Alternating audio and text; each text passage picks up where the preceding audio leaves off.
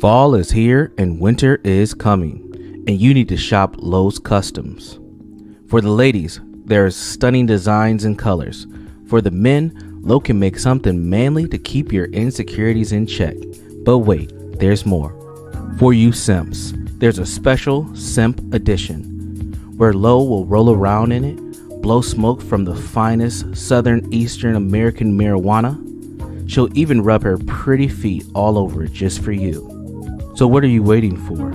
Shop Lowe's Customs now, exclusively on the John Galt Urban Landlord channel. Let Lowe help you stay cozy and warm this season. Shop Lowe's Customs today. Can't argue with the numbers. The numbers are the numbers.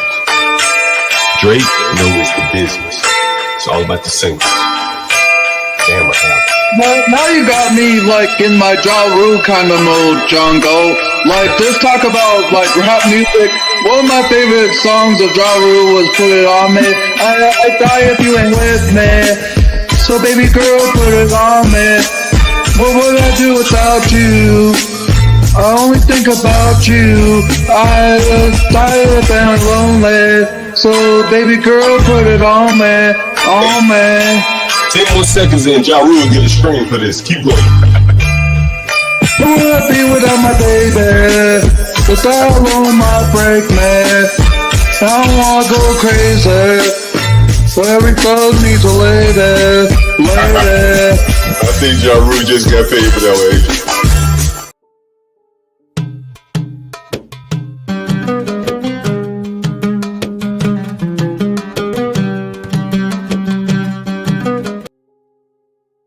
Dude, I want you to be as smart as I am. Motherfucker, give me a specific book. Dude, do you know history? Dude, motherfucker, give me the book. Let me drive my point home. Dude, nope. Motherfucker. You're wrong. Blacks. Yeah. You're wrong. You're wrong. You're wrong. You're wrong. We're back. We're back. I look like a clown. Because we never. No, you don't. I mean, y'all gotta tell Stanley that is like the best one because it's like you always shooting shots and it's like you dance circles around everybody. Stanley. You know what? That is a good sell, but. You do, but we are back. We are back. It seems as though John had some audio issues, so I am really hoping that he's able to fix that before he comes back. I've already texted him and told him to come back because we started up the next one. We don't want to go over that 12 hours, 55 minutes type of thing. So thank you guys for coming back. Welcome everyone into the building, into the panel. Y'all know we just be talking about stuff. You know, And welcome to Time at the Apollo. And that's what we do. Hey, Jewel. Hey, Nate. Who else is in the building? We got Samuel. Oh, P Black. P Black. Okay, I hope I said that right. Black Manta. The White John Galt. Who else is in here? That's all I'm seeing right now. Garion, who is also in the building and in the chat. Blacks Who Defy, Duale, Stanley. Hi, everyone. So it looks like John is just somewhere somewhere in the ether. Yeah, exactly. And he's just talking to people. You know, John is really good at talking to people. However, we do like to hear what the people are saying back. It was really faint earlier. Yes, I couldn't hear a word. Does John not have a mic? Well, Like a separate mic? I know. He does. I just don't think he has it set up. Yeah, I don't believe he accounted for this. I think he just thought he could come up with his phone and get the necessary audio and video. No. Didn't end up working. So it happened. John He got 3 mics. Yeah, he John does. I just think get this seems like a spontaneous spur of the moment type of thing. Yes, that's what it was, I believe. He said he was going to go out, but I'm surprised he didn't buy one of them porta mics. Oh no, I'm surprised he did this interview in the first place. Well, he said he was going to do it. Yeah, he said it like 3 times. You Yeah, know he said what? it like 3 times. That I admire the man's boldness.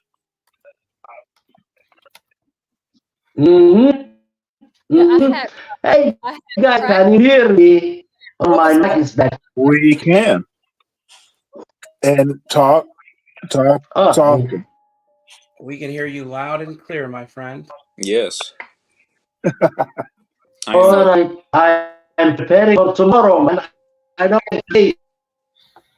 Yeah, I'm gonna have to post that later because I have a doctor's appointment here in a moment, and then we have a game. So, and I have to get to my cheerleaders. However, I didn't get to catch it because I had practice and I had my last classes of the day. Stanley, you just said you admire him being bold. Hey, what questions are the you asking? man's a leader. What type of questions was he asking? Well, most off he was trying to get acquainted. Hey, what kind of dog is that? That sort of thing. I saw the part about trying to get acquainted with the news crew. I didn't catch so much about once he got inside the store. So. Okay. Well, I think Samuel has made a good suggestion in the chat. So, any questions that y'all think y'all might want to ask? Even though we don't always know what John's going to ask, but we can kind of guess. I'm pretty sure he's going to ask about immigration. He's probably going to ask about Kamala and Trump. He might ask about God knows what, but try to think of your questions. I hope he asks more about who are you? I'm interested in the young man who did the yelling. Why the fuck did he do that? Somebody was yelling? He's talking about from the news segment. Yeah, I heard that too. Oh, that guy from the guy who was yelling about the dude not being able to speak English? Yes. Oh, John, that was in DC? Yeah. Yes, ma'am. The whole entire time I thought that was in It New York. wasn't. No. No, ma'am. That's the reason why John was so eager to do the interview in the first place, because it was really close. It happened really close. We're talking about that because I'm telling y'all. And that's kind of why I want to know why did this kid do that? Hold on for a second. Let me. What's your name again, my man?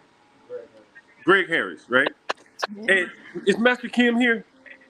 No, he's not. Damn, Master Kim is gone.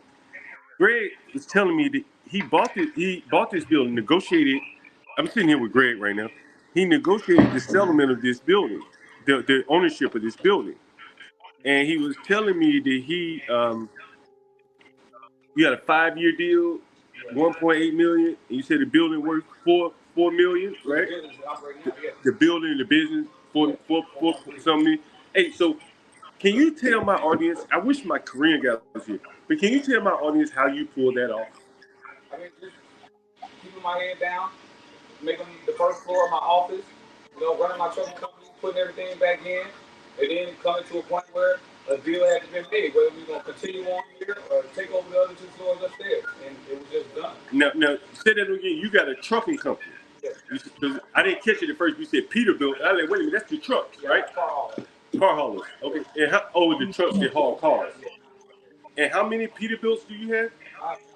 1 Peterbilt. Okay, there you go. Because I also saw you had like a Lamborghini vacuum type of thing. I said, right? Steam cleaning. So you have a steam cleaning business. So this isn't your only business, the restaurant business. What made you want to get into the restaurant business? Actually, I never thought I would ever get into the restaurant business. I just took the last pieces of some money sitting around and started buying equipment because I'm an equipment type of guy. Yeah. I know I'm not going to blow off money in clothes and things like that. I'm going to always buy things that generate money. Equipment, yeah. So I said, well, shoot, let me start looking around and seeing what would be the best use of this property if I was to turn it into something. And I said cafe. So I just. What made you get this building? This is a nice location, bro. 4 years. I've been here a 4 long years. time. You said 4. I've been here for 4 years. Okay. But what, like, how did you find this location? I'm asking out of curiosity. On Craigslist, really? Yeah. And so when you found it on Craigslist, what was the advertisement saying? Advertising for first floor commercial retail lease. And it was a lease or for sale? It was lease. No. And you came in like, yo, I want to buy the place. No, I paid my dues. I leased it, showed them that I was a viable person that can maintain the bill, not skipping any payments. Held my ground on. Hey, I'm here maintaining and trying to run a viable thing, and showing that I'm a person of integrity and that I pay my bills essentially. And then it turned into this guy's serious. He's been here 3 years now at this point with the new owner, and he's somebody who's serious about having ownership of commercial real estate in DC. So you got a 5-year negotiated deal, and you said $1.8 million for this building. Yeah, I mean, other than that, the business is for sale for $4.3 million right now. You take $4 million right now. The business is for sale, not the building. The business is for sale. The business. Sorry, $4.3 million. $4.3 million. Okay, the business is bed and breakfast. Okay. Yeah. That's the Airbnbs and everything. Everything in total, the whole business in totality.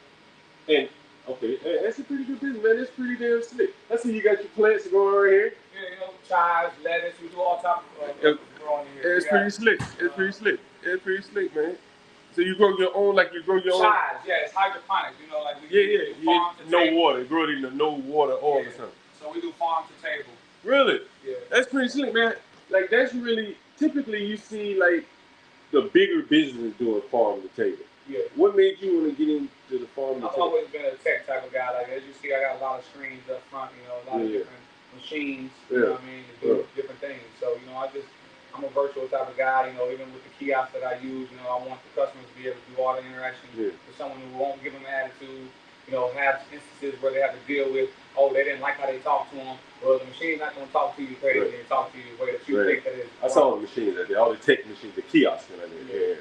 Yeah, man, I started to come here to talk to you about the whole immigration thing, but you had a lot more going on that's a little bit more interesting to me than the immigration thing. I don't know if you think about that, what you think. Yeah, anyway, man, I would like to get you back on the stream. I kind of have to go, it's a little late. But I would like to get you on the stream so that the people in the audience can ask you questions. We put your Cash App up, people may donate to you, and then you could probably better tell your side of the story. Now, you're going to be streaming Monday on your website, right? Yeah, live. Monday. Yeah. Are you able to come on with us after you do your thing? Yeah, I can do that. All right, so what I'm going to do when we get here, when I get off here, we'll exchange information, and then hopefully I can get you on Monday, man. Hopefully everything works out for you as well.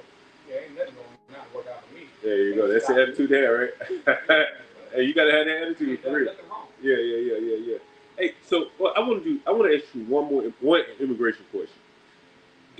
I don't know about immigration, brother. Yeah. This wasn't an immigration thing.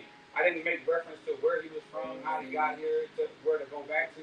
I have no clue about that. You just wanted to speak English? Yeah. Nah, I don't care about if you speak English or not. I need you to understand that you can't come in and do something and put it on something else, period. We'll figure it out all on Monday and you'll know the whole guidelines of what it is. All right, my man. Hey, look, I'm going to go ahead and I got to get out of here, but we're going to exchange information now. And then hopefully we get you on Monday or Tuesday, whenever you've done you've addressed it. All right. Hey, you guys have any questions for Greg, right? Yeah. Greg Harris, right? Yeah. My man got a nice building here too, guys. Nice. I'll wait till Monday. Hey, do you mind if I show you? Yeah. What's his channel? It's really nice. He's really slick. What's his channel? Yeah, real slick. You see really in the equipment, so you see his equipment. Really slick on the equipment, bro. God damn. Hey, can we get your channel? Can we get your channel one more time? Greg Harris? I am Greg Harris. And that's it? And let me get your information too, brother. Let me get off. And then... Oh, Stanley Cross again. Well, good for him. Motherfucker, I'm like, damn. Yeah. Trustafarian? Say again? Trustafarian?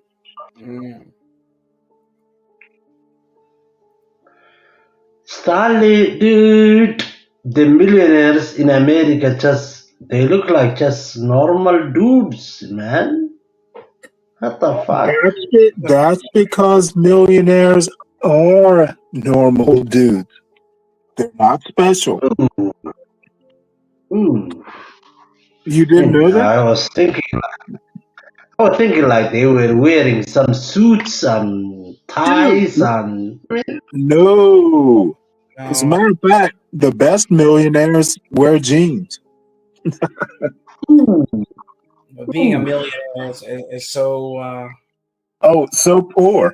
Yeah, in retrospect, this isn't. You guys are blessed, man.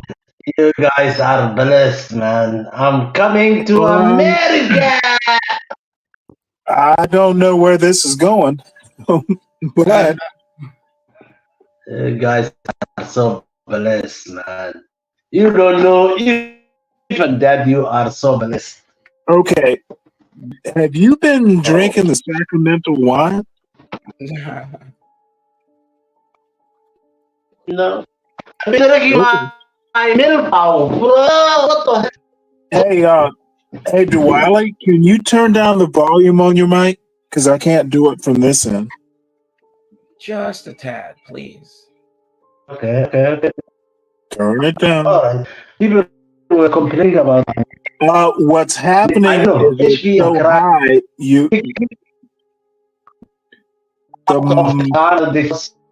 My mic so low. Off. I'll turn it down for him. I tried. Hey, Duale, can you hear us? Is it okay now? Yeah, might have turned it down too, man. It's so funny. These people are so hostile when you interview them. Yeah, well, it's just like I don't know why they are. Well, I can kind of understand why it might be though, Blocks. Well, I get that, but I mean, when he said to him, "What do you think about immigration?" His answer was unnecessarily hostile. I don't know nothing about immigration. Well, hold on. Why did you? I saw it a different way, Blocks. It was a very standoffish response. Instead of saying, "Well, go ahead. Please hear me out on this." Sure. That young man doesn't want to be called a racist. No, I get that, but I mean, what I'm saying is, instead of him responding with a more cogent answer besides, I don't know nothing about immigration, this and the other, the whole conversation is about immigration. That's the way they framed it. You might be the only person I know that I'm going to say this. Not everyone is as smart as you are.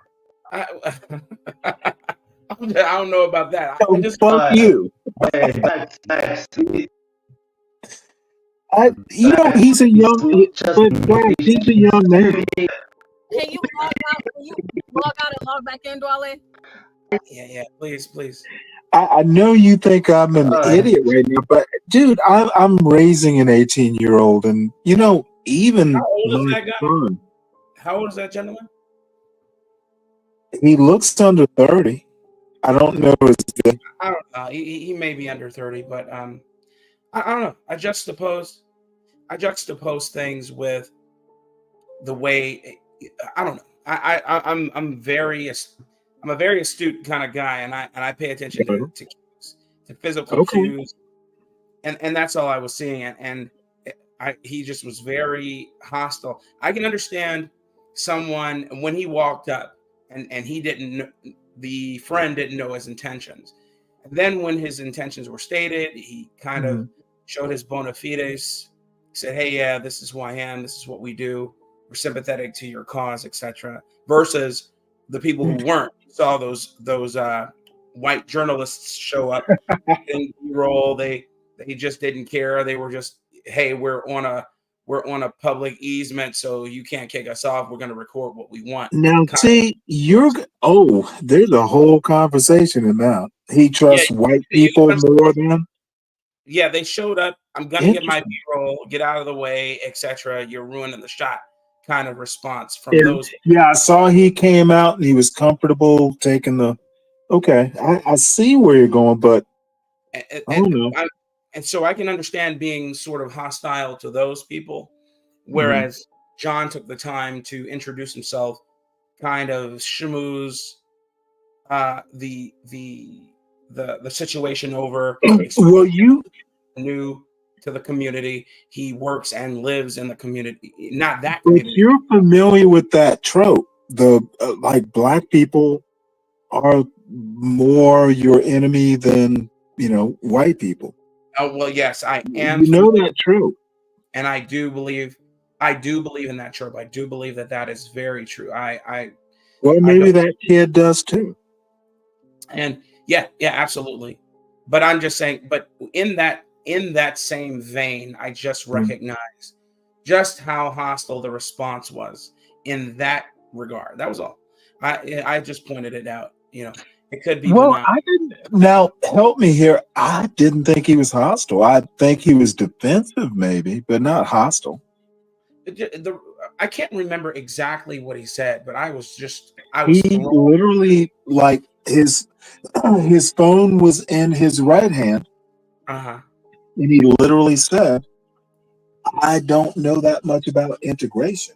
And I actually immigration. Right. I kind of admired. I don't know about it. He, in my opinion, it was an honest answer. He was defensive, but he wasn't hostile. Okay, I'll take that. I'm not. Again, it was just what I saw, but I'm going to rewind it briefly, and I'm going to see. Correct me if I'm wrong, because I might be, but I don't think you're wrong. I didn't see it because I was at practice and I had class. So would y'all like to just watch it from when it started? Yeah, well, then you judge, Portia. I honestly, I'm the worst judge of character. Thank you. Let me. He said he's the worst judge of character. Dude, I suck at it. All right. I will bowl you over.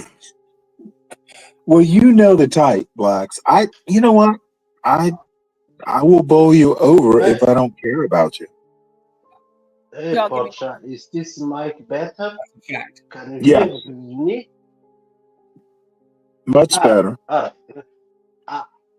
I don't care about the immigration talks. I'm coming to America whether Trump comes or Kamala comes. But what I care is tomorrow karaoke night, and I want to sing another song and challenge Stanley and Blacks to define. No, Stanley's gonna I listen. just want to care where. I just want to care.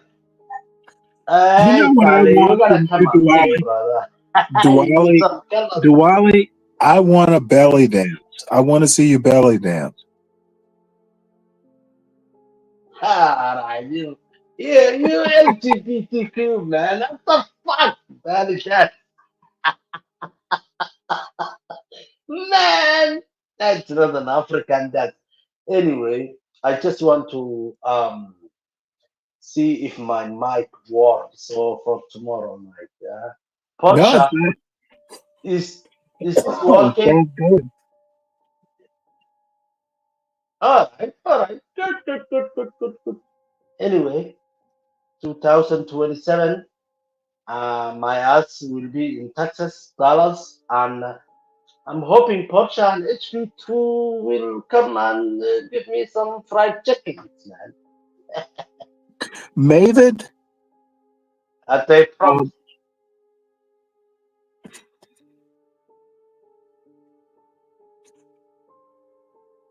Yes, Mavid G. Yeah. And sometimes should be. But yeah.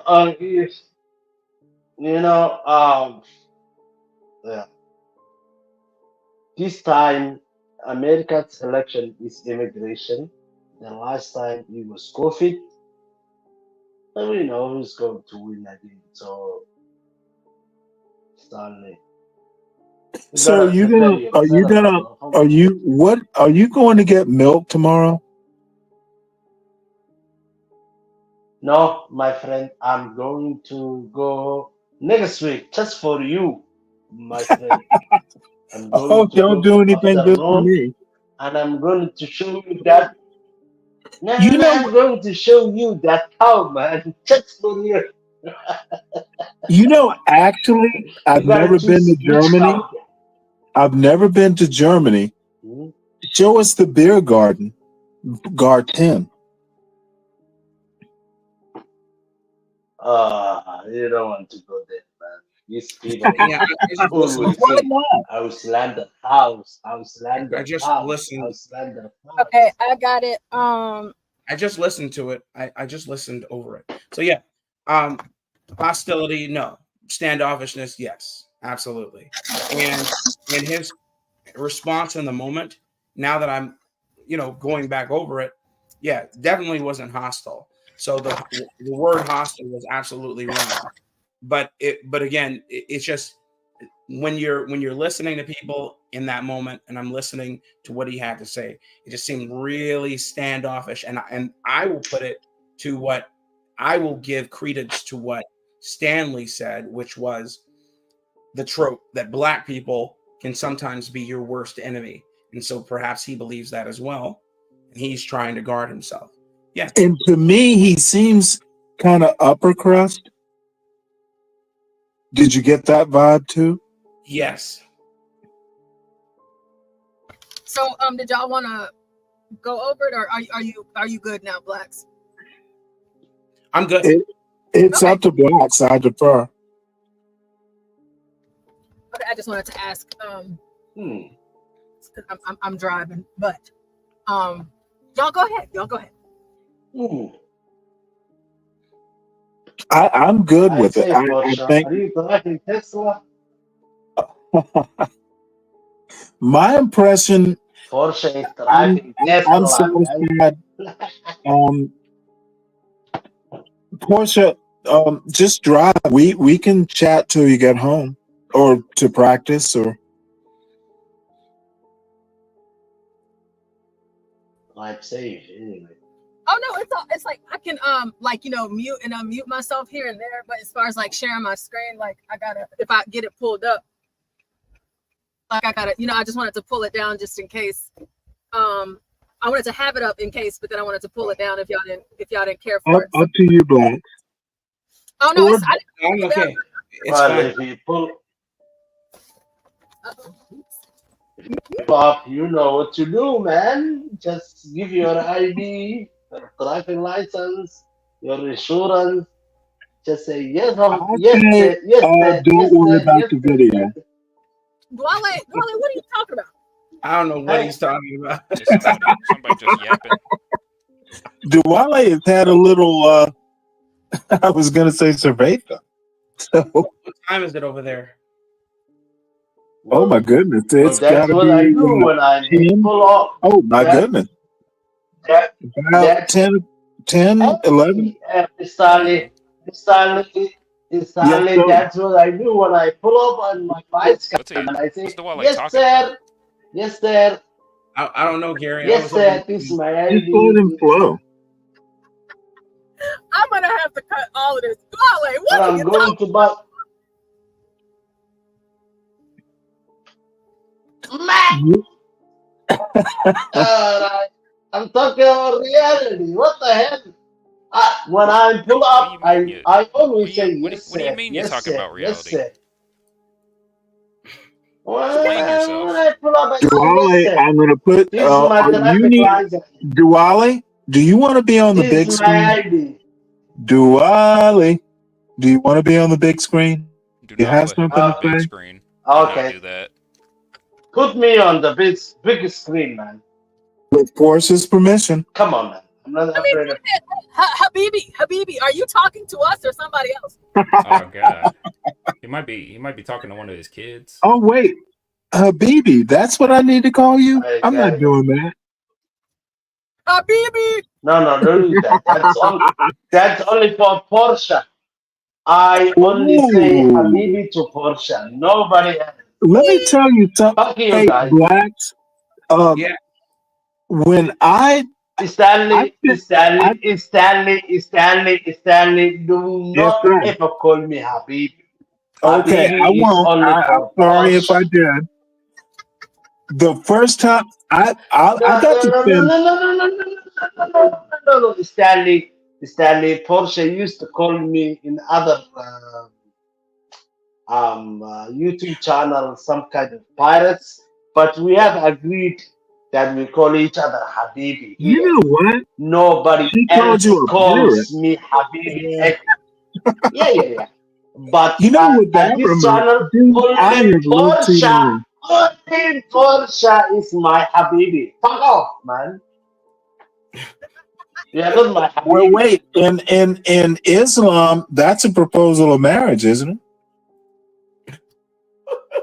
Oh my God. You You know can't what? do that in Oh Islam. no, What what? in the world are y'all just yapping right No, now? let me handle this. I'm gonna have to talk. No, I'm gonna have to no. talk. This is. I'm gonna have to talk him down. This is insane. No, You can't. Porsche is You're Habibi. not. Porsche is my baby. This is Fuck gonna be off. fun, Habibi. You cannot. No, don't You say that. cannot have a second wife in Germany. Habibi. No, I cannot have a second even wife. even if she Can you calls you not? that, Hey. you if you No, want more than one Stanley, I wife, love you my have to wife. go back to Somalia. I do not want to have a second wife. I love my wife. You're sure? But Porsche is mine.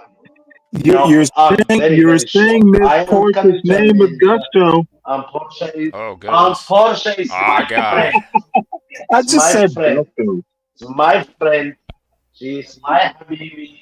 She's my child. She's your And child. it's like Oh Lord. this. Well, Hey, there's a perfume. Duale, how old are you? Yeah. There's a perfumer out of New York called Habibi. Dude. And Really? it smells very bad. Interesting. I'm going. Hey, Stanley, I'm going to be for 42 next year, man. So Porsche is half my age. Dad, I'm not making Porsche. You know, my Pork wife. is like What a the hell are third you of talking my about? age. Oh my goodness. You are You know going what? to die soon. I'm thinking You're gonna about be something. some spiritual, my friend. No, don't do spiritual. It doesn't work on YouTube. Stay thirsty, my friends. That's even better. Stay thirsty, not spiritual. Anyway, in YouTube, HB2N will I give him the permission to make fun of my accent. Are you gonna be like Angel? Second, You have permission to say stuff? I love you, Duale. Oh yeah, I love you guys. It's Gary, my African brother. Stop it. I will never say that. I will never say that. Gary, my Tutsi brother. really? Come on, man. Don't be a cheerleader for HB2N. And the second person that I respect is Porsche, and she can say Habibi. But Stanley, you cannot say Habibi. Yes, sir. I'm not fucking gay. Portia, I'm not a gay. you know that you're Stop it. a Habibi there. Oh, don't. Gary, you almost. Duale, am I your Habibi? No. Stanley, you Oh, are God. nobody's Habibi, man. No, I'm just messing with you, man. I'm just messing with you. Can I get Don't be taking it all serious. $20 to my cash app No, there. you know, Stanley, you must know. Hey, Habibi, I In like my our milk culture, pasteurized and Imagine chilled. Angel. I call my children Habibi. I call my Imagine colleagues Angel in a Habibi. I drive-through. call Imagine Angel in a myself, my drive-through. first life Habibi. I don't I want to call imagine that. everybody else I love Habibi. Habibi means my Can I get love. a Somebody that number I 3 Well, there? I And was can I about to also tell get you a a... story about Abu Dhabi the first time. Um, I I actually had a suit made. You know how cloth. Well, blacks knows. You can get some fine cloth at the suit. So I'm talking about having a suit made. In this, he was Indian, I think, and he was like, "Well, yes, dear." I'm like, "What the fuck?" So Habibi is like, "Dear." It's somewhat universal, and you have to get used to being called Habibi, right? Or not. Yeah, but Stanley, on this channel, I will call only Portia Habibi, and she can call me I think Habibi. But you I are think not. we got You that are not about allowed. we got that part about 20 Stanley, minutes ago. Stanley, you are not allowed to call me Habibi. Fuck you, man. Ooh, spicy. Wait, wait. Did you make extra harissa? Harissa. Ooh, yesterday I made Harissa with that cow milk. Yeah, oh my God. You gotta give me your that Harissa to you, man.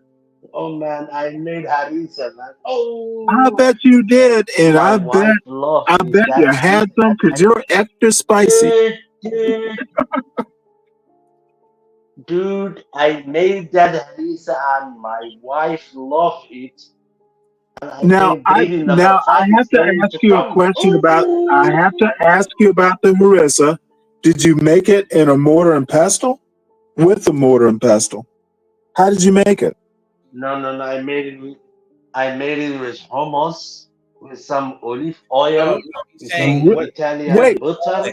Wale, he's asking what utensil did you use? Did you use a mortar and pestle, which is pestle. which is a bowl with a Oh, he knows what it is. okay, you know what a mortar Uh-huh. and pestle is. Did you use a mortar and pestle? Did you crush the peppers? Dude, That's we have all the we have all the ingredients here, man. okay, yeah, I understand. Did you put it in a food processor? Did you crush it in a bowl? How did you mix the ingredients? I don't know. You have no idea how Your wife made it, didn't she? No, You didn't do shit. My wife Yeah, was okay. involved. I hear it now. You didn't do shit. Y'all need to stop roasting this man. Y'all need to quit. You're killing No, it. I'm not roasting him, actually. No, Gary, stop it, man, stop it. Yesterday I was You free. I have made a harissa. beautiful wife, and she made Stop it. harissa for her husband. I That's okay. made That's harissa. okay. I made harissa for my wife, and I think the next 9 months I'm going to Oh have my my lord. baby number 5, man. What the fuck? Benutz? Was hast du Blacks out gesagt, here speaking German. Blackman? Hast du Mazda? Hey! I said, Oh, hast du Mazda? Look at viele Dinge. oh my lord. Stop it! Okay. Halt Did you wait? Hold it. Let's reset. Did you make the harissa? Halt fressen. Ich habe What kind of peppers did you use? Hey! Oh, Stalin, my- will you yes, please sir. shut up? Yes, sir. Ich spreche Deutsch. I'm ich gonna do spreche Deutsch better. mit I'm gonna mute. meinem Freundestein. Ich habe Olivenöl gemacht und ich habe You use bergamot? was heißt es? Ähm, Wait, hold it. Did you say you use bergamot? oh my God. Und ich habe Sonnenblumenöl gemacht. Also etwas Oh wow. Pepper. Und mein Freund ist Do you nach know that you're speaking with a German accent? He's speaking German. Oh, ist well, nach shit. You need to ist I, nach auf believe it or not, Ort I took gekommen German in college, und and ich I don't denke, even look at it. nächstes Jahr wir haben eines neues Kind, neues Baby, Oh, weil ich habe eines gutes Essen gemacht. okay. Blacks, no, no, Hello,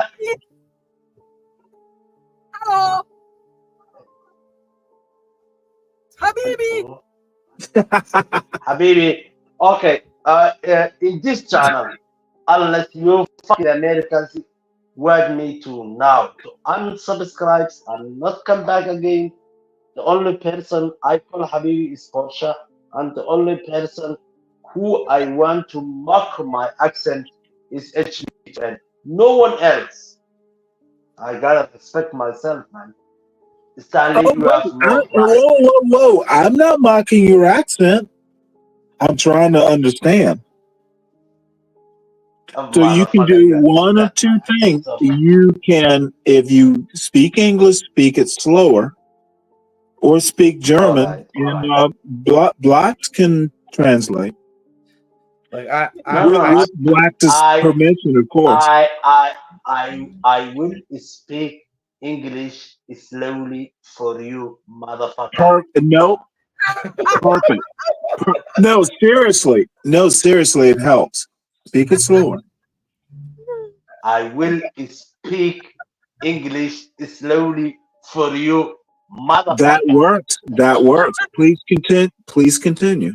So Duale, you're telling me that I can no longer make fun of your accent. Got it. No, you can, brother. Tomorrow you and I will have please come on the karaoke night. Let So us we can have a rap battle? music.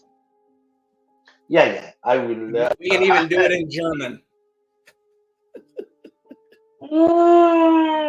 Blacks. Definitely, yes. I will do it German. That would be nice. That would be a great content. I wanted to email my new song next Friday, and it was about a cow, and I want to sing about a cow who is going to milk for the stallion, of course, because you're making fun of me buying milk from the farmer, from the white German farmer, and maybe I will do it in English and in German. Let us have a good content. Oh, Black, you're okay, bro. You can do it. Hey, man, I can only speak German conversationally. I'm not as good as you, man. You're immersed in it. Yeah. You know what? You were speaking of cows, and it reminded me of a Gomer Pyle song, Gomer Pyle USMC. Oh, how'd it go? Black, you're not quite old enough. You remember Daisy the heifer? Daisy the heifer, the queen of all the cows. Ooh. Okay, you don't. I am old. I'm not gonna sing it now. I remember that Gomer Pyle and Duale talking about cows for some reason or another. Reminded me of that song. So, Stanley. Yes, sir. Stanley. Speak slower. When I call Porsche Habibi, it doesn't mean that I'm speaking slowly. Yes. She's going to be my second wife. No, absolutely not. You know, but I am very satisfied to my wife. When I call Habibi Wait. Portia, Okay. it just means someone that I respect. Is your wife a jealous type? Oh yes, she is, man. Ooh, interesting. Let's play charades. Who am I? Who am I? Oh my When young God. children see, No. Now here comes the mischievous blacks. Oh, I'm going to enjoy this. Here You know what? Stanley, my wife is I jealous. hear mischief is afoot. She is not jealous of white colleagues that I work for or with. She's not jealous of the other people, but she is more jealous of the mixed blacks and whites. She is so. Can you see Jules' question? Duale, are you Eritrean or Somalian? What are you again? No, I'm Somali, bro. Hey, blacks. Somalian. You know that one dance that Somalians do? Please, do not say Somalian. Somalian is a female. Just say Somali. So how do I refer to you? Well, no, he didn't say. He said Somali. Somali, not Somalian. You cannot say American. You say American, right? Use your English plural. So do you know when All Somalians, the women, do you know when they do that one dance where they pop their chest and neck? Uh-oh. Maybe Portia can play that for us. Oh yes, we can. What is that dance called? It's called Nico is twerking. It's haram, brother. No, I just see it all the time. It looks like it hurts. Yeah, Stanley and Mr. Blacks. Whenever that you speak with a Somali man, just say Somalian. Just say Somali man. Look at the English. Whoa! Did you say call you Somali man? I can do that, but you're gonna suffer the consequences when I do it. Who am I? Just say Somali. No, Stanley. It's like Somali man. Stanley. Yes, sir. It's a country called what can be Sudan. Today. And the people are called Sudanese. It's a country called China. And the people Tomorrow called will Chinese. be today. Tomorrow. And it's a country called Somalia. And Somalia. So the and today, the people are called Somali. Not Somalians. Somali man. Did I get that right? No, just call me Duale. Okay. Duale. I don't care about Duale Somali man. Just call me Duale. I'm your buddy. Duale man. Duale.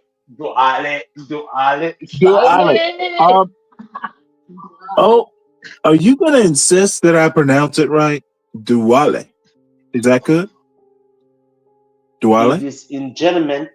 It's du und alle. Du und alle. Duale. Yes. Duale, yes. Is that not good enough for you, Duale? It is actually a spiritual name. It means excruciating. Is that what you said? It's excruciating. It's spiritual. I think. When you translate to my language, it's spiritual. It means Dua Allah, which means the prayer of God. You know, Abdullah. I could care less. I'm gonna call you Duale, and let's move on. Yeah. I am getting bored. Mr. Cross. You can call me Stanley. Can I call you Mr. Cross? Stanley. Can I call you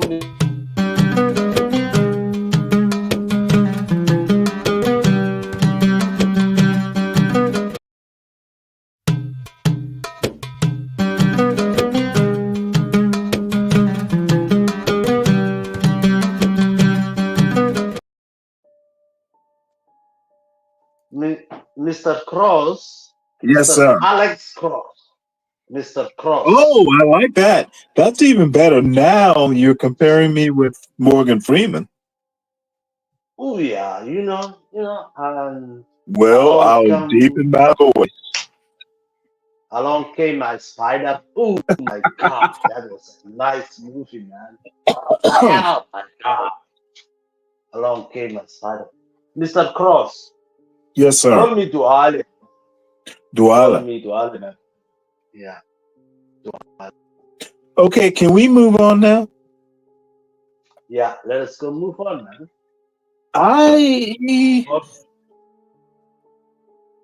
So where do you want to move on to? I'll give you first dibs. No, this doing Miss Portia. Miss Portia is very short. He's not having it. He's tired of us. Habibi Portia, say something. Can y'all hear me? Can y'all hear me? Yeah, I can. Yeah, we hear you. Portia, just so you know, I'll have a platform here so I can do more backroom stuff. Unfortunately, won't be here till Saturday. I know it's a chore. Oh, that's perfect. That's good to hear. Oh, I'm trying. Yeah, but Stanley, you are doing one of the 7 sins that you are not coming tomorrow. Cardinal sins? For karaoke. 12th man. The 7 sins. Hey, Stanley, if you are not going to come tomorrow night for the karaoke, I believe you are doing one of the 7 sins that they did in the Bible or in the Quran. Wait, ignoring. Wait, hold it, Duale. Ignoring is not a sin. Well, maybe it's not in the Bible, but some other religion. But No, if ignoring it is ignorant. Ignorance isn't a cardinal sin. It's almost expected. Can you please come tomorrow night for karaoke? I want to sing for you. Wait, then I'm not gonna come. No, you don't. But are you going to listen? You do it for your audience, who should be females. Please don't do a song for me. No. I do have one female, and that's enough.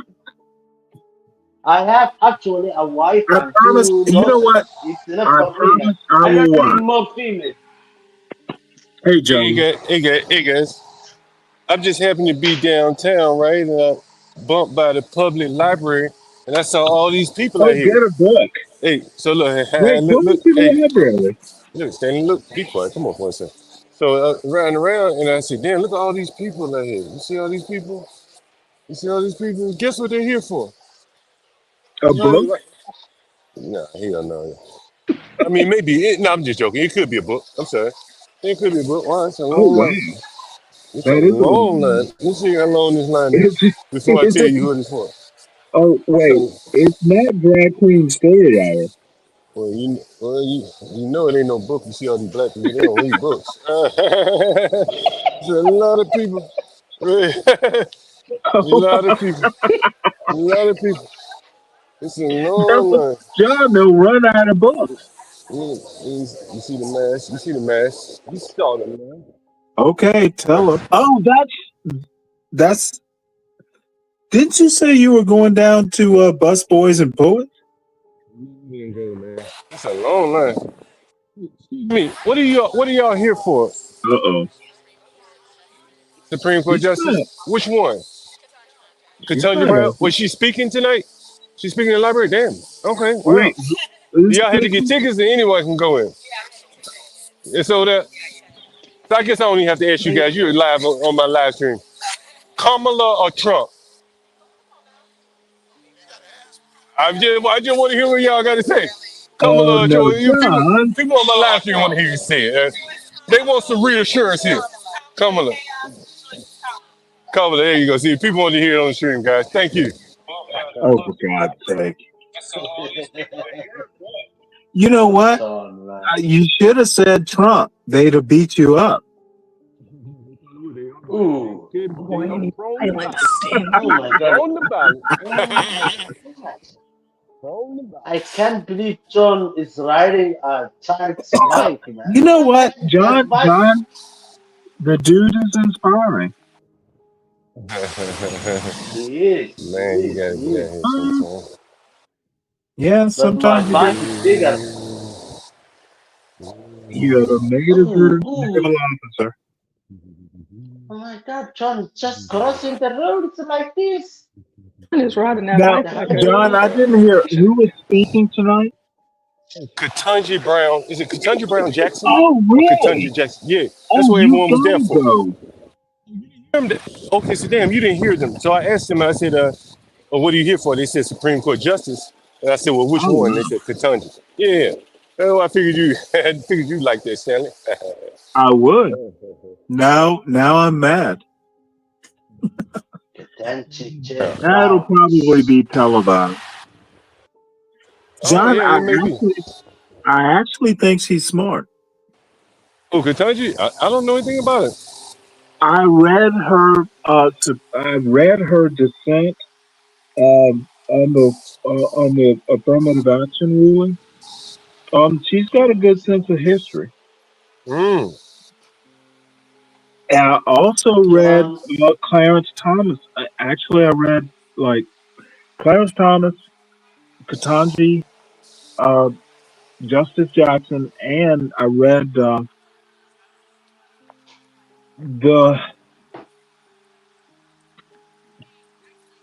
she has a better sense of history than Clarence Thomas does. Oh, is that right? My opinion. John, if you hear me, are you wearing a helmet? Not on my bike. On my scooter, I do. But usually I ride my bike. Usually I ride my bike on the sidewalk. Yeah, that is the same thing. You know, Stanley was asking me why don't I wear a helmet on bicycle, man? What the fuck, Stanley? You don't wear a helmet for a bicycle. You know what? Now you're pissing me off. He's got a bicycle because he can afford one. Well, you know, and we have bike lanes too. I don't know if you see this, but like, you see here the bike lanes right here, right? You know, so we have bike lanes, you know. All right. That's the bike road. The other day I was riding John, a bike. it is kind of weird that there's no traffic. Is everyone heading home on 66? You see traffic. This is 14th Street headed downtown. Okay. You do see traffic here. Yep. It's nice. It's the FBI right there. That's nice stuff. Yep, I've seen it. Is that 14th? At Pennsylvania. 14th in Pennsylvania. Oh, I'm sorry, 9th. I'm on 9th Street. I'm on 9th Street. 9th in Pennsylvania. 9th in Pennsylvania Avenue. Yeah, that's where the White House is, right? He got that White House down there. There's the FBI right there. There's the FBI. DC is a beautiful city.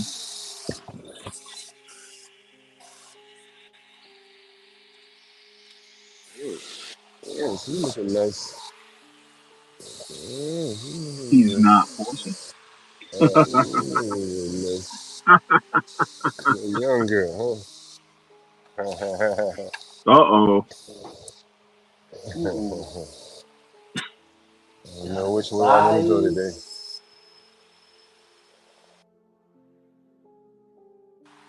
capital city, man. Man. It's great.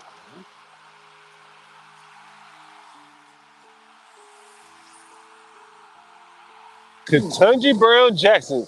She must have a book out or something. She did. And I'm probably not gonna read it. Hey, John, that woman doesn't know what woman is, man. Stop it. What is woman? I don't know. What is What's up, woman? Rashu? I fucking don't know.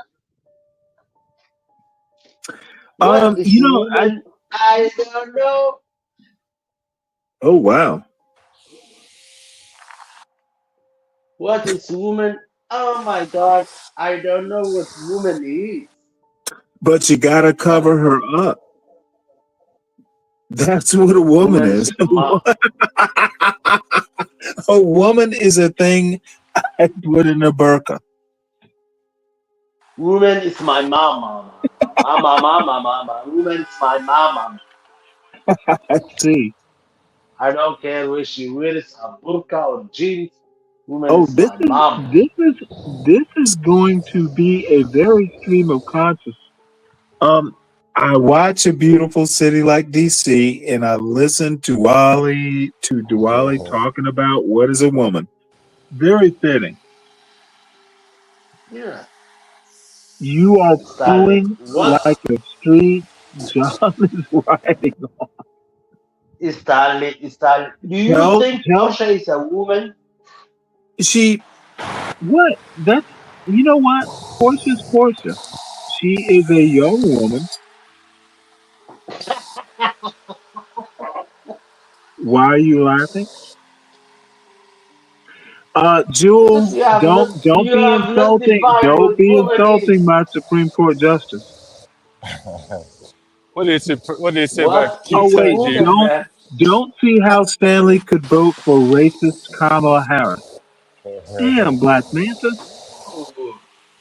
She's not a racist. As a matter of fact, if you say she's not black and she's not claiming to be black, how can she? Maybe she doesn't care about race. Y'all don't think she's black? No. Black people don't make the mistake of Duale. Don't make the mistake of talking about something you don't know. Okay. You literally don't have standing. Don't listen to. Don't. Duale. I don't know about America, but I know black people, I don't think you do. Know what woman is. Duale, you're not good. Okay. We know what woman is. Play my music. I got my rant. I got a rant for the day. Play my music. We don't play your music on demand. Yes, you do. That's the rules. Go ask John. It's not my rule. Shut up, Stanley, or I'm going to conclude you with the kikes that I'm going to send back to the gas chamber in a fucking few minutes. Shut up, Stanley. You gonna call me a kike? Yeah, I'll call you a goddamn Shylock. Shut up. Well, I'm tired of your bullshit. I'm tired of fucking right now. Hey, you know what? This Shylock is going to listen to your rant, and then if it's good, I'll play your thing. Okay. Well, the Shylocks need to, again, I'm going to go on CT show in about 10 minutes if you guys want. So I'm going to send this hook-nosed Shylock back to the gas chamber. We're all going to rush over to CT show to watch it. You should, because Jews need to be made an example of because people are fucking scared of them. This is pathetic. Why don't you read to me what Pope Pius? Don't care about that. But, what did Pope Pius? Stanley, what did Pope Pius X say about the Jews? Stanley, what did Pope Pius X say about the Jews? What did he say about the Jews? What did he say about the Jews? Let me play. Hey, hold on. Let me play and Pierce's music because it will keep order. Imperious. Why are you again? Are you a Muslim stoner, you pagan? Go fuck Aisha. Imperious. Get out of my fucking face. Go fuck a Imperious. 9-year-old like you're fucking stone-licking pagan Hello? prophet. Let John cook. I have your music queued up. He can tell me when to play it. He's in DC. Play it whatever, Stanley. Well, it's up to you, Stanley. Whenever you're Okay. ready. I'm playing it. Hopefully it will soothe the savage beast.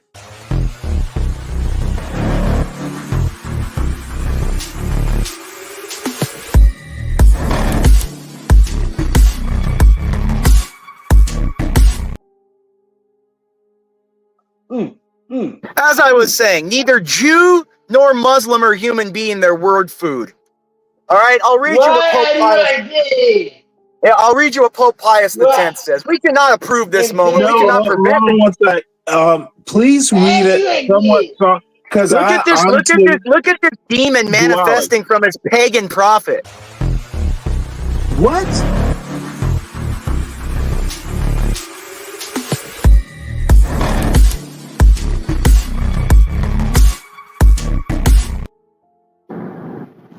Yeah, again, like I said, this this guy has his demon is manifesting from his pagan prophet, fucking him in the ass every night.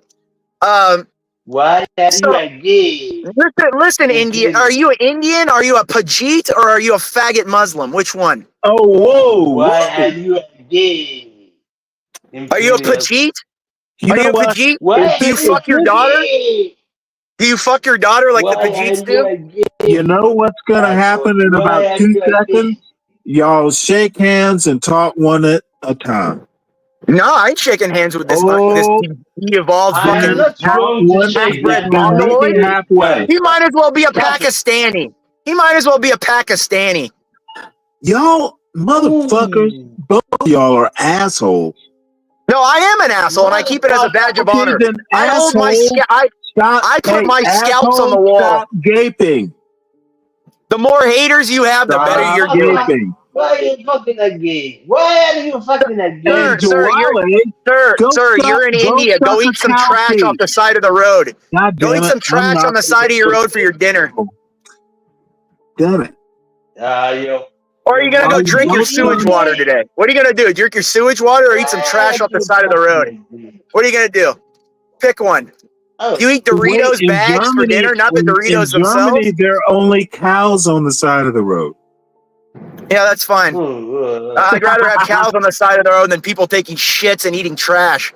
Hey, Imperious. A guy did a funny example on Google Maps. A guy did a funny YouTube on Google Maps where he tried to randomly choose 100 locations in India and not see a picture with trash in it. Couldn't find one.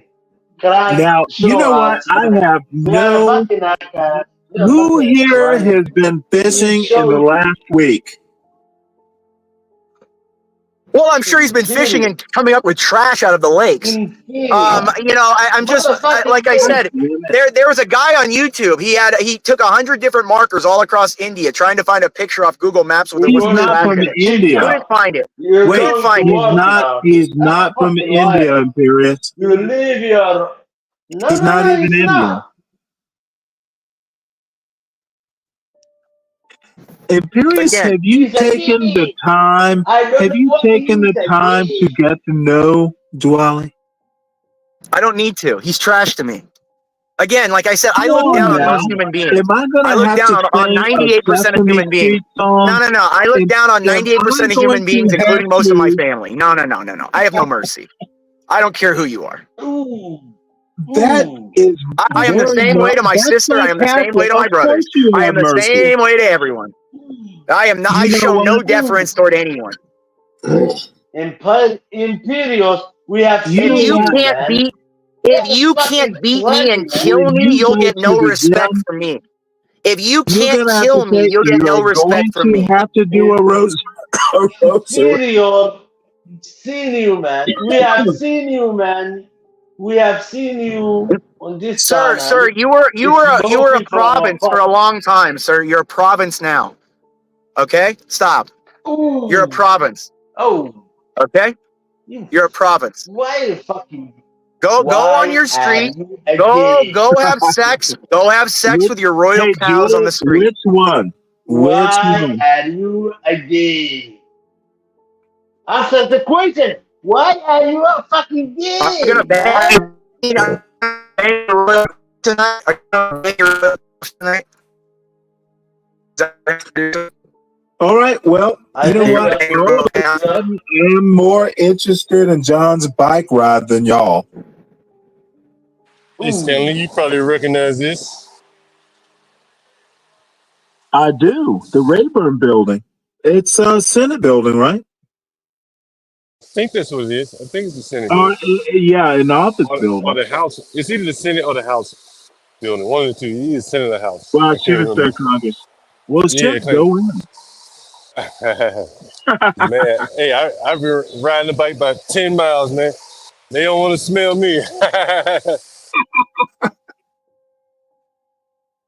Where the hell John is going? You know what? I just want to say, you know what? I'm jealous of John right now, just riding a bike and not listening to y'all.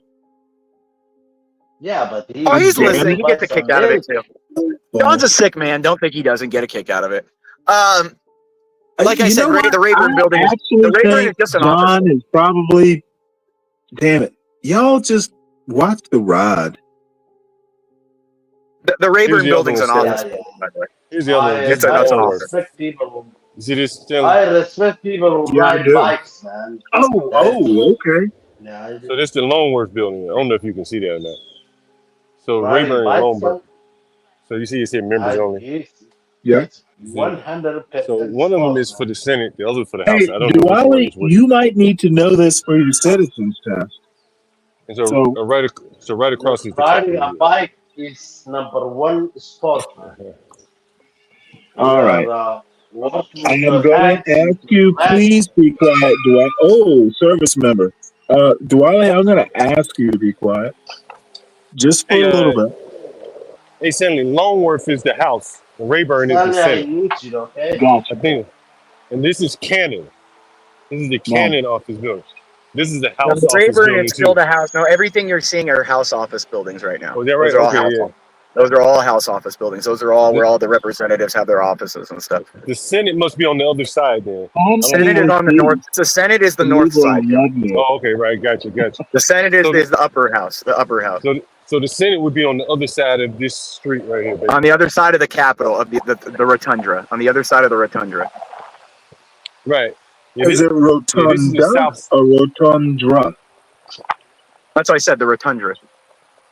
Rotunda. You're using an R. You didn't notice, did you? No, I didn't. Thank you for yeah, it was rotunda. Sorry. Oh, fuck it. You know. Is that the Supreme Court? Is that the Supreme Court right there? I can't tell. No. SCOTUS is up the street more. It's up Capitol Street more, I think. I remember. It's been 15, 20 years since I've been to Washington, but it's not that close. You know what? I can see you and John biking up that sidewalk together. Better yet, a tandem. I like walking. Yeah, I would. Yeah, let's go into. Like I said, let's go into the Senate office building and go talk to some senators. People don't do it. You can do it. It's not a problem. Actually, well, can you now? Yeah. You just go through the metal detector, and if they're in their offices, yeah, you can talk to them.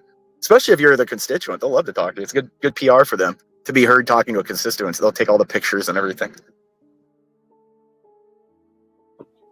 Because they ignore us most of the time anyway. So.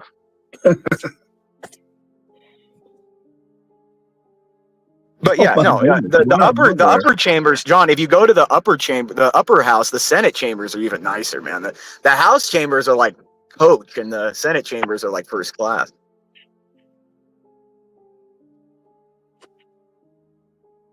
Oh my goodness! You know what? I keep doing that. I think even the speaker's penthouse is small compared to like most of the senators. So, what are you doing tonight? Me? Oh, I'm getting drunk. I'm off I got 4-day weekend this weekend. You better stay. I'm getting drunk too. Oh, fuck yeah, Stanley. We're getting drunk, bud. You drunk know what? As fuck. I haven't done it in a while, and I'm not going to do it too much tonight. But so, what's new in the law? Hey, we got a great new Second Amendment case coming up. Earlier. Stanley, we got a great new Second Amendment case that's probably going to get heard though. That'll be a good one. Really? The Third Circuit, the Third Circuit on their assault weapons ban, and it's an interlocutory case. We might even get that, Stanley, because it's so out of bounds. So it's a questioning case. They're asking questions. Well, no, it's a direct appeal on a facial challenge to the Supreme Court because of the Third Circuit's application of preliminary injunction status. So, for example, if you have a constitutional, hold on, John's back. Hold on, because I'm interested in you. Go ahead, John. We're the Library of Congress, John. Oh, Library of Congress. I don't know if you guys are.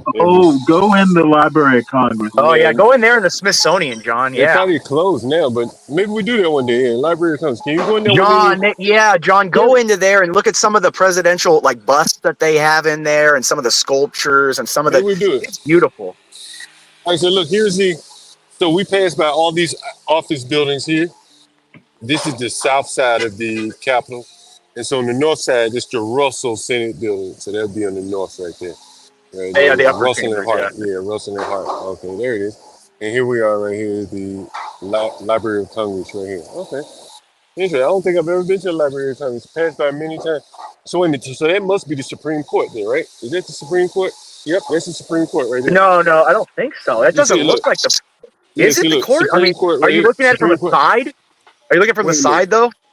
Wait a minute. No, I don't think that's the court. That's the Supreme Court right there. That's the Supreme Court. Can you zoom in? That doesn't look like the court. Okay. That looks like that. That looks almost like the. That almost looks like the FBI office building. No, it's not FBI. If that ain't the Supreme Court, then that is, because the canon office. Supreme Court has like a steeple thing on it, right?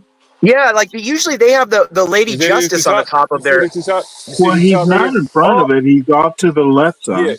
Yeah, I'm to the south. I'm to the south. It might be that one. Does that have the? Does Lady Justice on top of that dome? It's like gold or something. It's like gold. Right? Yeah. Okay, that's probably it then. Yeah, if she's on top, it's probably that one. Yeah, and this is so if you're familiar with DC, clearly. This is 2nd Street Southeast. I don't know if you can see that. Can you see that right here? 2nd Street Southeast. And if you look right here is what Independence. So it's like Independence Avenue, right? Right. Yeah. I think. Yeah. So the I guess kind of in order. And then isn't Capitol Parkway over there somewhere by there? You mean like the subway or something? Yeah. Where's it? John, go by the Hoover FBI building. Oh man, I did that already. Yeah, I try to take some pictures in front of there, see if you get any reaction, John. Yeah, I did that one already. Yeah. 2nd Street. Oh, John, don't worry, they won't be there much longer. We funded them with like a $12 billion new building, so. These probably all people. Okay. Crack says go into the Library of Congress and start reading the Talmud. Hey,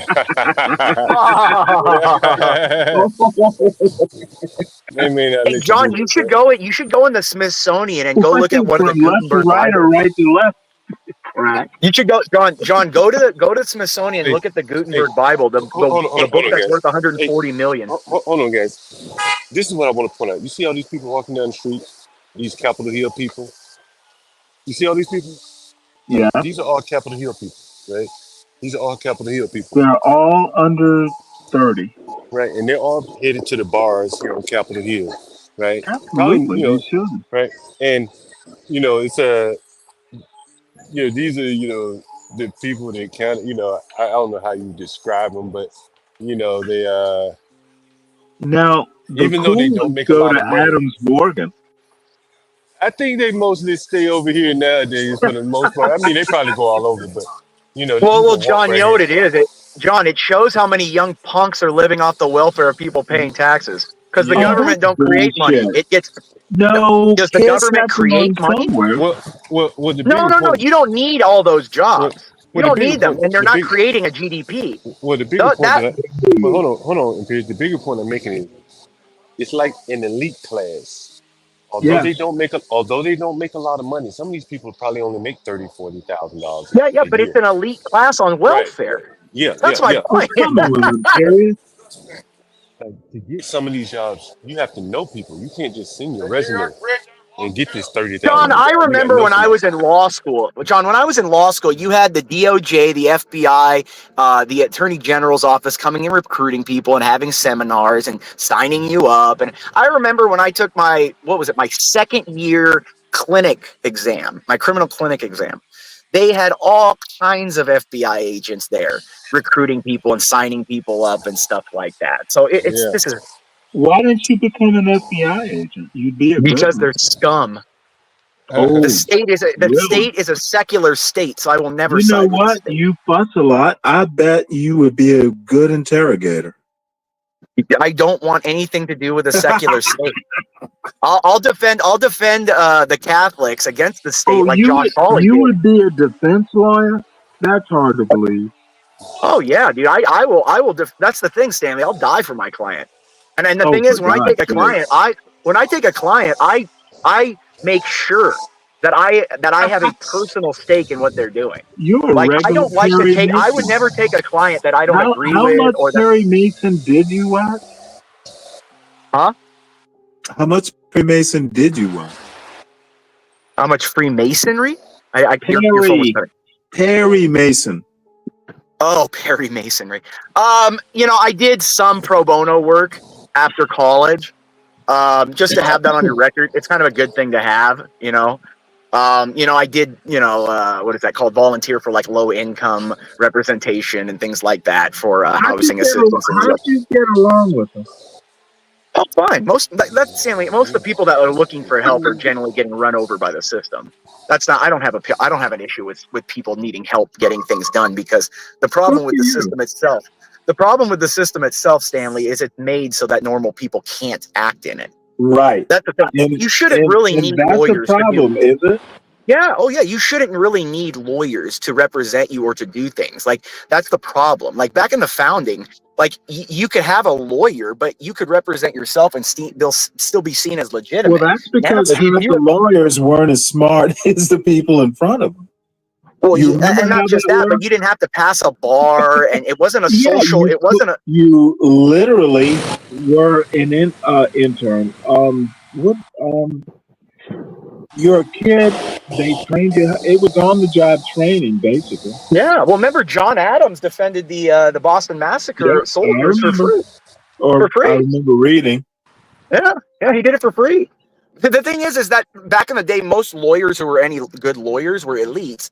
And they didn't need the money or the fame or anything like that. They understood how to rule. They had private educations. Lincoln was like a rare motherfucker. Rare. Well, that's why he's such a freak of nature, isn't so elevated up. I mean, he taught himself. Latin. He taught himself Greek. He taught himself everything.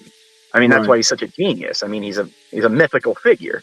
But he also understood that there's greater than his own kind of wants and desires, that, he may have wanted to, free everyone and do everything, but he understood there's a way you rule.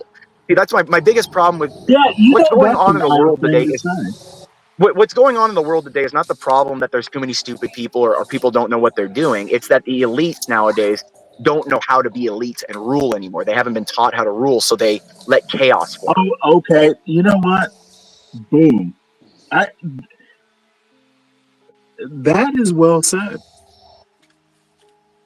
It's always the elite's fault when things happen, because they're the ones. What did Rush say? You know Rush, right? The band. I thought you were talking Rush Limbaugh.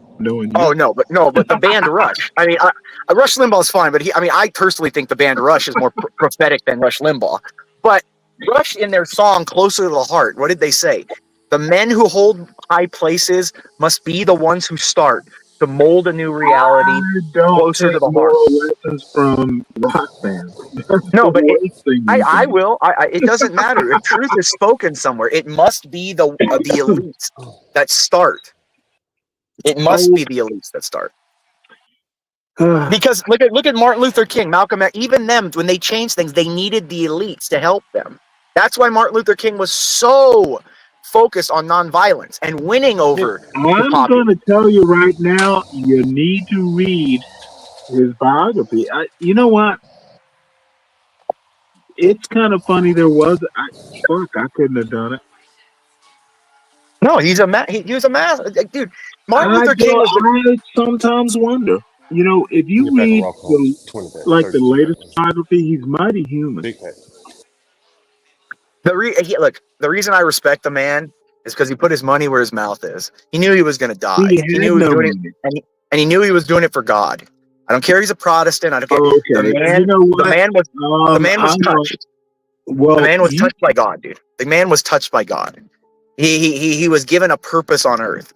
If you listen to his speeches, he said, "I would go back to Euripides and Philippides, Rome and Greece, but I wouldn't have that much conviction." Oh, I think he did. I think his father. Remember. What about the speech? What about when he was shot in the heart? I think Martin Luther King was actually trying to live up to his daddy. Oh, well, if everyone's trying to live up to their father, I'm trying to live up to my father, and I never will. Everyone's looking up to their father. We all do. That's why we look up to the Father as ultimate guidance. But Stanley, the man took a shot in the heart, and if he would have sneezed, he would have died. And like he said, like that little white girl that wrote him that letter, thank God you didn't sneeze. Oh, for God's sake. You think that was real? It was real. There's the letter is in the Smithsonian. The little girl who wrote it, the letter's there. I'm starting to sound like John Galt. I know, you're having me protect the blacks. What's going on here? But in general, Martin Luther King is one of the few people that I will not like. The man, say what you want about him. He may have have infidelities against his wife. The man was given a singular purpose and focus in life, and he took it to the end. I respect that. You know what? I'm going to have to think about what you said. The man risked his family. Yeah, but he also. I know he's not a perfect person. He had affairs. He discarded his family, but he had a mission from God, and he lived it and he died for it. I respect that. Just like a soldier going to battle. You know what? Conviction. You make him sound like the new Jesus. And no, I don't. No, I don't think he's the new Jesus. Many men have died for their values and their faith and for their integrity. I'm just saying he's one of them. I don't think Martin Luther King had half the balls of a Frederick Douglass. No, I'm not. No, he didn't. Of course, Stanley, you're talking about Frederick Douglass. He had half the balls of Booker T. Washington, and Booker T. isn't my Stanley, favorite. No, I'm not arguing he did. But Stanley, those people lived at the days where it was still a war-torn country. Of course they didn't. Of course Martin Luther King didn't. Booker T. Washington and all those men in Frederick Douglass and all those men paved the way for Martin Luther King. But he took them across the finish line. He took their ideas and he said, "I'm going to put my life." I think he did. Without him dying, John Stanley. People would have done it without Martin Luther King. Stanley, without him dying, it wouldn't have moved like it did. Oh, for God's sake! No, Stanley, now you're doing that Christ thing. No, I'm not. Stanley, just like when JFK was shot. Hey guys, take a look at this right here. You see this? I never seen this shit before. Can you see that? Oh wow! Yeah, it's a tree. No. It's that. What is that? What is that, John? Is that like a new bathroom or something? Or no, it's like a place to toss clothes in. Look at that. You see it? I can't read it, John. It's a little far. Shit, I bet. Ooh. Okay, there we go. Okay, so free bathroom and right. Wow. Yeah, free bathroom. Like I said, John. Yeah, there you go. Like I said, you got so many people shitting in the streets. They got to put good bathrooms outside. Hey, but look. You got to scan. You got to scan. Hey, you got to scan the QR code. What if you don't have? You don't have a phone. It's a it's free. No, it's free. Is it paid? It's free. Okay. But you have to have a phone to scan the QR code. Oh, John, there's CC John. That's why they give them the phones at the border. They want to know who's using bathrooms. They want to track them. They want to do everything. I feel bad for them or is it too. a shower too? I feel bad for them too, John. They're being tracked like rats. Shower too? Look at you see it. I'm sorry, I had to put him in the back so you can hear me. So it's just a bathroom. It's not a shower also for the homeless. You know, it could be a shower. It could be. Yeah. Hey, or you can look, or you can text. You can text Throne to this number, and I guess it'll open up for you. Young children should be accompanied. I've never seen this before. Damn. Every day it's always something. Every day it's always something. Interesting. The Throne. Well, sorry, he left. He just wouldn't stop talking while you were talking. And I was talking. It was just too much over talking. I just wanted to ask a question. The Throne bathroom there. You know, I imagine they let you take a shower. It's kind of big, right? Yeah, that's why I asked, because it's huge. I wonder if there's a shower in there. Galt says, "Go inside of the bathroom, John."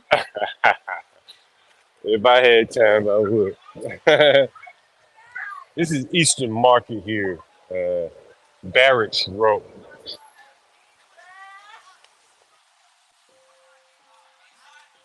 So you see a lot of black kids out. I'll explain that to you later.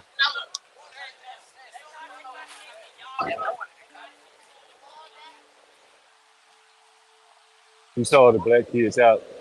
It's unlikely they live around here, but the bus, where they were standing waiting on the bus, it takes them to like my neighborhood and all the more affluent neighborhoods. So that's why all those kids were right here, just hanging out like that.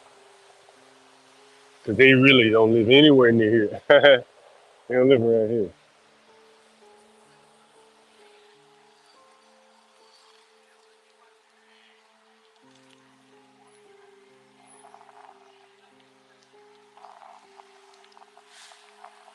So are you heading home? Yeah. I'm not far from home now.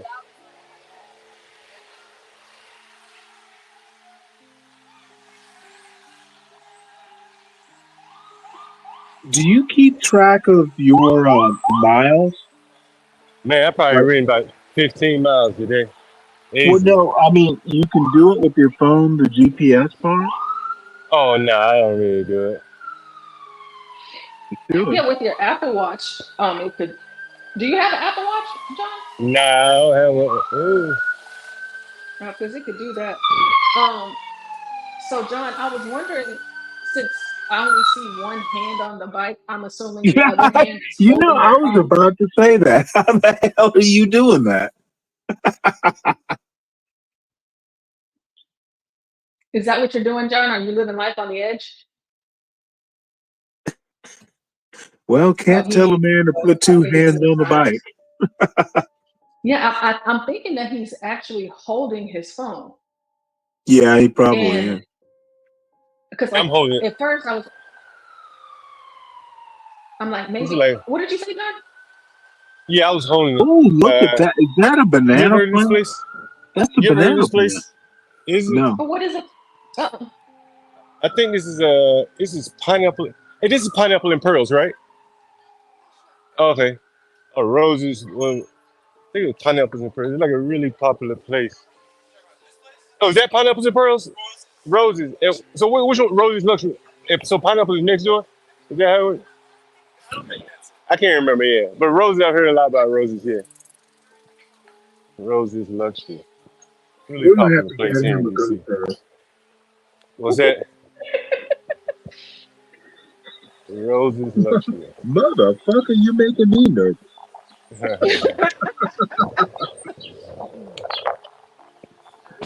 That's a weed store right there. Ooh. I know, making me nervous too, because I'm like, he's holding his phone, and I was thinking like maybe he has like a connector. Like, John, you don't have like a connector to put on your phone or on your scooter or on the bike? I always just take it off my scooter and put it on my bike, or take it from my bike and put it on my scooter. But yeah, I just need to buy another one. I just haven't bought it yet. I just haven't bought it. I mean, you doing real good, riding this bike, holding this phone. You ride the bike like a Haitian though a little bit, but I you do it know. on that. Oh my lord! You know what? That's a weird thing to say. Do they have bikes? Oh, I'm sure. Yeah, John is the car version on a bike of a Haitian. When he was going through traffic earlier, I was like, "Oh my God, dear Lord, please don't let John get hit by a car. Please don't let John get hit by a car. Yeah, he got close to that little God, don't blue let John get hit by a Haitian." SUV thing. So we're leaving Capitol Hill. Stanley, you probably heard of the naval base in DC. I don't know if Yeah. it's a Navy base. We're about to. Damn it! It's where the vice president lives, right? This is it. Oh no, that's the Naval Observatory. This is a. I don't even think it's a naval base anymore, or maybe it is. It may be like some headquarters or something. But on the side of this backs up the water. I guess Potomac River or whatever it is. I don't think I know it. Oh, you Oh, can see the Navy anchor thing right there. You see it?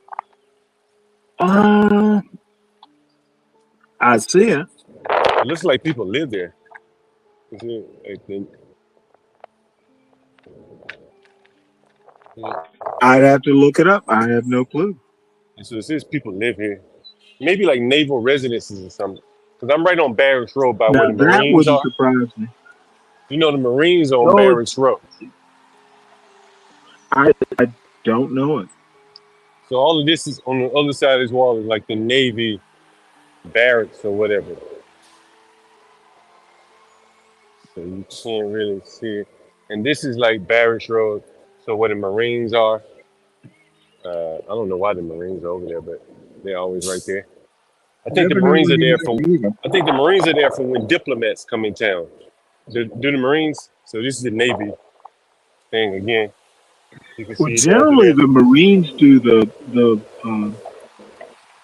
diplomat, the embassy duty. Yeah, yeah. I think that's what it is. This is the bus that takes you to my house, right here. See, I could just hop the bus and put my bike in front. I could have done that. You got water on that bike? Water, nah. Making you thirsty, Sally? No, you have to have some hydration. Yeah, I can't wait to get home. I got a beer waiting on me, Sally. Nice and cold. Nice and cold. Anyway, so you can see the traffic. This is all the traffic headed like to Maryland and Southeast DC. I had no idea traffic thinned out like that, though. Oh man, the government workers still aren't back, man. You know what I'm saying? Like all downtown, like all those FBI workers and all that, they're still not back. They're still not back from COVID, man. That's why it wasn't that much traffic downtown. Yeah, I don't think they're ever going back, bro. To be honest with you. Probably not if people can work home. Yeah. That's part of it. With no hand or one hand? Oh, just one hand. Just one hand. Yeah, big hand. All I need is one. That's remarkable. Definitely no hand. Definitely not no hand. Look at that! Look at that! It's a testament to athleticism when you can ride a bike with no hands. Just want to say that out loud. And you did. It's impressive.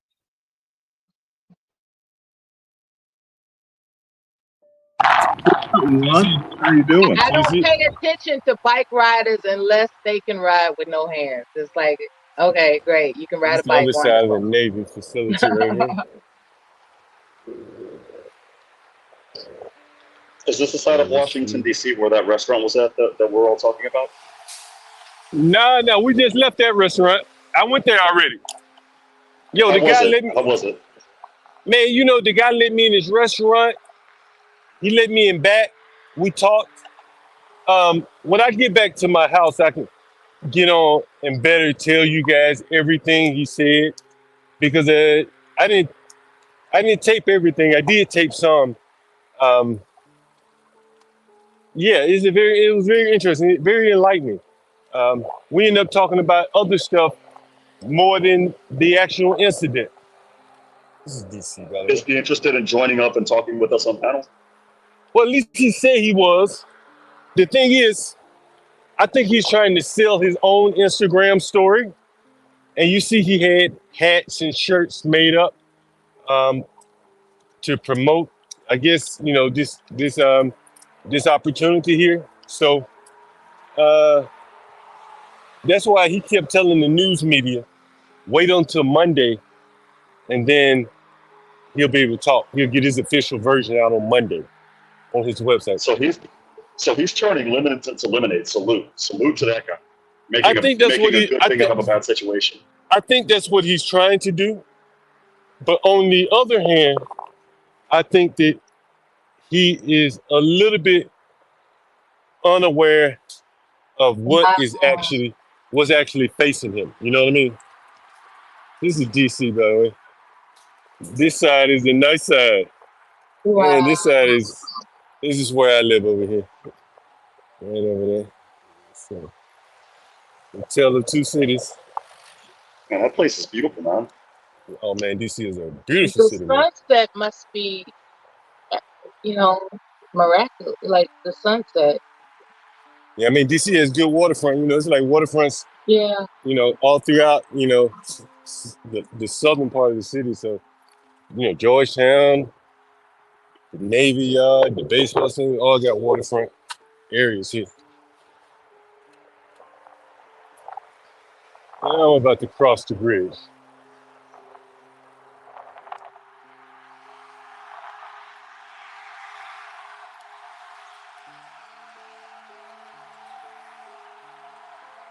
Yeah, that's what's up. Yeah, I don't think he knew what he was up against, Stanley.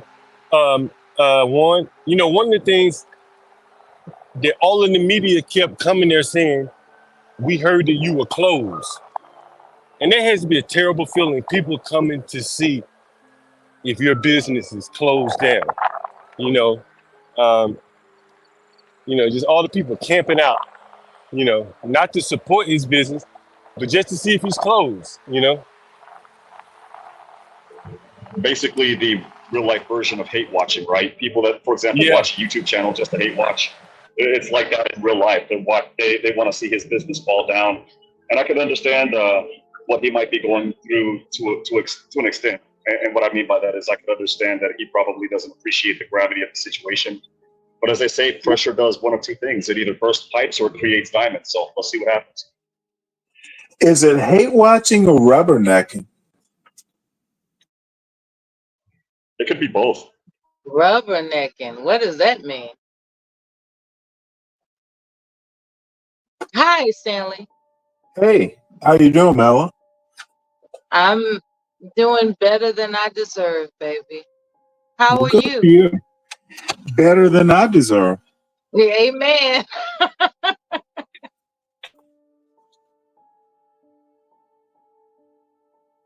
I was wondering what rubber band, like, wait a minute. Rubbernecking. Yeah. If you are on the highway and you see an accident, everyone slows down. Kind of like, oh, what happened? It's rubbernecking. I thought that was called gapers. Like they usually refer Well, to it but in news your reports as a your gaper's world, block. it might be called that. A gaper's block. Yeah, in your world, I bet it's called that. Yeah, it's gaper, rubbernecking. We call it wandering eyes, things like that. It's the same thing. Man, what's up? You don't even remember me, do you? Shit, you look good. What the fuck your shirt at? Shit. It's hot outside. Yeah, shit. Yeah, shit, I would look out for you. I'm fucked up right now. Shit, why you don't go here and get something to eat? I ain't got light on me. Oh, they say that? Oh, yeah. This is Bus Bar and Poise, by the way. Yeah. Hey, take it easy, man. Yeah. Hey, Busboy Import's on the ghetto side of town. You can see that. Busboy Import. Yeah, Busboy Import. Anyway, Busboy Import.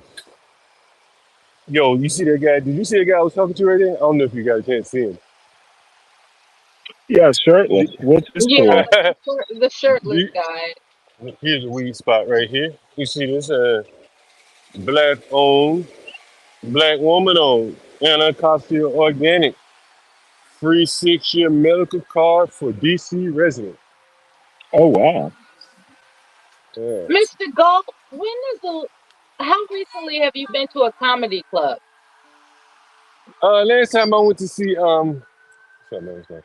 Last time I went to see one, I went to see Charleston White. Yeah, Charleston White? Okay. that's funny. I guess that was a I gotta compliment. look him up. Okay, cool. Yeah, that was the last one I went to. So you remember I told you about those phones that they give out all over the city? Here's one right here. And there's the voting box right there. You want to vote? And here are the phones. Check this out. Really? Look at this shit. Oh See this shit? wow, that's interesting. Look at this shit. You see this shit? So you can get a free phone if you live in Washington, D.C.? What's the catch? Yeah. Yeah. Yeah, you see it? You Yeah. register to vote? Your email address, Yeah. your personal information, that's the catch. Because they can sell that type of they can sell this stuff. They got Which this shit makes up all over for the the hood, man. phone that they gave you, you know. Yeah, no, that's fine. I'll pass. Yeah, they got this shit all over the hood, man. You know?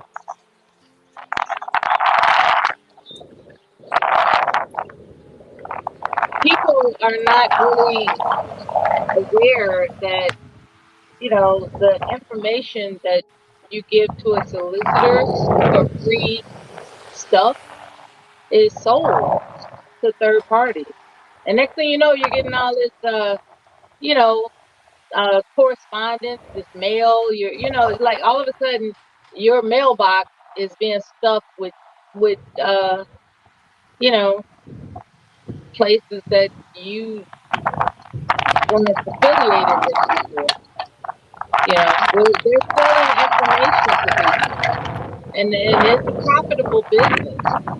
You know, to get people's emails and numbers and stuff. Well, it's not only I don't that, know how to but get into that game, but I know it exists. you buy lists. Excuse me, bro. That's part of how you Yo, get into it. excuse me, The bro. other thing Excuse me, is bro. Yo.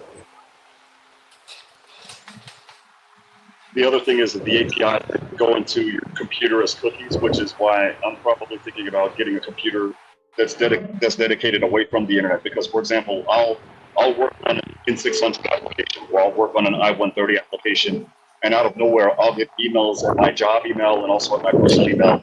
We can prepare these applications for free, and I'm thinking, how the heck did you know that that's the application that I'm preparing?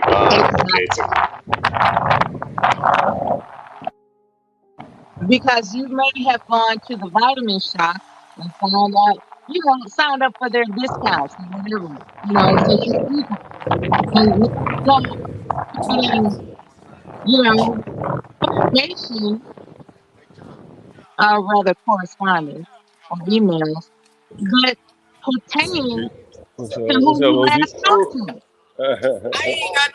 All this shit for sale. You see all this shit? Oh, that's a business. It's like you get somebody's email address, you can sell it to the people that solicit others.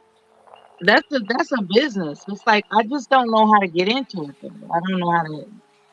I don't know So how to what's going get on it. in there, man? Oh, the pop-up art gallery?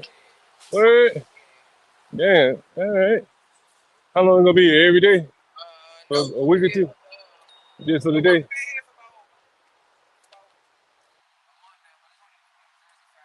Okay, word. I'll catch you tomorrow. Take it easy. Yeah, slanging emails is a thing. Slanging. Emphasis on the slang. Slanging emails. Slanging emails address is actually a thing. You know, when you sign up for, hey, we got this offer. We have this. We have that. Come get a free cell phone. The catch is they get information from you that they can sell it to a third party. That's an actual thing. So I guess I said I like to say nothing is free in America. We know this. We know this. Somebody is just walking around setting up a doggone canopy to give free things to people. I had to almost tell my like mother. I was like, please do not answer phone calls from numbers you're not familiar with. It's most likely a solicitation. Please don't do that.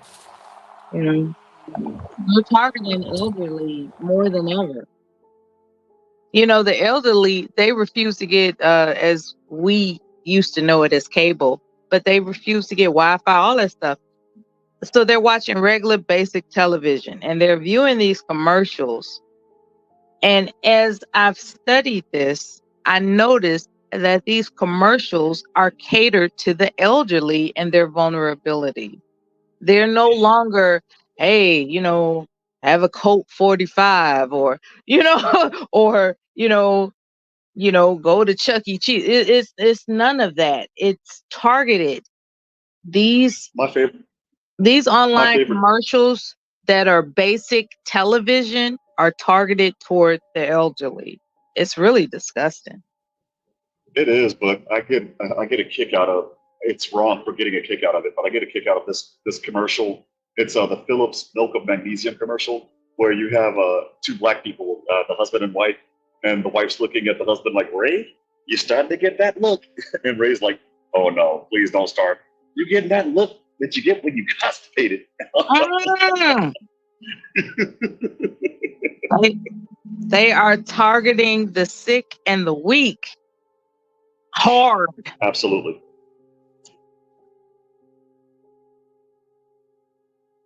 Unfortunately, sick and weak people isolate themselves and they're not accustomed to researching how to defend themselves. They just let it be, because I guess they're Beatle fans. I don't know. They just let it be. And they have no idea that they're being influenced. They have no idea. They come from a generation where the government at that time was actually looking out for citizens. It's not your grandma's government anymore. It's like it's dog eat dog. Period. And I'm saying that with full throttle confidence. This government is not looking out for you. You gotta defend your own. A lot of people they'll be like, well, they'll be all right. They can sign up for this program or sign up for that program. And it's like, no, you have to check on your loved ones. You have to find out whether or not they're all right. There was a time when people were Baptists in the Black community that the church was all encompassing. It's like they, their administrative team, was attentive to things that people might be ignorant of. No, people have lost faith in the church and how the church operates, namely the Baptist church, right? Yeah, but to some respects, the Baptist church did that to themselves. I mean, absolutely, with the corruption and with the corruption and stuff. Absolutely, it's what it's just absolutely. It floors me that people are left to who do I turn to for support. But now I have to ask questions. Is the Baptist church one big Baptist church, or are there bifurcations? There are different denominations. There are different organizations. There are different. So which part of the Baptist church? When I refer to the Baptist church, I'm talking about the neighborhood church that seemed modest and they're asking for a building fund that never gets built. those types of Baptist churches. That's what I'm referring to. I'm not So talking about. the House Poor Baptist Church, Pardon me? the House Poor Baptist Church. Baptist churches that have a modest existence. Those Well, that could be any Baptist church. So that's your missionary Baptist church, your AME Zion Baptist church, your Pentecostal. But I would argue it's all of them. When it comes to a theological degree, I guess it goes up to a doctorate in theology, right? The Baptist church. We're not talking degrees. We're talking which Baptist church. Which part? I have one in mind, but I mean, I don't have. I just made it general. Just not. And sometimes being general can be a problem. Which part? Well, Stanley, I would argue to answer her question, not to answer for you, but to Well, give my good. answer, I would argue that Someone it's all has of to the. answer this question. I would argue that it's all of the Baptist churches, whether it's the AME Zion Baptist Church, whether it's the Missionary Baptist Church, the Southern Baptist Church, AME is not the Baptist. Pentecostal Free Will Baptist. Pentecostal is not All Baptist. Baptist church. You know why? No, not AME. We're That's talking I'm talking about AME Oh my Zion, goodness. which is a form. I hate Not people who AME. make generalizations. You hate me I'm for not making a generalization? Oh, I'm sorry. Are you making generalizations? I didn't I realize. have spoken that I was making a generalization in order to protect a specific church I had in mind. I am Are all demonstrating churches protection. Baptist? No, all churches are not Baptist. No, they're not. I So mentioned we're the talking Baptist the church. Baptist church. Now let's talk Protestantism. Are there I other don't know about that. Protestant churches besides Baptist? There are other Is churches besides AME Baptist. is AME Baptist? I have no idea. Okay, I'll stop there. I'll Yeah. stop. I have no idea. I'm Yeah. okay with you. Yeah. What does AME mean? Can you tell me that? Well, real quick, Stanley, I didn't say AME. Or do you AME want is completely African different. Methodist uninformed? Episcopal. African Methodist Episcopal. It's It's not not Baptist. Baptist? But Stanley, real quick, I didn't say AME. No, AME no. is completely you different. Is that Baptist? Okay, let's stop personalizing this. I just asked a Oh, question. okay, I thought you were addressing me. I'm sorry. No, you were sir. addressing me directly. That's why I had to correct that. Well, I'm not going to take back my statement, whatever happens. So, You know what? I don't expect you to. try as you may. Yeah, I'm trying real hard. Yeah, you're bringing up AME. All I said was Baptist. So if AME is Baptist, count them in. Do what you must. It's not Baptist. This is my point. Okay, so why are we talking about something other than Baptist? Because I just want. Is there my only one Baptist church? Why are you compelled to derail my point? Is what I'm curious. Because you know what? We always get into this. When I ask you for specifics, I guess we need to stick to just big, broad, general points. It's a big world. Yeah. Why not be general? It's a big world. So, thanks for listening.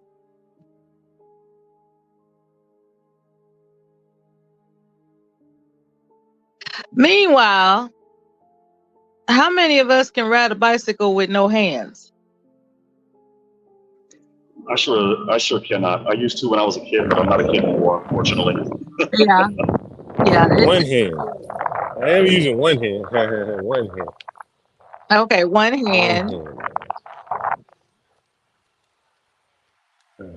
I enjoy athletics. I just like athleticism. The fact that you are physically capable to not only ride a bike, but you're confident enough to balance with one hand. That's great. If you can pass with no hair, that's even better.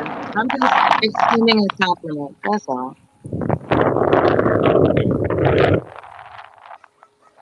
I'm around elderly people on a regular basis, and you know, they miss the glory days when they could do stuff like that. You know, and when they see me do it, they get jealous, right? And it's crazy. It's like, so I'm supposed to contain my athleticism because you get jealous. It's a difficult position to be in when you cater to elderly people. It's difficult. It's real difficult because I thought elderly people were just sweet and kind-hearted and generous in their thoughts and expertise about life. But in actuality, some of them are jerks, like straight up bitter, nail biting jerks. And it's difficult. And I don't want to become that. I don't want to become one of these people that can't do what other people are doing that I admire and hate them for it. I don't want to become that. But I'm gonna have to separate from my volunteerism endeavor because their negativity is rubbing off on me. It's crazy. It's like, wow. I know it's not easy getting old, but damn, keep that to yourself. As weird as this sounds, and I'm not that old, I'm in my 40s, right? I don't know if Stanley would be able to agree with me. He's a decade and a half older than I am. But the older I get, the more I enjoy life. Damn. I think the Age me, older that I get, the more I... No, I'm just older I get, the fucking more I... with Stanley is about 70, isn't he? you. Yeah.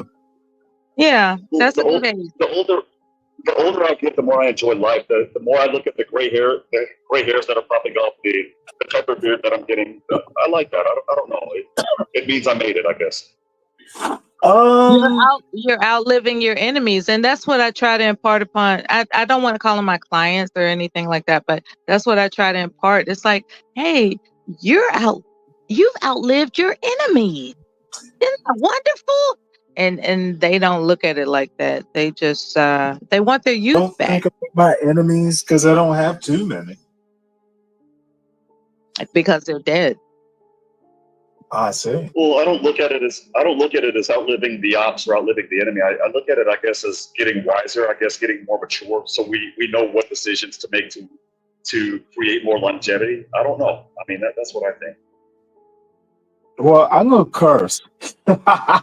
Motherfucker, my son called me today. Yeah, I am that old. No, he's fine. Speaking of which, I got a letter from my daughter from Texas A&M. A whole month He's still right before we away. resolve the issue. Now, no, that is no one. You know what? Then obviously she's a good writer. No, so is she that good a writer? Epistolatory, like nice. Shit, I'm proud of her for you. she wrote Dad. Good for you, Juan. You know what I tell my son when I communicate with him, I make it a point to ask for his advice in order to accentuate an effort of confidence that he could build upon. You know, it's not my practice to just portray myself as I know more than you. I concentrate on making sure that his confidence, if I'm mindful of it, you know, it's not like, for instance, I remember my son got a really snappy attitude toward me. And as it turns At out, what age? he's 25. And so he got a snappy attitude when? This is my At 25 or earlier? Okay, I want to continue. I misperceived his attitude. He didn't, in fact, have a snappy attitude. he has yet to learn how to communicate in a way that conveys you an understanding of what he's hearing. You know how people are not clear I about don't. say I'm okay. So he didn't understand what he was hearing, and for whatever reason, you know, he comes across as Well, let me impatient, ask like, you a question. oh He my was God, 25. you're He was. being really Well, no, you're being let pushy. me ask my questions. He was Why? You're 25. pushy. So Why? no questions. So no questions. You just have to talk. I can entertain you. Go ahead. I'm What's so your question? he was snappy at 25, right? I misperceived it as snappy because he interrupted me just like you're doing now. You know I what? consider He that sounds snappy. rather smart. Pardon me? He sounds like a bright young man. Of course he is. My misperception was not that it was bright. It was actually inconsiderate. And that's a fault on my part, right? Right. I can't. I can see that fault on your part. Of course you could. And this is really, we're really engaging one another right now and on an honest level. There are misperceptions about your character that I possess, just as you might have for myself. And that's where we stand until we come to an agreement that we don't mean one another any harm. Once we come to that agreement, then there's just a course of trying to understand each other. That's it. So how did your son get over this? I explained a technique that he could develop so that people don't miss. So you were teaching him at 25. No, I was teaching him all his life. Hello. But unfortunately, I taught him to be like you. Unfortunately. And what I realized is that people who talk like you aren't necessarily appealing. And so I'm attempting to influence him to turn, to Be much retain. more. You're teaching him to be patient. I'm attempting. I agree. You must teach him to be patient. I'm attempting to convince him that you can actually have both sides of the coin. You can retain. It's not an important listening skill. Pardon me? I'm sorry. I'm responding to someone in the chat.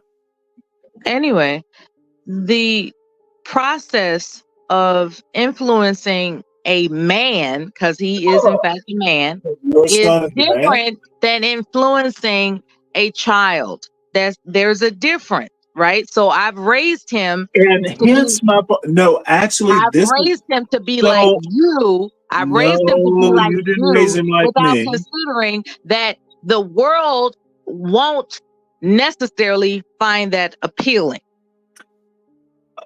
I'm thinking at 25. Are you appealing? Are you appealing? Let me know when I can speak. After I ask you to answer this question, do you consider yourself appealing? I've never thought about it that way. No, I don't. And that's my point.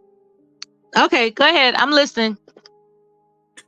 So we agree that I'm not appealing, right?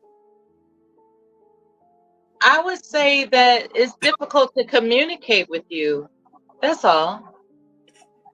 Well, I could tell you why, but the more pressing question in my weak mind is, can you teach a 25-year-old man?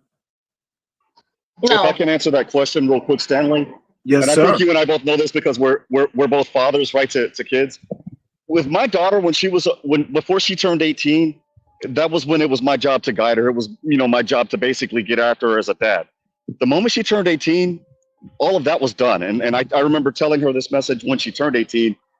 I'm still your dad, but instead of parenting you, I'd like to, stick my hand in friendship. That doesn't mean that I'm not going to give her advice, but the difference is it's how I'm going to give that advice. Like when you talk to your buddies versus talking to your younger kids, it's one thing. And so I wanted to talk to my daughter like she's my buddy. And what that does, what I've noticed is when she has something, even though it's few, because Stanley, our kids want to stay as far away from us as possible. But when they need some, when she needs some, well, she does. She's like, Daddy, I'm with my boyfriend. Bye. You know what? I got a male who thinks, but no, I get you. Hell yeah. But the thing is I'm not talking to her as her father anymore. It's, as a buddy, I wouldn't recommend this. Here's what'll happen. But you do you. Mm-hmm.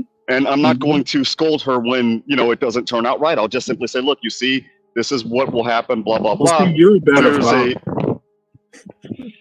Not really. I sure as hell don't feel like it, Stanley. I can tell you that much, but I appreciate the vote of confidence.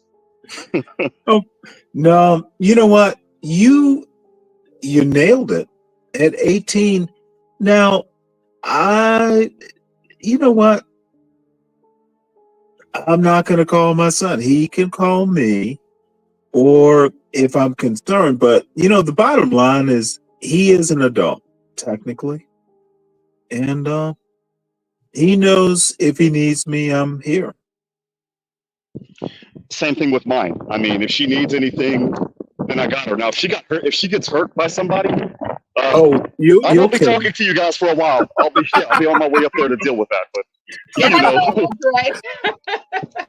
that's when the bear comes in, right? But other than that, I'm not going to scold her like she's younger than 18 anymore. That time is done. And so when I do, and the reason why I do that, Stanley, is because I remember when I was 18, my mom would get after me like I was 8, and I absolutely freaking hated it. Absolutely hated it. And so it's like, okay, well, I don't want that. And I'm having to go to other people to get the advice that I wanted to get from my mom or from my father or from my stepfather, but I couldn't because I don't want them talking to me like I'm a little kid. I'm not a little kid anymore. And so that's the main thing. Yeah, that's why I use the technique of constantly soliciting his advice as if I don't know the answer to whatever it is I'm inquiring.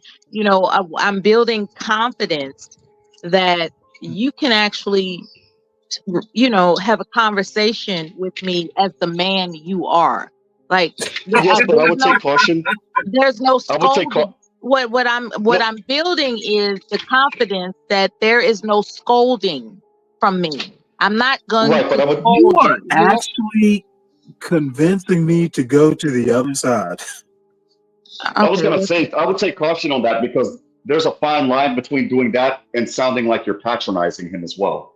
And that's the trick, right? That's the trick. You have to make it seem as if you're not patronizing. And you don't think he can see through that?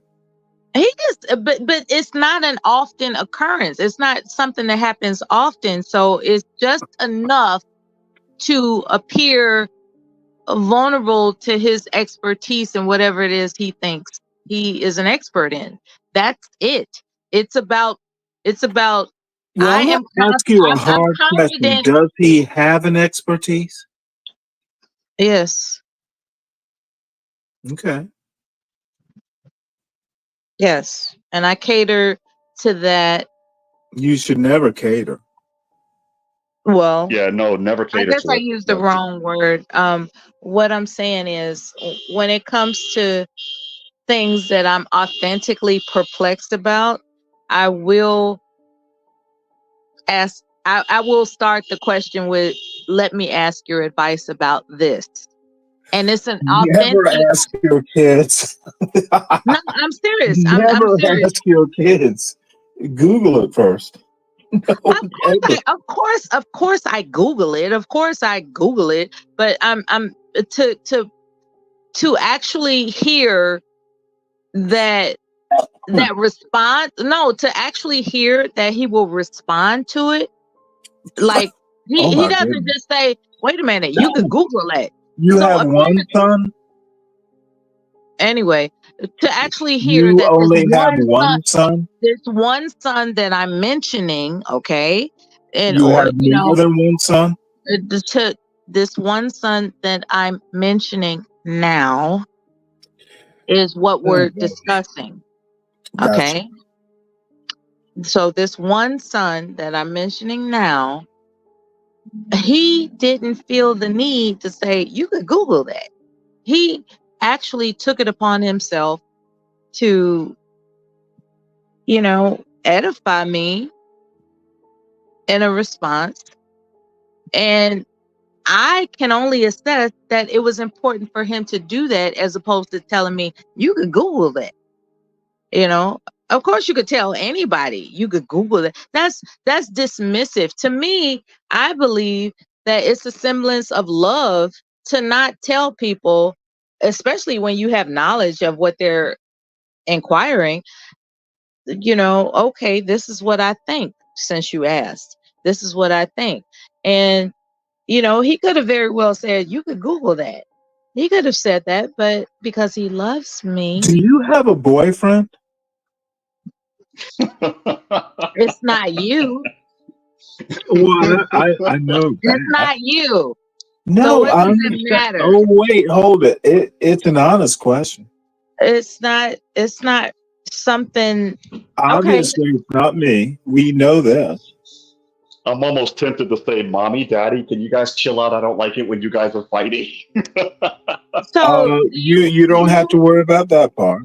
So, like, it's an honest question. It's a yes, no. I don't need elaboration. Are you building up for an opportunity to fuck me or something? No, ma'am. Okay. What's the purpose of the question? I'll have to be honest. Honestly. What's the purpose of that question if you're not building up an opportunity to fuck me? You need a man. You need a man. Do I need you? No. Can you do the job? Wait, hold it. Can you do the job? No, it doesn't work. Or do you need to Google it? Do you? I think you need a man because you obviously need discipline. Oh, I got a mouth on me that needs to be filled. No, you know what? I wish. It's not your mouth that's the problem. What would you consider the problem? What feeds a mouth? Say what? When you speak words and form sentences, which part of your anatomy forms words? You're projecting now. No, it's a simple question. Yeah, you're projecting. Yeah. You know what? No, you're gonna make it. You're going to. You think you're going to be smart. No one is bringing up who which I'm bringing it up. You know what? You know what? Don't say no You're one. a little too infatuated with me for me to handle. Okay. Yeah. No. Yeah. The You're a little too infatuated with me. What feeds your mouth? This is not the first time somebody has been infatuated with me. Like a simpleton, you words There's a roadblock. fill the time. There's a roadblock. There's no roadblock. And you can't get past it. I don't want to get past it. Then why are you asking questions? I want you to put up more roadblocks. You are trying to get past. Put up more roadblocks. Are you trying to entertain the audience or something?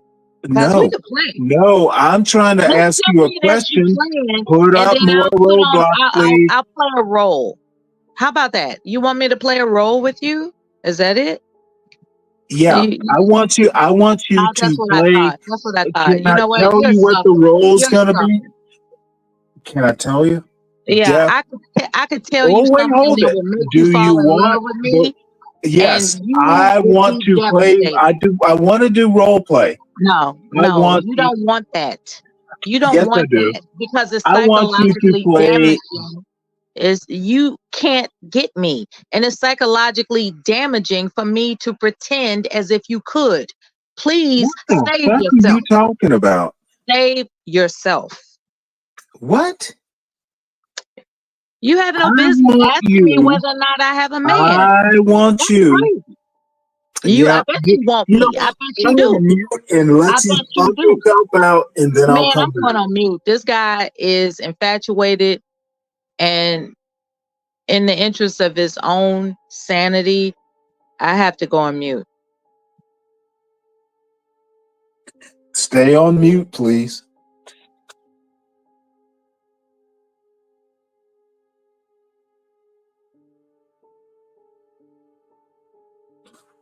So, John, I see you're back. Back, man. I'm tired today. I ain't gonna lie to you. Shit, I worked today, Stanley. Very few days you hear me say that, but today was one of those days, man. You gotta get yourself a cool drink with some electrolytes. Yeah, You'll be fine. I got the grill fired up, man. About to cook some goat. I've been seasoning it for the last couple of days, day or two. But yeah, today was a day, man. Shit. I worked myself today. Most of you guys, you never hear me say that. Too tough, but today. Yeah, man, shit. Riding that bike, man, it's probably 15 miles I rode today. Maybe more, I don't know. You need some electrolytes. Yeah, it is for sure. The best way to get electrolytes is Celtic sea salt and some water. Are they Celtic sea salt? Yeah, with the C. Celtic sea salt with the C. Yeah, I know exactly what you're talking about. Yeah, it has 3 different types of magnesium. That's what makes it exclusive from, let's say, Himalayan salt or regular sea salt brands that are offered in the grocery stores. Celtic sea salt has 3 types of magnesium, one of which I wish I could retain the name of it, but one of which actually gets into the cell and hydrates it. It just, I think it's magnesium glycinate or something. It's anyway. Actual Celtic sea salt is a good friend. Just don't overdo it, because we don't want to raise blood pressure or nothing. But you know, it replenishes it replenishes the human body at a cellular level. You know, I was listening to someone years ago. He was talking about blood pressure or something like that. And I'm pretty sure he said that they did studies like on salt intake. And that, you know, if you eat some salt, of course, your blood pressure, your whatever would go up. But eventually, table salt is poison. But eventually, your body will regulate. The umbrella girl salt, that's poison. Okay. When it rains, it pours, huh? Yeah, so I was telling you guys about the restaurant, the guy's restaurant, Canner Coffee. And again, it's kind of an enigma, because I don't think he regularly behaves that way. I don't think he would have accumulated the things that he's accumulated if he were just flying off half-cocked all the time. I think B. Brave may have said that. I think he has the potential. He ain't no punk. I can notice that. But I don't think he was just, a ghetto boy always flying off the hinges. That was my impression of him. He's been there 4 years. It's hard to be in business 4 years if you're just flying off the hinges. So I think he has some discipline to him. There's something to be said for that. I don't think. Go ahead. What you about to say, Sam? So a woman helps establish stability for a man. One at a time. Does he have a woman? Didn't ask him that, Mella. That's not material. I didn't ask him that. Oh, my bad. I'm okay. I mean, I didn't ask you. I didn't want to pry into his personal business. You know what I mean? You wanted to talk about the restaurant, so I left it kind of at that. If he'd have mentioned his wife or something, I would have brought it up. But I didn't want to dig too deep in his personal. I'm sure he's trying to protect his privacy. as much as possible. Yeah, I understand. Well, I was gonna ask, just surface level, why do you think he went off? Because I honestly thought it was staged. Yeah, no, I knew it was staged. Hold on for 1 second. Hold on. Yeah. And so, Stanley, you want to ask personal questions, huh? What? Not of you. Are you the type of person? What? Never mind. I was okay. I don't want to tease. I'm just gonna ask what I was saying. The thing is, Stanley. What's interesting is, I'm sorry, Bella, were you saying something? I'm sorry about that. Go ahead. No, go ahead, John. In terms of it being staged, the thing is, to stage something like that would be making a mockery of like the LGBT, whatever, blah blah blah. Well, no, I was wrong, obviously. Yeah, so I don't think you could stage that because you'd be making mockeries of them, and so I knew off the jump it was going to be real because there are going to be consequences, and if you stage something like that, you're still going to face the consequences. So no one would stage it. Gotcha. But I think he didn't know, like, kind of. I still don't think he knows the political aspects of it. Maybe I shouldn't even say the political aspects because it's on both sides. Right? It's on both sides. Like there's DeWine on one side and the other Republicans on one side making money, and then there's the Democrats on the other side, and the NGOs kind of meet in the middle, and they meet up with the corporations kind of in the middle, and everybody gets their cut. So I think that I don't think he's aware of that, how big this is, and he was going on. Interesting. Is that you think he's becoming aware because he wants to put this off till Monday? No, I don't think so. I think he's still in the dark about that. Interesting. About the intricacies of it, yeah. Well, how big it is. Yeah, how, like, one of the things that was interesting when I was there is that the media was coming up asking him, is your business closed? As if they were like gloating, hoping that his business was closed. And he couldn't understand why. Like, why do they want me closed so bad? Okay, I got you.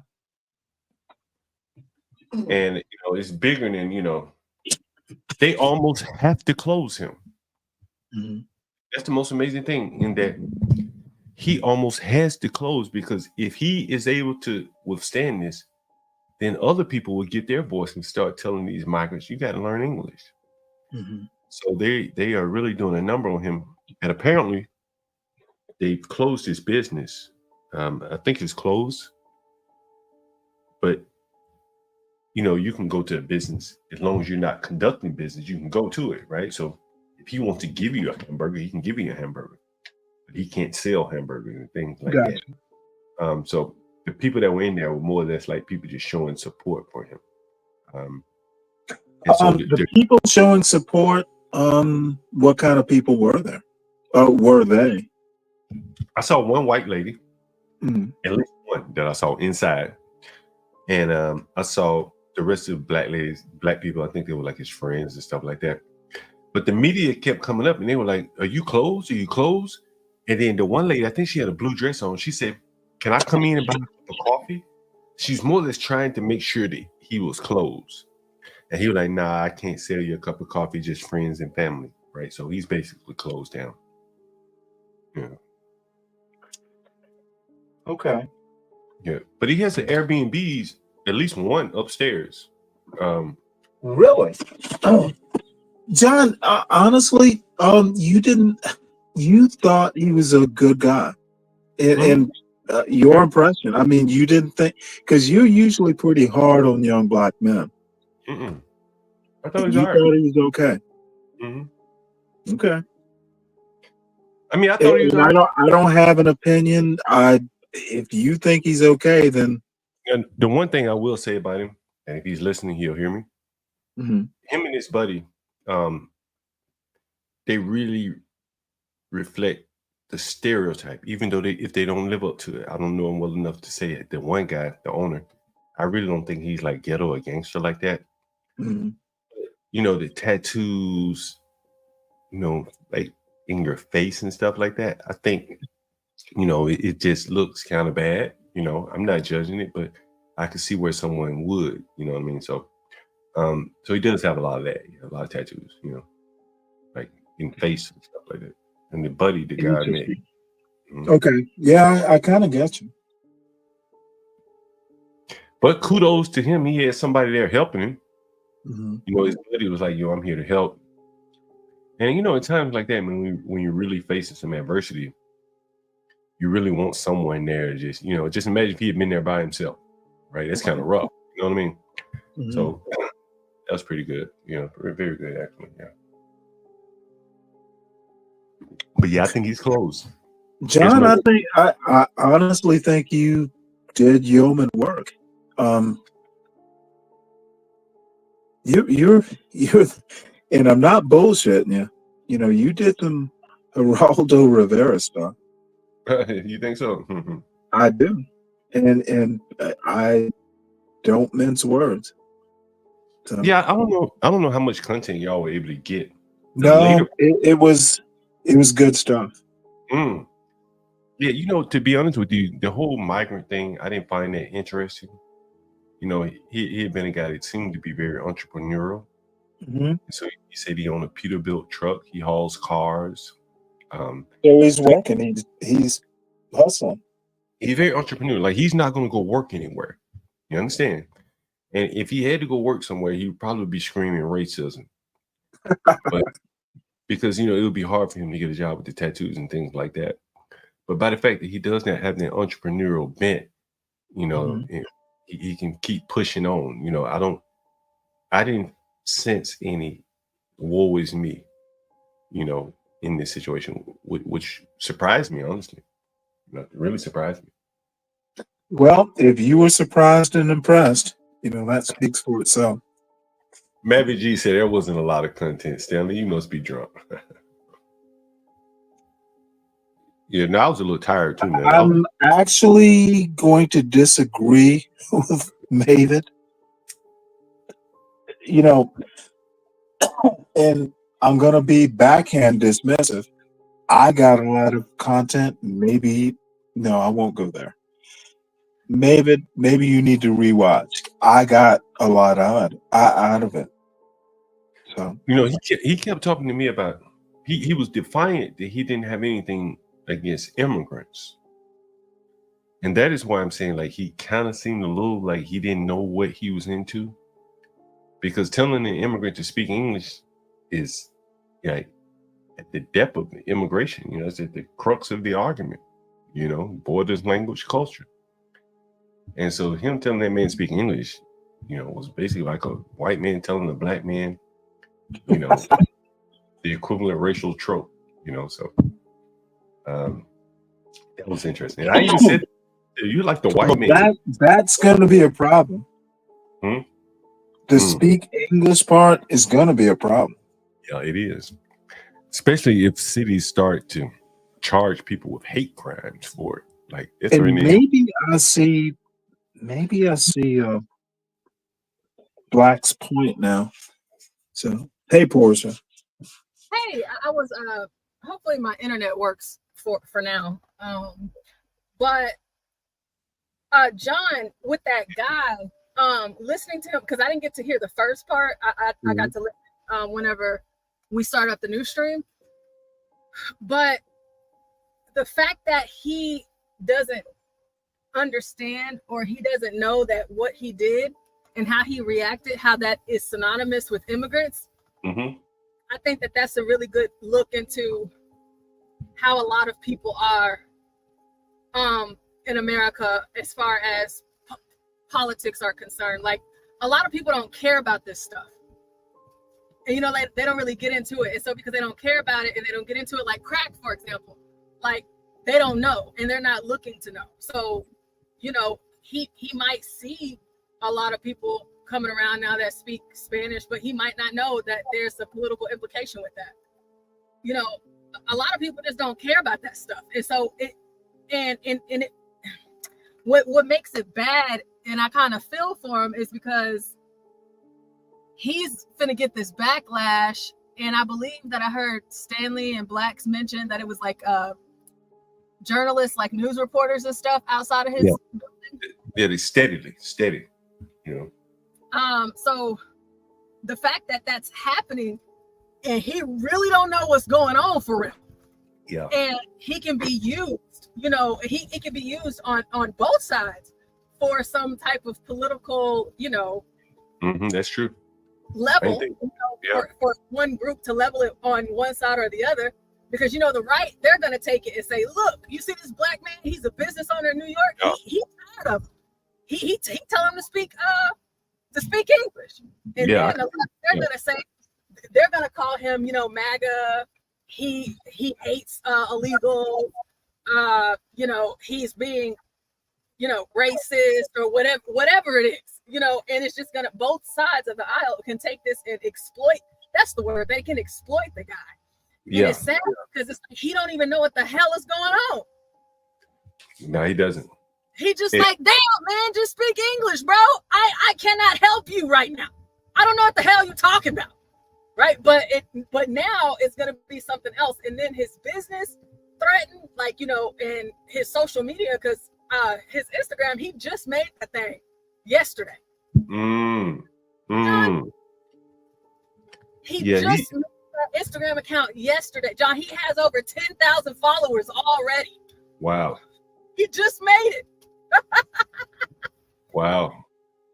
And you know, he almost needs press a PR team, because he's going to try to dig out of this. But, you know, he said that he was willing to sell the business. He did say that. You know, he put a price tag on it. I don't know if he would get it or not. You know, but now, what is the business? What does he do? So what he does is, apparently, and, you know, I wasn't able to get the straights out of it. If you join the channel, we can get the straights. He saw this ad on Craigslist for this building. And again, it's in a very nice area, you know, very nice. You saw the area. You know, I think Brave said, hell, he didn't even see any black people while I was, you know, in that area. And there are very few black people there. And so he has Airbnbs upstairs. And I don't know how many Airbnbs he has, but the building, let's just say he has 3 upstairs. It downstairs is like a restaurant that I think is open 24/7, that I think that he's using that to get around the Airbnb laws in DC regarding bed and breakfast. So he kept mentioning bed and breakfast. So I'm assuming that's what he's characterized as, or trying to be characterized as, so as to have the Airbnb. So he has Airbnbs upstairs and a restaurant downstairs.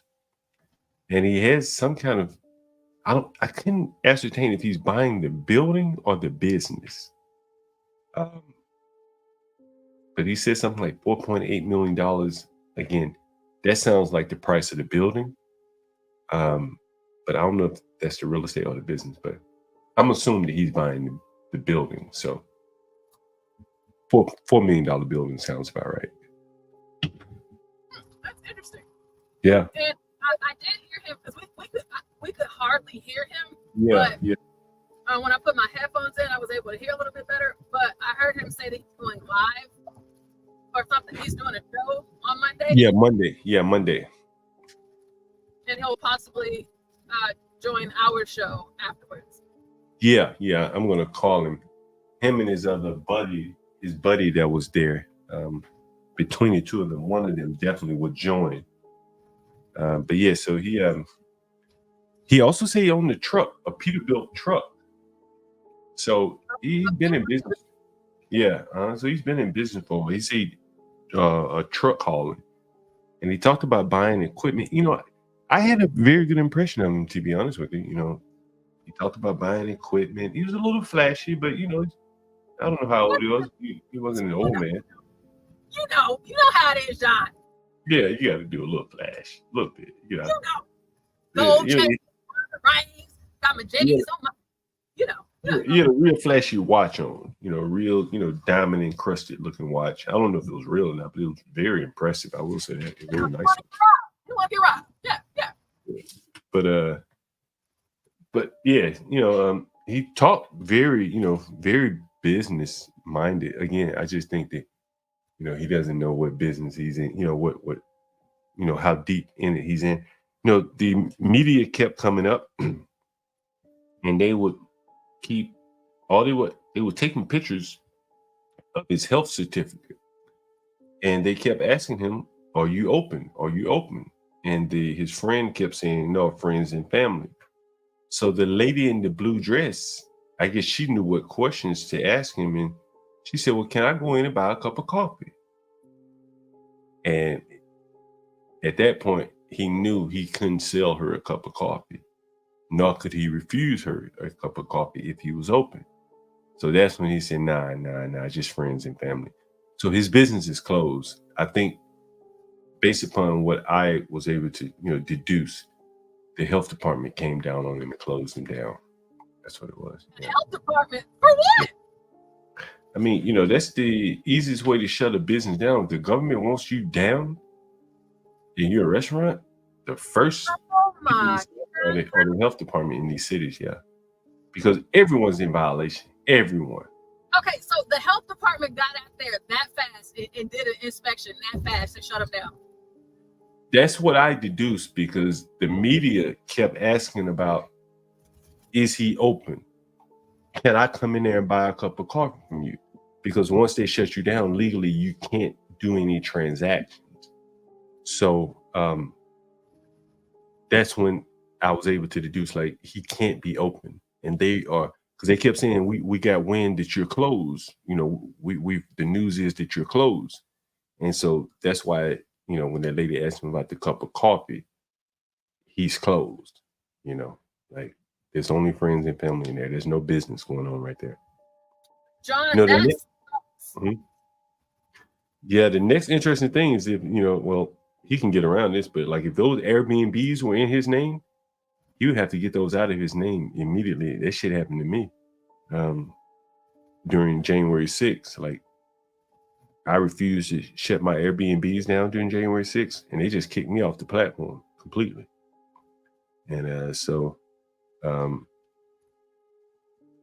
he does have that threat. Like, people don't know this, but during January 6th, there were people. Yeah, I'm assuming they were in my neighborhood because that's what they were saying. And I'm talking about in Northwest DC. It wasn't happening over here in the black part of town. They were more or less saying hi. They would send me like a request to book my Airbnb, but it was like an inquiry, not a request where I could accept it and they have to pay me. They'd be on the hook. And they would say, hey, we see your calendar is open for January 6th. Do you mind blocking your calendar? Because we would hate to have to report you. Well, and so if you didn't respond to them, it was something in the letter, and I think I still have it.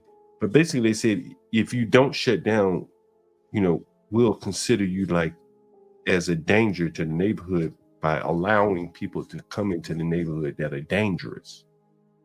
And eventually, they just shut all the Airbnbs down throughout the entire city.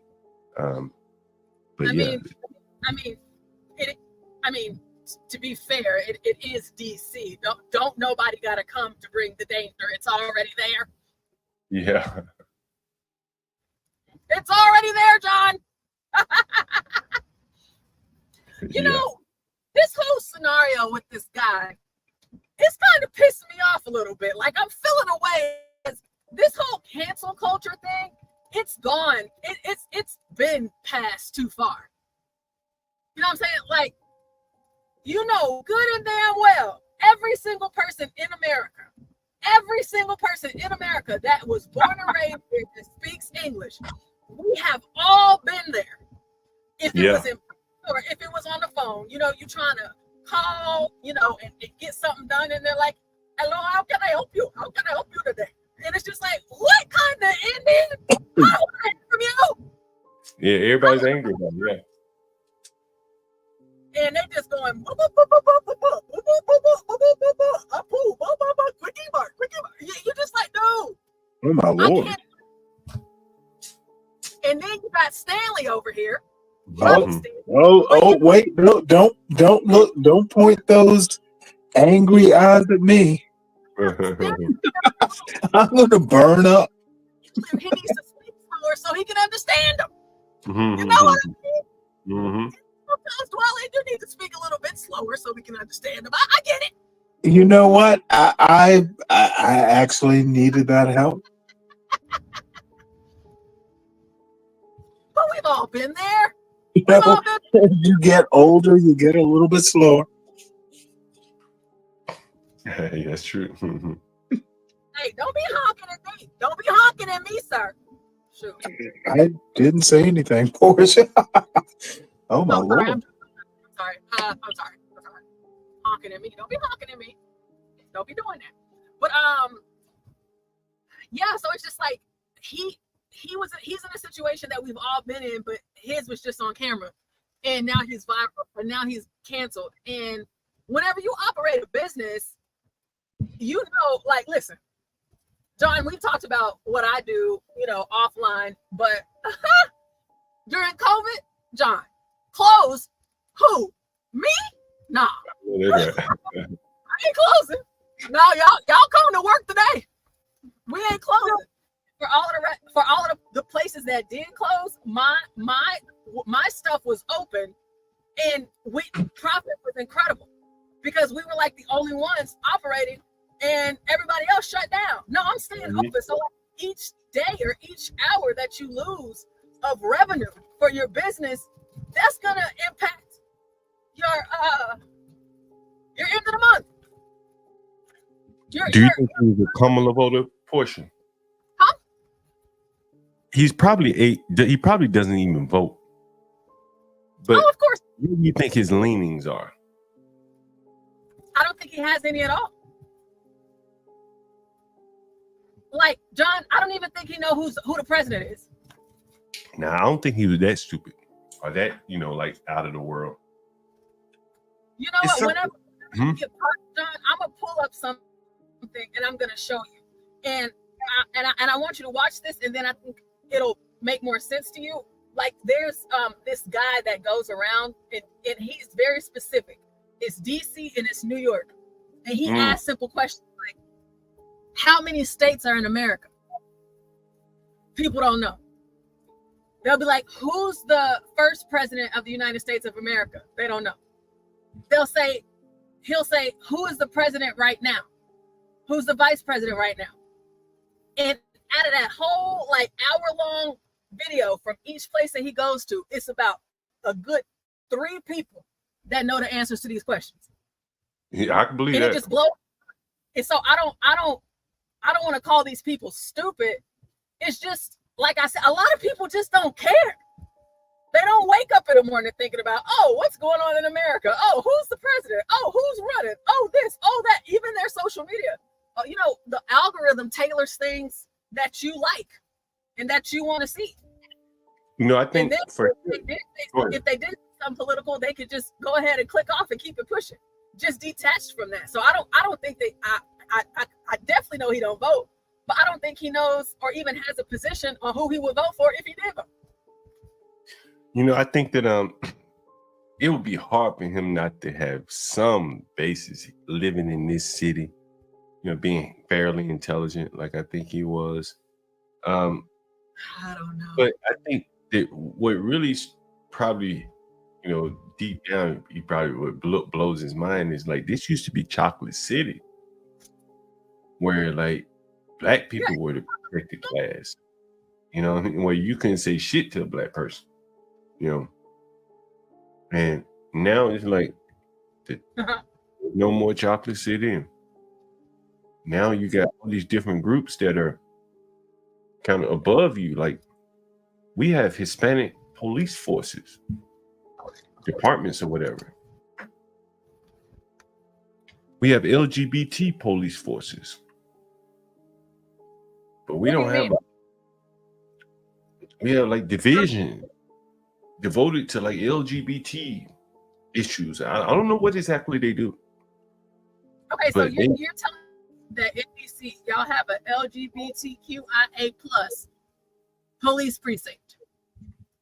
I'm not sure if it's a precinct, but it's like a division or something. Oh, here it is. I'll pull it up. Jesus Christ. And this is a porn bomb assignment, right? That's why I got to stay in Texas, because it's just some things I just can't. Can you see this portion? Can you see this portion? Yeah, I'm The actually about to park LGBT right. Liaison Unit is a team of dedicated officers that focuses on the public safety needs of the LGBT and their allied communities. I don't need to read anything else, do it? Is that enough for you? Could you post the link to that in the back chat so I can add it to the description box? Mm-hmm. And then also, okay, so the police is just for the gays. So let me give you a scenario. I'm in DC. I'm not gay. But there's some LGBTQ cops standing right across the street, and this man is trying to assault me and take my purse. Are they not going to help me because I'm not gay? Well, no, Portia, honestly, as you talk about it, I think it's a little different than that. Let me see if I can pull something up. Let's see. I think it was Q Street, O Street, Mansion. Yo, salute. Thanks for having me up. I'm just saying. Is that Simon? Yeah, Simon, what's up? Hey, Simon. Hey. Still going crazy off your music in the music video from last week, Simon. Okay. Right. So I don't know if you can see my screen, Portia. Yeah, yes. DC Mansion murders. A look at the evidence that helped convict the killer. This was a freak off. How? This was a freak off in a game. Like Diddy? Yeah. Mm-hmm. Okay. This Okay, was a freak. freak off. Right. You can't really make that comparison, like, to be real. Well, I've only ever heard the term freak off with Diddy. So that's why I said that. Well, DC let me Mansion rephrase. murders. No, I wasn't speaking about you, Portia. It's just you can't make the comparison between Puffy and what's going on in DC. What goes on in DC goes on in DC. It's not a direct comparison. Simon, this is Simon, can you read this article? This is a house. This is a house where gay people got together and had sex. Yeah, but that ain't no new thing, bro. I mean, I don't know why you feel like that's a new thing. We're talking about the DC LGBT Liaison community. I understand what you're talking about, bro. So in situations like this, Portia, right? They have to be very sensitive on what gets reported, who gets outed, because these were very high-end people, elite people that were killed here. Okay. I mean, the thing is the understanding that you feel like it's high end is low. Okay, it's not high end. These are not. It's not. It's not. I know you came to argue. I'm just saying the story, right? No. I ain't arguing with you, bro. I'm telling you the truth because I'm in the Okay, industry. let me ask you your truth. Have you ever been to DC? Yeah. You have. Mm-hmm. Okay, good. But so anyway, in situations like these, where could be sensitive information where someone may be in the closet and participating in a freak off, then the police have to handle that a little more sensitively than just a regular old drive-by shooting, right? Because these could be influential people. You see, the way you're speaking. Sorry, I just you gotta be real careful. Like there is no regular drive-by shooting. All right. A regular domestic violence, whatever the case, a street robbery, right? Yeah. But in this case, let's say you have something very sensitive with sensitive people involved, LGBT, you can see how protected they are by the way that this black guy has been. They mobilized the media and everyone to attack him. So these people have demanded that, hey, we may not want you to know that we were engaged in a freak off. If we're arrested, a domestic violence incident, you come to the house and you may mention our name and, it could out us or something like that. So they have a specialized unit to deal with these type of situations. Yo, bro, what's your premise? Because like the way you're speaking is just like I don't know. I'm struggling to understand. Like, so what's your premise? So Portia asked me a question about the LGBT. If you're getting robbed on the street or something like that, that's not what our LGBT do. They deal with more sensitive issues among the LGBT community, like domestic violence issues, where someone may be. You talk about a whole community, like LGBT. Can I deal with Simon, please? Yeah, he joined a little late, yeah, so he may not be up to speed. Okay. Go ahead, Simon. Just listen, please. Yeah, so basically, that's what the LGBT community does. Well, I thought John was about to say something. Just listen, please. So Portia asked about the LGBT community, what they do. Their really need is for like more sensitive issues. When someone's in the closet, there's a domestic violence at the house. How do you report that to save that person's, reputation, stuff like that? Or like if it's someone who is trans and they don't tell the person and the person finds out and something bad happens. Right. Like these officers will have gone through special LGBT training on how not to dead name someone. Wait. Can you explain that? What is LGBT training? Just be like HR training to how to. Well, all right. Wait a sec. No, well, you said that shit. Okay, cool. Okay, like, what is it? How's that work? So are there gay people in Britain? Simon. People need to. It's Stanley. Let's not go there. No, are there gay people in Britain? John, bro. Yeah, I'm not John. Hey, if you I asked you to be quiet, if you look and at Jewel, you just can't seem to do it. Go ahead, Sam. No, but please Simon. Can we wait for John to be over it? You're a lawyer, right? Yeah, and that's why it's so. When the judge is speaking, speaking, do you interrupt the judge? So he literally said there was something. Okay, Simon, please. So like the Nancy Pelosi's husband issue, that seemed to be, I think there was some gay allegations involved there. Those are very sensitive issues. The regular police just can't come out, file a regular police report. That shit becomes public. They have to send kind of sensitivity police. Hey, this involves LGBT people. Their name may not want to be exposed. They may not want you to know they're gay, it's sensitive.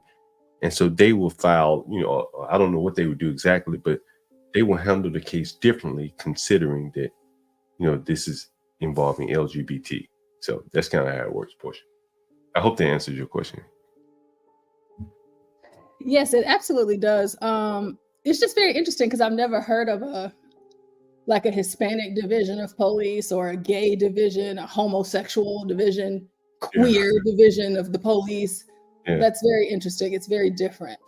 Yeah, I put that link in the back chat. You can see it. Yeah, I got it. I added it to the description box already. Yeah, and there's an Asian unit. I'm pretty sure there's a Hispanic. There is not, bruh. Jesus Christ. Wow. All right. Okay. Yeah, I know. Yeah, I stand corrected. If you know better, you know. No, I'm just asking you. So, how did you come to that conclusion where you feel like just because people work together, there's people are segregated? Because that's literally what you're saying, right? Well, you're going back to the it's not literal. I put it up on the screen, right? I mean, you take it. So are you saying like in today's age, like with any sort of like workforce, we're segregated based on your fucking culture? No. Is that what you're saying? I didn't say any. I said in the DC Police Department, there's a lesbian, gay, bisexual, and transgender liaison unit. Do you hear what you're saying? Yes, he's literally telling you, Simon. Where did you go to law school? At law school. That's where I went to. Okay, well, I'm telling you, you're a bad lawyer. You don't know how to ask questions. You don't know how to listen. Maybe you should figure out how to listen and then parse these sorts of things. All right. I mean, Well, you said all right. That sounds like you will listen. The man talked to you about a police department you actually don't know about.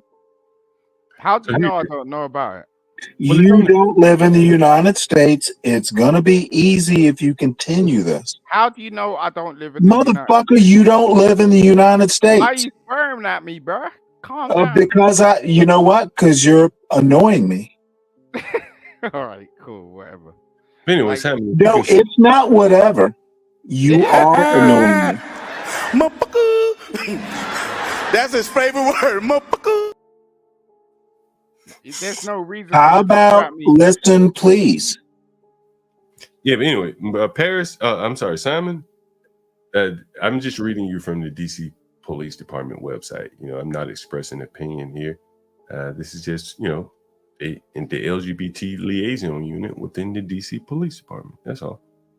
Yeah, There's nothing I understand that, bro. I'm just saying, like, I asked you to listen. Now he's annoyed. He's not gonna let me talk. No, Right. go ahead, talk, Sam. We want to hear what you got. No. I got you, John. Don't worry about it. Yeah, no, it's just pretty much it. Yeah. He's pissed. Like he's like, yo, Simon, and I forgot get the to show fuck you out of this. here. Let me show you this portion. I'm not sure if I have it. Let me see if I have it. Okay, so here's the article here. Boom. DC Mansion Murders. And this is where like some gays. And one of the gays, you can see the house right here. Gay. This is the problem. Like, goddamn, where'd you get this shit from? This may be the wrong house. This may be the wrong. No, this is another one. This is the wrong thing. Here's the. You just googling shit, man. God, what? Bring it off the top of my mind. Here it is. Look, come on, bro. Here's I have more respect for our black people, man. Like, no, you just googling shit. There are no black people in England. You interrupted me. Oh, apparently not, because I exist. Okay. This is the article. You know what? That you exist is actually, I'm not sure you do. Right. I mean, John, I don't know why. No, you're gonna like how this ends. Yo, bro, don't even do Do that. you Like, exist? Are we dreaming you, Simon? You know what, Simon? You know what, Simon? Hey, you know what, Simon? What do you want to talk about, man? You came up here, you seem a lot to say. I'm listening to your subject, man. You're putting Well, then stuff. it doesn't sound like you're listening. You want to know why it doesn't sound like you're listening? Because I hear you. Nah, what's going on is you're putting up, journalists that are white people. And at the end of the day, like, that ain't no interest to you. I don't know what you're talking about, bro. All right. What do you want to talk about then? What do you want to talk about? I'm just saying, like, yo. He wants to talk, but not listen. No, I want to speak to John. I'm a little tired. I'm here. You can talk. John, I ain't got time for nobody else. I'm right here. So what do you want to talk about? I'm right here. All right. So what's your problem? Because like at the end of the day, like I just came up to support you, and you're just blasting me like I got some problem with you. I just asked you, what do you want to talk about? I'm just saying, like I just want to. I came up to support you. You damn well know that, right? And I thank you for the support. So now I'm asking you, like, so why did you do that shit earlier? Like you're going, oh yeah, Simon's this. Why did you do that? What did I say? Simon's what? Give me 1 second. Let me get a beer. Hold on. This nigga's wild. All right, cool. Hey, Latino, how you doing? You know I don't play with Oh, that shit. motherfucker, So, you will play. Stanley, go. Oh, no, you don't. Oh, do you really want Simon? Don't do that. I know you're overweight, nigga. Don't Okay. Oh, wait. Did you just use the N word? Well, when John's done with you, you get some time with me. Portia. I know Motherfucker, you are in. I'm going to take you back to kindergarten and teach you some manners. I see your message, Latino in the back. Yeah, well, that's a story. That's a story that happened here in South Boston. I want to say sometime around COVID. Thank you. And that story was shut down immediately. Like it didn't become a national news headline. It didn't. None of that. That's what I'm Like, talking about. And Like, it's crazy, none of right? the- So the story. none of So the the story. super Can I speak, please? Yeah, man. Like I'm gonna mute you the first, and then I'm gonna put you backstage second. Right? One at a time. So the story is they found a dead body right inside, and inside that house they found also multiple naked kids, and drugs, and this story was just covered under the rug, man. Like it like I know about it because it happened here. You know what I mean? Okay. So Yeah. let me- So really I'm quick. just saying, like The what you most- were saying, and it kind of makes sense a little bit. You know what I mean? Let me read this really quick for the audience because everybody's not looking at the screen. The most underreported story in Boston right now is the fact that over the weekend, first responders were called to a public housing complex in South Boston for a man in cardiac arrest and found a horrifying scene filled with men in drag and at least 5 children between the ages of 5 and 10. City leaders quiet about 4 kids found at a South Boston transgender party filled with dead bodies, sex toys, and drugs. Now, I remember this story. Wow. Yeah, Portia. Sex, So toys, and drugs. You hear that shit? on to what John was saying, like this didn't make national headlines. Yeah, that's what I'm saying. Like I remember this story very well. And I can't remember, by way I stumbled upon it, but I was probably just looking. I probably saw it on Gateway Pundit or something like. I can't tell you, but I really remember this, and it was really, really bad. And the kids, it was gross, and it had so many dead bodies in there. It was like, dude, what's going on? The attorney general immediately picked it up immediately, and usually she takes like how can I explain? If the case is semi big, she'll take her time or whatever, but not with this one. If you got kids, yo, that's crazy. Like seriously. Like people like be tripping. Like, yo, if you got kids, what? Stanley and John, have y'all ever heard that story? No, I didn't. I could tell you another story about that lady. So her daughter went to the same school as my daughter. Oh, really? Oh God, really? Like this is when I lived in Boston, but she's a rude lady, man. Yo, salute. Like she really got that Keisha attitude, and then when she's on camera, oh, it's a different person. That's some deep shit. Like, goddamn, I couldn't even fucking feel that shit because it'll hurt me too much. Like, I don't even want no affiliation with that shit. She almost ran me on a stop sign that she took. Like I was on a straight road and she took the stop sign and she almost hit me and then she cussed me out. I'm like, what the hell is wrong with this lady? Wow. Nah, you're good. She kind of looks like that lady you're better from than Atlanta. Me, no, bro. You're better than me. I ain't. She looks like that lady from Atlanta. What's her name, Portia? Fannie. She kind of looks like Fannie Willis. She a bit. That's wild. Fannie Willis. Yeah, they kind of look alike. She kind of got the same body shape and everything. Wait, yeah. I don't know if she looked that good here, but it was a black lady that we had. No, I have a thing. I'm sorry, Bonnie Willis. I think she's cute. I don't deny that. I give her a I know, 6. Bonnie. That's Stanley. No, she's probably like she's probably fine. but I don't like ranking women that just gauche. What's gauche? No, what you give Halle Berry? What's gauche? What's gauche? Halle Berry is just I don't know. I'm getting with the slang. Girl, what's gauche? 1 second, y'all. Really quick. I see Banked Up is in the building. Hey, Banked Up, welcome in. And then I see Melanie Cosmic Fox. That name is new to me. Maybe you've been here at night when I was. I think I've seen her before.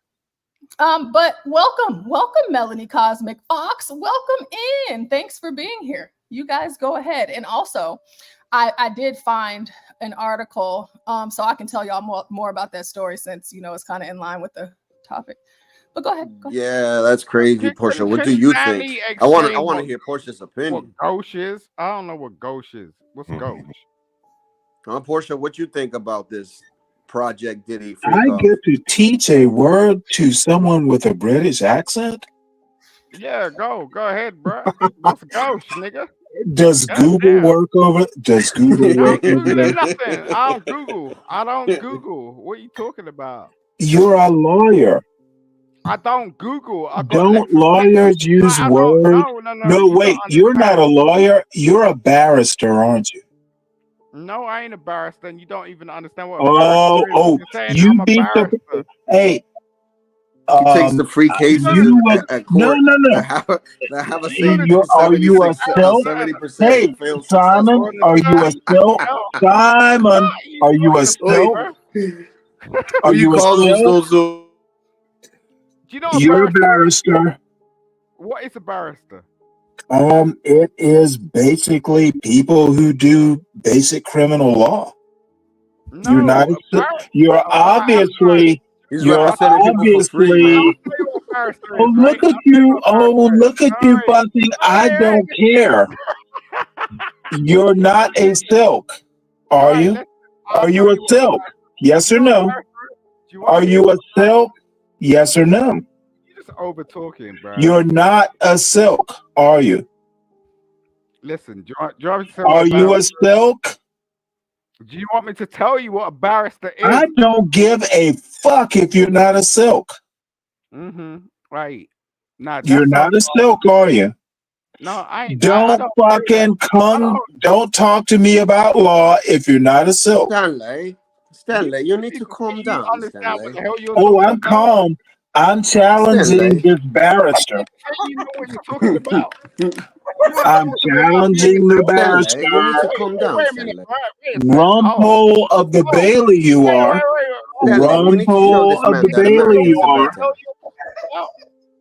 I ain't even playing with you, bro. Go ahead. Stanley, show them that we're better people. No, you know what? We don't have to show him. He's not a lawyer. This dude is wild. You're a big. No, you work. You're a. That I know. Yeah. Okay. Simon, if you're not a silk, don't talk law to me. You don't know what a silk is, you dumb fuck. Motherfucker, I have a rough idea. I noticed that. I have a rough idea that you're not a silk. You know what a silk is? Do you know what a silk is? Do you know what a silk is? Mentioning it because someone. It is so weird that I have to teach a black man with a British accent. I never see a doctor on the panel because he's actually saving lives and doing something. No, God, let him talk. Go on, talk, nigga. You think you know what the hell you're talking about? I do. You are wild. I am. Just because you're white don't make you privileged, you dumb fuck. Yeah, I'm white. You're damn right. Yeah, you're not a lawyer. That's how much. You'd ask better questions. Not white, dude. You're damn fucking right, you stupid fuck. He's not white, man. I think I'm done with you. Stanley's more black than sweet potato pie, man. Simon, listen more. Listen to who? You and your stupid shit? You might have to listen to yourself, son. Listen. You're not a silk. You Why are you not a silk? What are you actually? Simon, I hope this is not how you get when they challenge you in the courtroom. Listen, They don't have fucking courtrooms. The judge rules. I got a 99% like you know, clear case like situation. I don't need this motherfucker. Then you're not a lawyer. That's some bullshit. No, no lawyer wins not. You've been practicing law for 3 months. You been following me for 3 months? Oh, you know what? You just became a lawyer. How old are you? You sound. You don't sound like. What if I did? Simon, where did you go to law school? What if I did? I know you can get a BA in law. Did you go to Cambridge? Do you know what the fuck? Did you go to Cambridge or Oxford? Motherfucker, you are a jailhouse lawyer, aren't you? He went to Oxford University. That motherfucker didn't go to Oxford. I knew it. All right. You don't know what law is, nigga. No, at Oxford, they teach you what gauche means. They would call you gauche, like I did. Listen, I don't even. No, I don't have to listen to a non-Cambridge, non-lawyer. You're not a silk. Are you a barrister? Look, I'll send you some emails. Don't send me shit. Let me have my opinion. I'll send you some emails. Thank you, John. Send me shit. I don't care about you sending me shit. Email from Yale. That's what I'm gonna do. Cause you're stupid. Like you sound real Yeah, stupid. I sound mighty stupid. There. You're non-silk. You're a ghost. This is wild. You betcha it's wild. Yeah. And your wife is unpretty. No. You know, that's why you're fucking crazy. Because you I'm crazy. I'm the crazy one, right? Unhappy. I'm not pretending to be a lawyer. You're not pretending? Do you know what pretending means? What? No, you don't. Like you just speak. Oh, look at you making up words and arguments. You're not a lawyer. You're not a barrister. You're making the shit up as you go along. You don't know what ghost means. How about you listen to some smart black folks? Because apparently in London, they don't have smart black folks. Do you know the difference between a solicitor and a lawyer? No, I don't care. Oh, you're a solicitor now? You have to beg for business? You know what a barrister is? Do you know what that is? I know what a solicitor is. You are stupid. God damn. Am I? Why? So you're a solicitor? Let me tell you what a solicitor is in the United States. Mm-hmm. Do you know what a solicitor is in the United States? They go to jail. I'm real dumb. I'm stupid. You are stupid. Now we're getting somewhere. Yeah, because you just want women to submit to you, and you're fucking. Are you a woman? Bitch. Like, look, no, it's not going to work, Simon. I won't. See, here's how you control a conversation if you're a lawyer. You don't follow up little words. We don't pay attention to words. Let me teach you something about law school. You don't listen to words. You listen to trends of arguments. You're not a lawyer. You know something. You're not even a good solicitor. You're not a barrister. You're not a silk. You're a law student. And let me teach you something about the law. Let me teach you something about the law, sir. You get what I'm saying? I'm gonna let you have your little two words. Thank you for the cash app. Thank you for the cash app. Stupid. Like, goddamn. Yes, I am stupid, yet the stupid one is crushing you. No, like No. I could be your friend. I could be pro bono, but you're stay up. Stay up. Study those law books. You might be a good barrister one day. Again, like you don't even know what the. Again, I don't give a fuck. Well, Did you go to law school in the United States of America? If you didn't, I don't give a fuck. Dude, you think, no, here's your problem. You stay over there and practice that old-fashioned law shit. Oh, barrister. Like, You're a barrister. Wait, are you singing a song? Yo, Stanley. Let me ask him a serious question. Yes, sir. Go ahead, Latino. Tell me what barrister is. Do you guys eat toast sandwich? You're not even British. tell me what a barrister is, please. It's some English thing. You appear in court and you carry a briefcase and you smoke a cigar. Okay, all right. Now I know where you're at. Whatever. I ain't playing with you. Go back to that shit. You ain't playing. Do barristers say ain't? Silks don't. Yo, John, this dude is fucking wild. Yeah, run to John like he's gonna save you. I ain't got time for you anymore. You trying? You ain't. You will never become a silk if you say ain't. Say ain't. Say ain't a lot. You won't be a silk. Or whatever. Do you know what a silk is? I ain't in your rituals, nigga. Fuck you. It's been a pleasure. Simon, Simon, how was it on the dating? Rituals. I didn't even want to bring it up. How was it on the dating channel? Huh? How was it on the? Someone says you went on the dating channel. How was it on the dating channel? It was cool.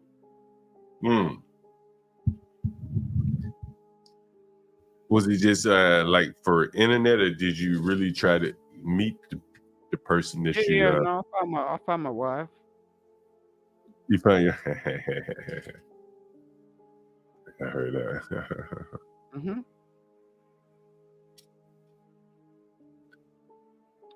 Portia, did you finish the story about this house right here? This is when did this happen? I'm looking at this is 2020. Oh no, it's 2023. Damn. Yeah, 2023. No, I did. Can y'all hear me? Yeah, I can hear you. Okay, good. No, I hadn't even read it yet. I was letting them, have their fight it out. They're yeah.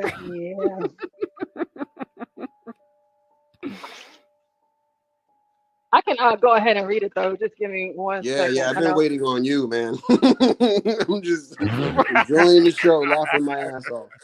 Yeah, I just don't like to be rude and all of that, and Latino, you got the game on in the background, I'm sure. Yo, I placed a bet. I'm about to watch it since I got Amazon. I cut my cable off, so I don't have cable on. Yeah, I got Amazon Prime myself. Yeah, so I think the Jets are gonna win though, bro. You think that they ain't? I think they are gonna win. I bet Jets. Oh, that's a penalty right there. Yeah, that's a penalty. Yeah. I bet Jets and I bet stop gambling, nigga. Rodgers to go 200 yards. The Jets to win would fit my algorithm or my theory, right? Better quarterback, mediocre coaches in this case. First year coach and mediocre quarterback. I think Aaron Rodgers is good though. Aaron Rodgers is still better than he's gonna beat man with his freaking race drifting BS. Yeah, he can't stand him as a coach. Plus, who are you talking about? Gerard Mayo, dude. The first time he got on the podium, started talking about racism and bullshit. Oh, yeah, it's like, dude, you were hired by a white man. Like, shut the fuck up. Wow. You know what's crazy about Boston of all cities? Like, a lot of blacks who go in there and played, and some have done very well. But then they will shit on the city and call it racist at the same time. And I've been to Boston, bro. I'm not going to lie to you.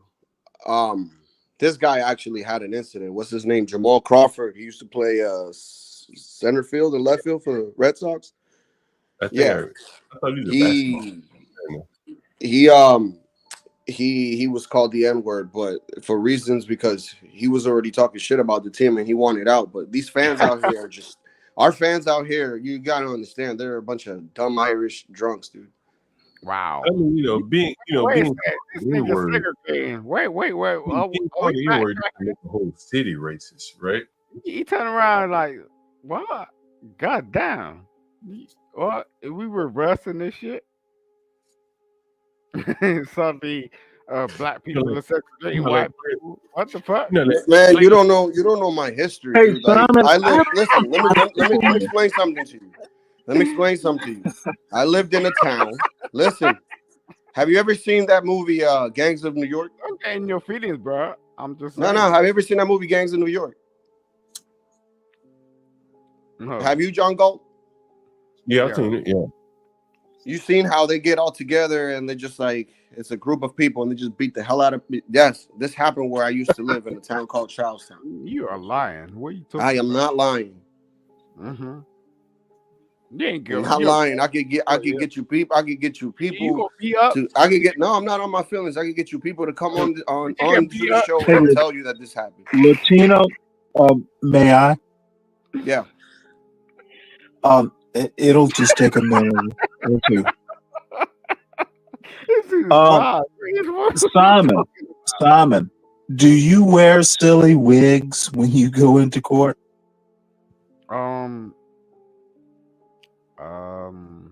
That's a good question. Why are you Then asking? you're not a lawyer. Why are you asking me though? Latino, please continue. No, this dude. Oh, wait, hold it. Do you wear a silly wig? He keeps banging on Do about. you wear a silly wig in the English courtroom? What's wrong with you? No, wait, hold it. You seem rather angry when I ask you a simple question.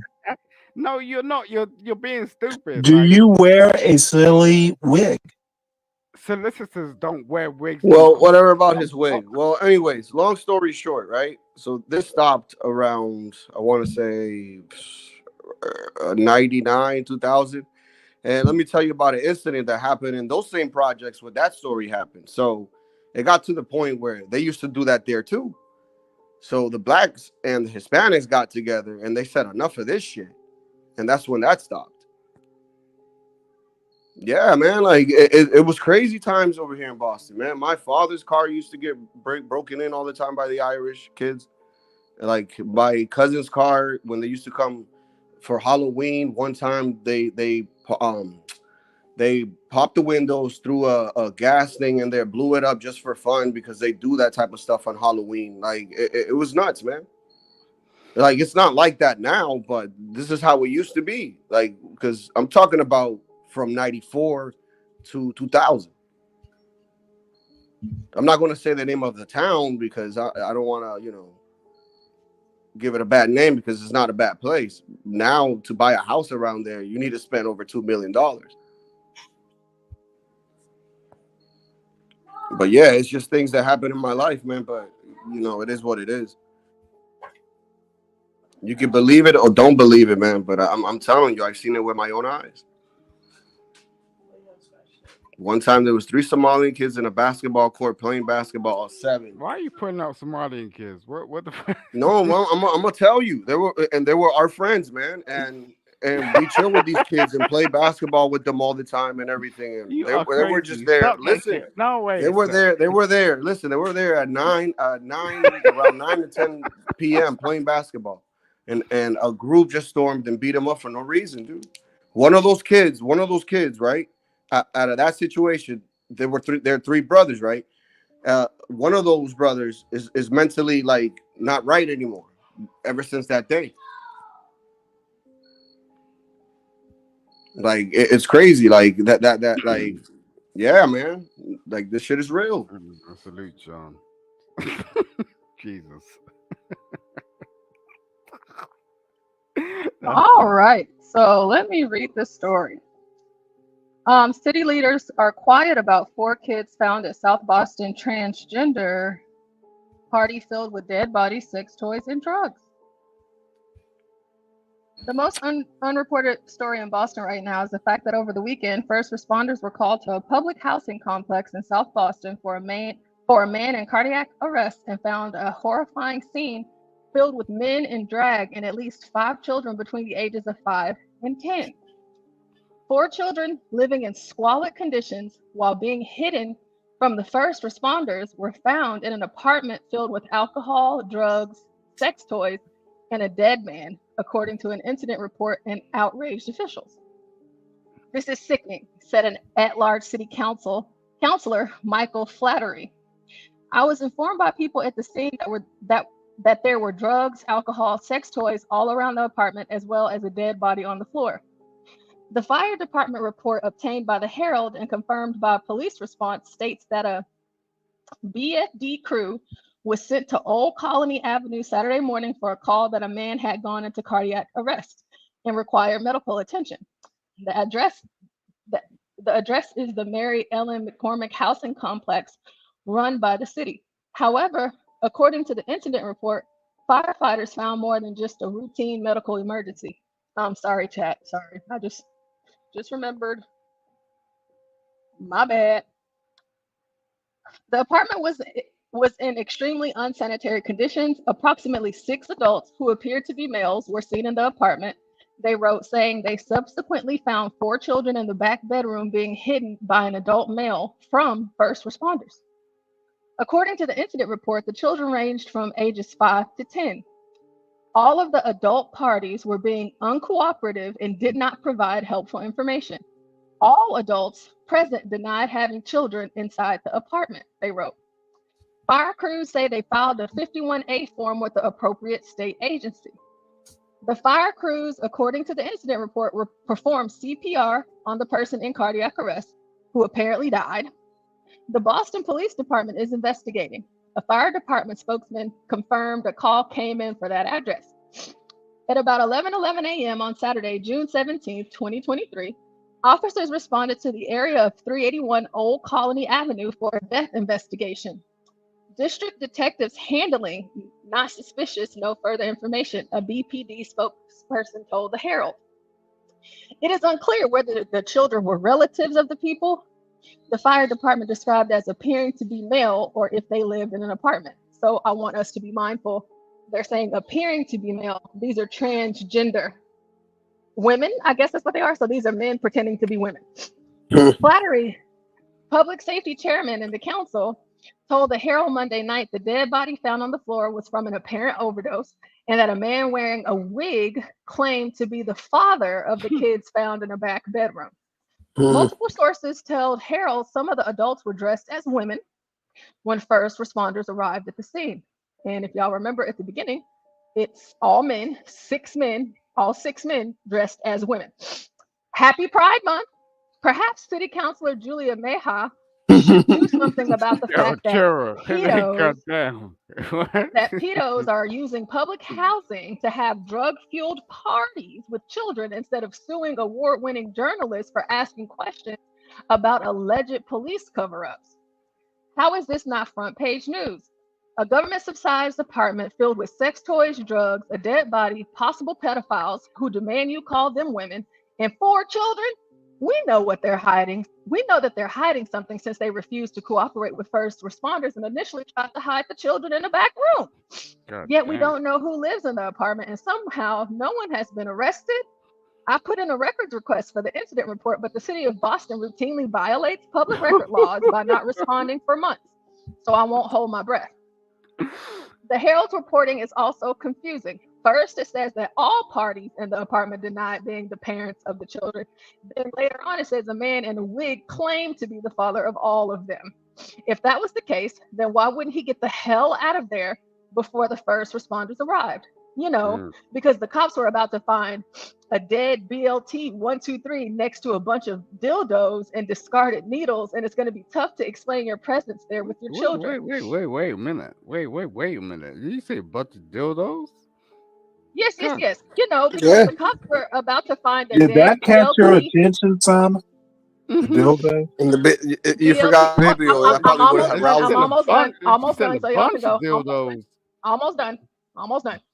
BLT 123 next to a bunch of dildos and discarded needles. And it's going to be tough to explain your presence there with your children. Meanwhile, why are only 2 city councilors speaking out about this?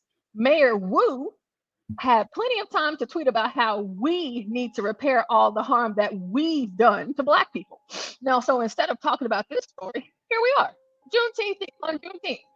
We reflect on freedom long overdue, acknowledge the ongoing work to repair and restore the legacy of centuries of harm, and celebrate the excellence, beauty, and triumphs of the Black community here in Boston and across our nation. But, there wasn't a lot of kids that were, just found in the apartment with dead bodies and drugs and dildos and stuff. But not much time to acknowledge her concern over the Project Pedo parties in South Boston. Julia Mayha was also celebrating Juneteenth and embracing our history, despite not even being remotely close to qualifying as a Black person. So here's Julia Mayha join the Juneteenth block party hosted by Embrace BOS. It's amazing to see the community just keep honoring our history. Look at all of those Negroes in that Mexican one. What did you just say? Ain't none of them Black. She said, look at all those Negroes. Hope Julia doesn't sue me for pointing out her non-concern for the constituency she caters to, men who claim to be women, hosting a kids and dildo party in public housing. If you have any more information on this, please feel free to reach out to us at turtleboysports@gmail.com or message Clarence Wood Emerson on Facebook. A house full of videos, drugs, sex toys, dead bodies, and children is a story that the public Wait, you say hashtag sex toys? Oh, wow. Okay. There you go, folks. There you go. Wow. She is crazy. Like, wow. Yo, you got a real one there. This is America. Yo, that is yo. Yo. Yeah, so that is a thing, and that is a thing that Portia, actually you crazy, really happened. man. I swear to God, like, yo.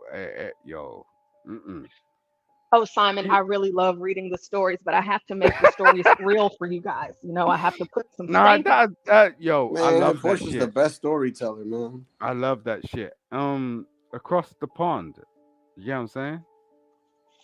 So This is nasty. you represented real true. You know what I mean? So Thanks, Simon. there you go. Portia, Yeah, so that if I may. happened, and that's gross. Yo, John. What's up? Oh, give me 1 second, if I may. We're at 3 hours, 30 minutes, give or take. We have 28 people in the audience. We appreciate everyone that's here. We keep it going for you guys 24 hours a day. It's a labor of love. Right out the gate. You're speaking about the Diddy indictment, right? Give me a minute. Right out of the gate, we wanted to create, a channel that you could tune in almost any time and see someone live. So you remember that lady that joined and she wanted some, just really some advice, just someone to talk to. You remember that portion? And she joined like maybe 2 or 3 in the morning. I don't know. Yeah, she's calling back more regularly. She usually calls on the weekend now. Really? And it may seem easy. You probably don't see the work behind the scenes, but we do see the views on the clips and the views in the on all of our videos.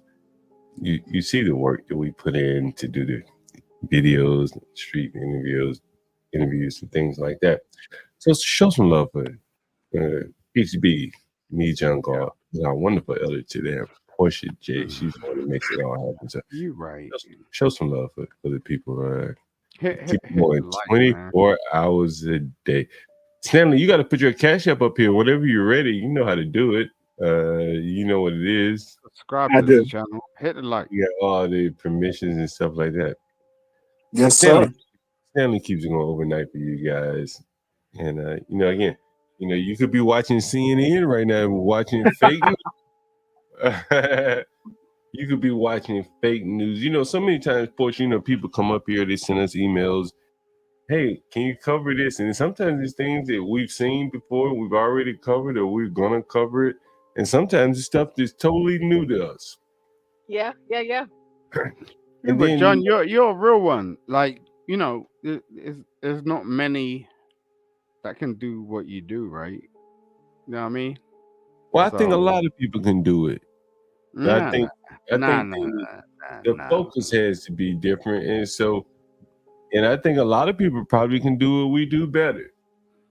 But if you're we a real one. Like, you're a real sincere if one. we be if we be the impetus for someone else to take what we're doing and run, you know, I'd be like a proud papa, right? Listen, I don't invest in everybody, but I invest in you, right?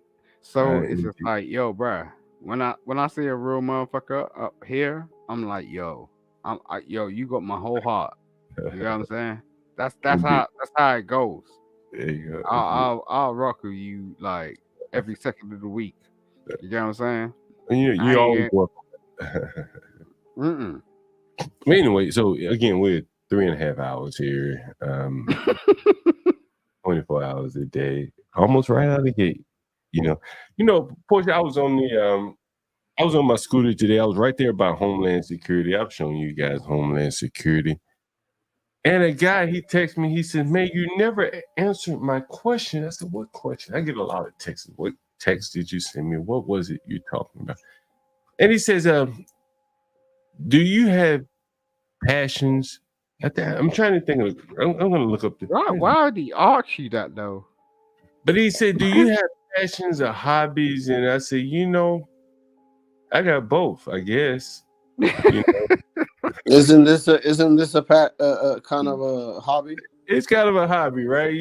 Shit. I could be doing. I could be, this is kind of like, what the hell? This is kind of like a guy that's out.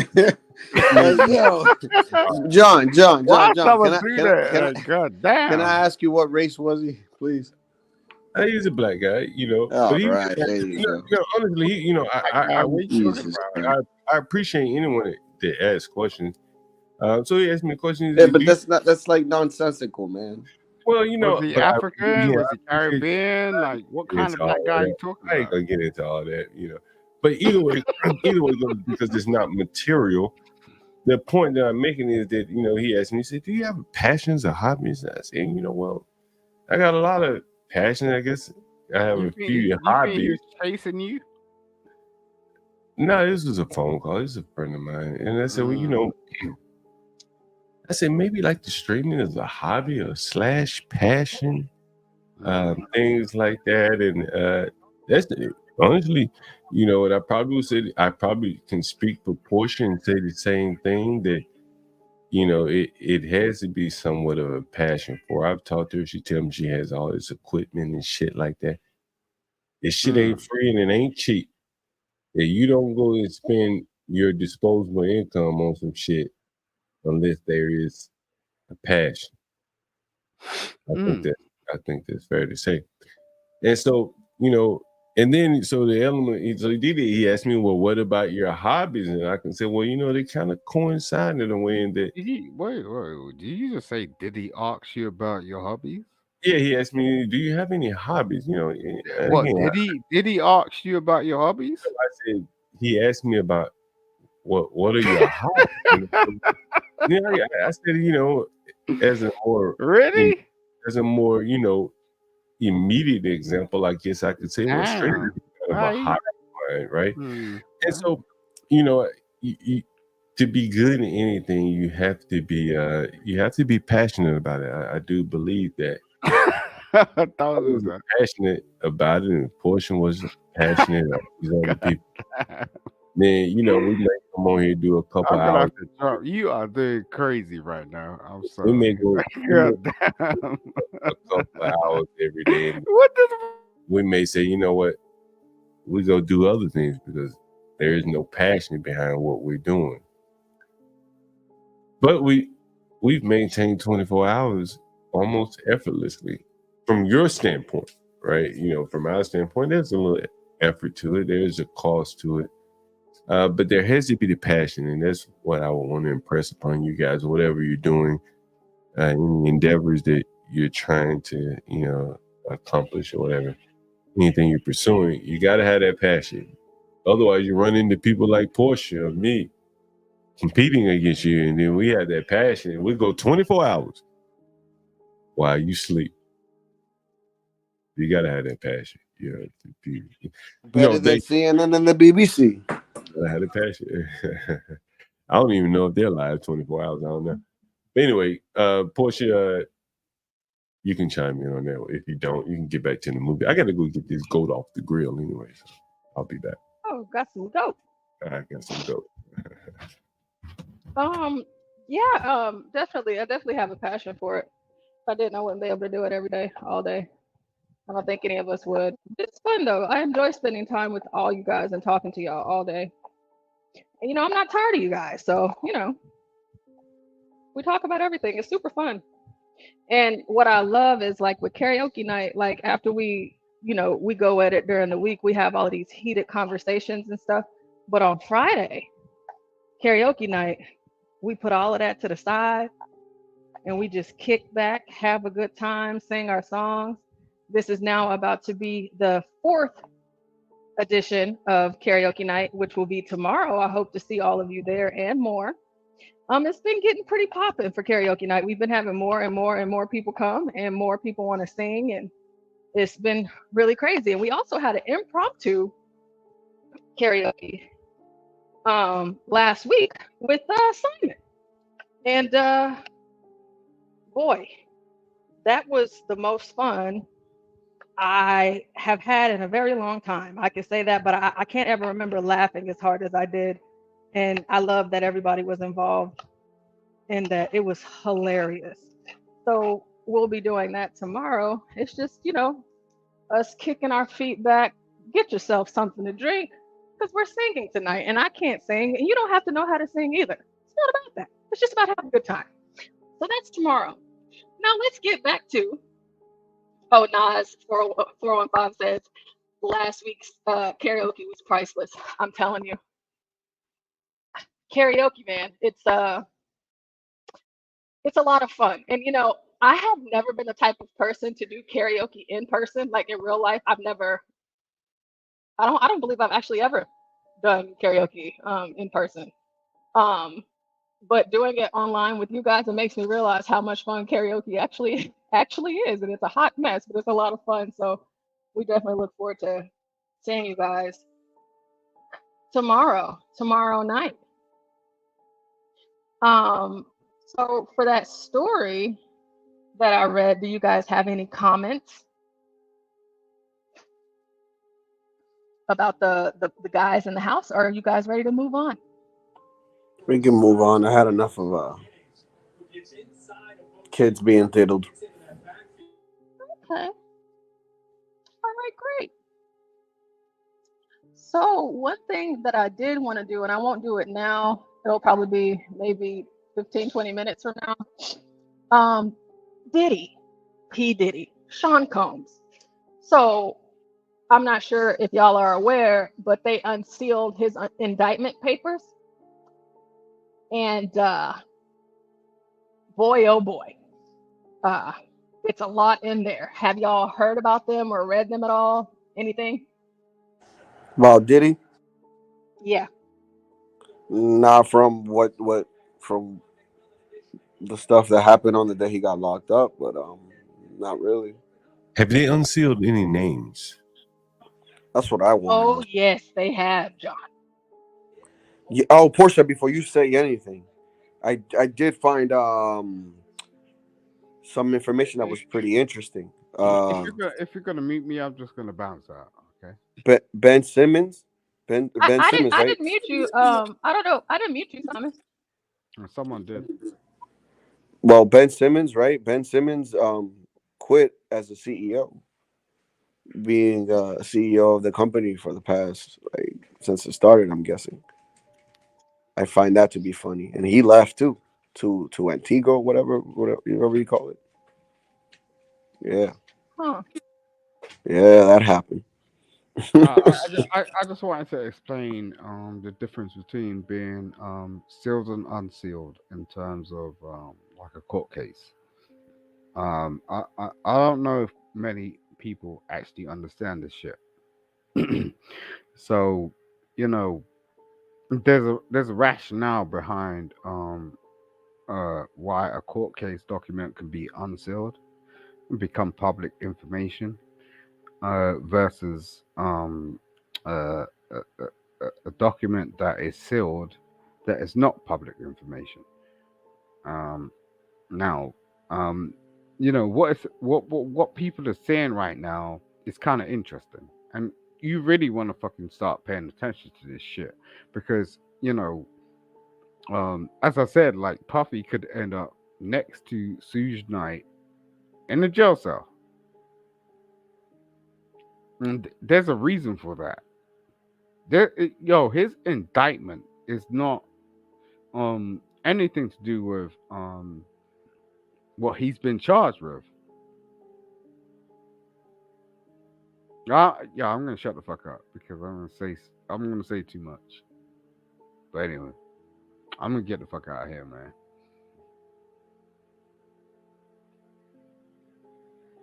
Oh no, I don't. I mean, that I feel like everybody doesn't know. Everybody doesn't know everything, so it's always nice to have some further context about things being sealed or unsealed. So I do appreciate your saying that. Oh, I just realized I didn't even have it pulled up. Look at me. Okay.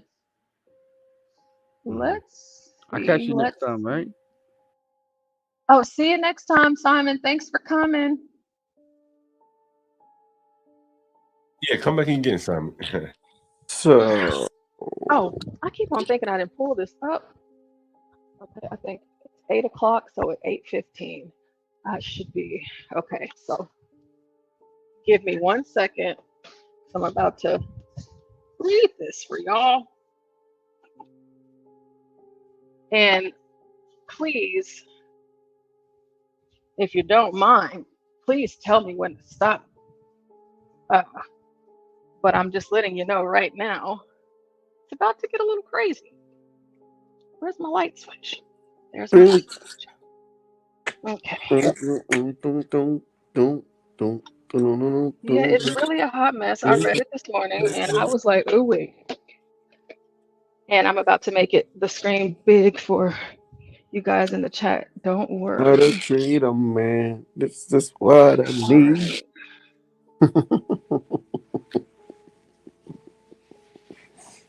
Okay, so we have the United States of America versus Sean Combs, aka Puff Daddy, aka P. Diddy, aka Diddy, aka PD, aka Love. Wow. Must be someone special to have so many AKAs. Because one name wasn't good enough. All right, count one. Racketeering conspiracy. The grand jury charges. Overview. Number one. For decades, Sean Combs, aka Puff Daddy, aka P. Diddy, aka Diddy, aka P. Diller. aka Love. Are they gonna do this every time?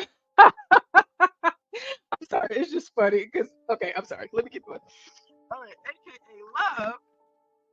The defendant abused, threatened, and coerced women and others around him to fulfill his sexual desires, protect his reputation, and conceal his conduct.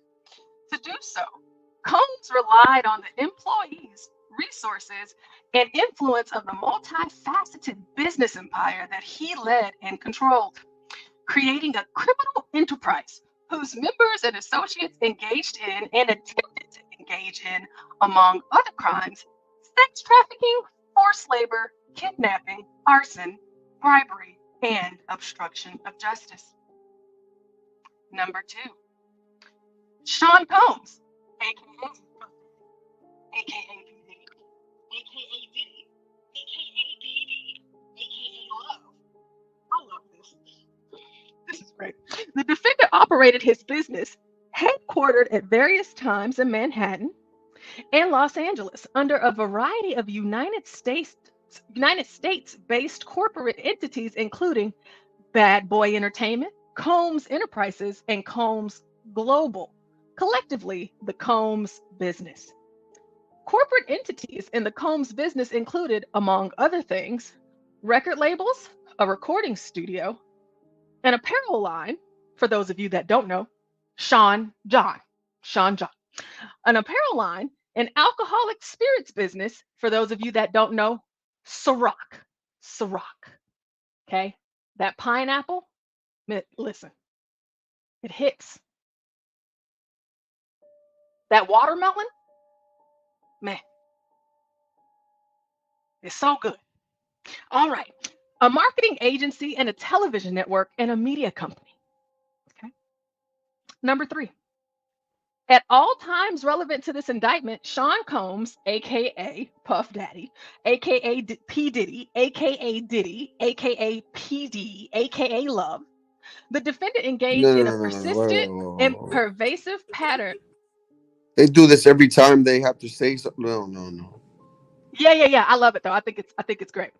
Okay, the defendant engaged in a persistent and pervasive pattern of abuse toward women and other individuals. The abuse was, at times, verbal, emotional, physical, and sexual.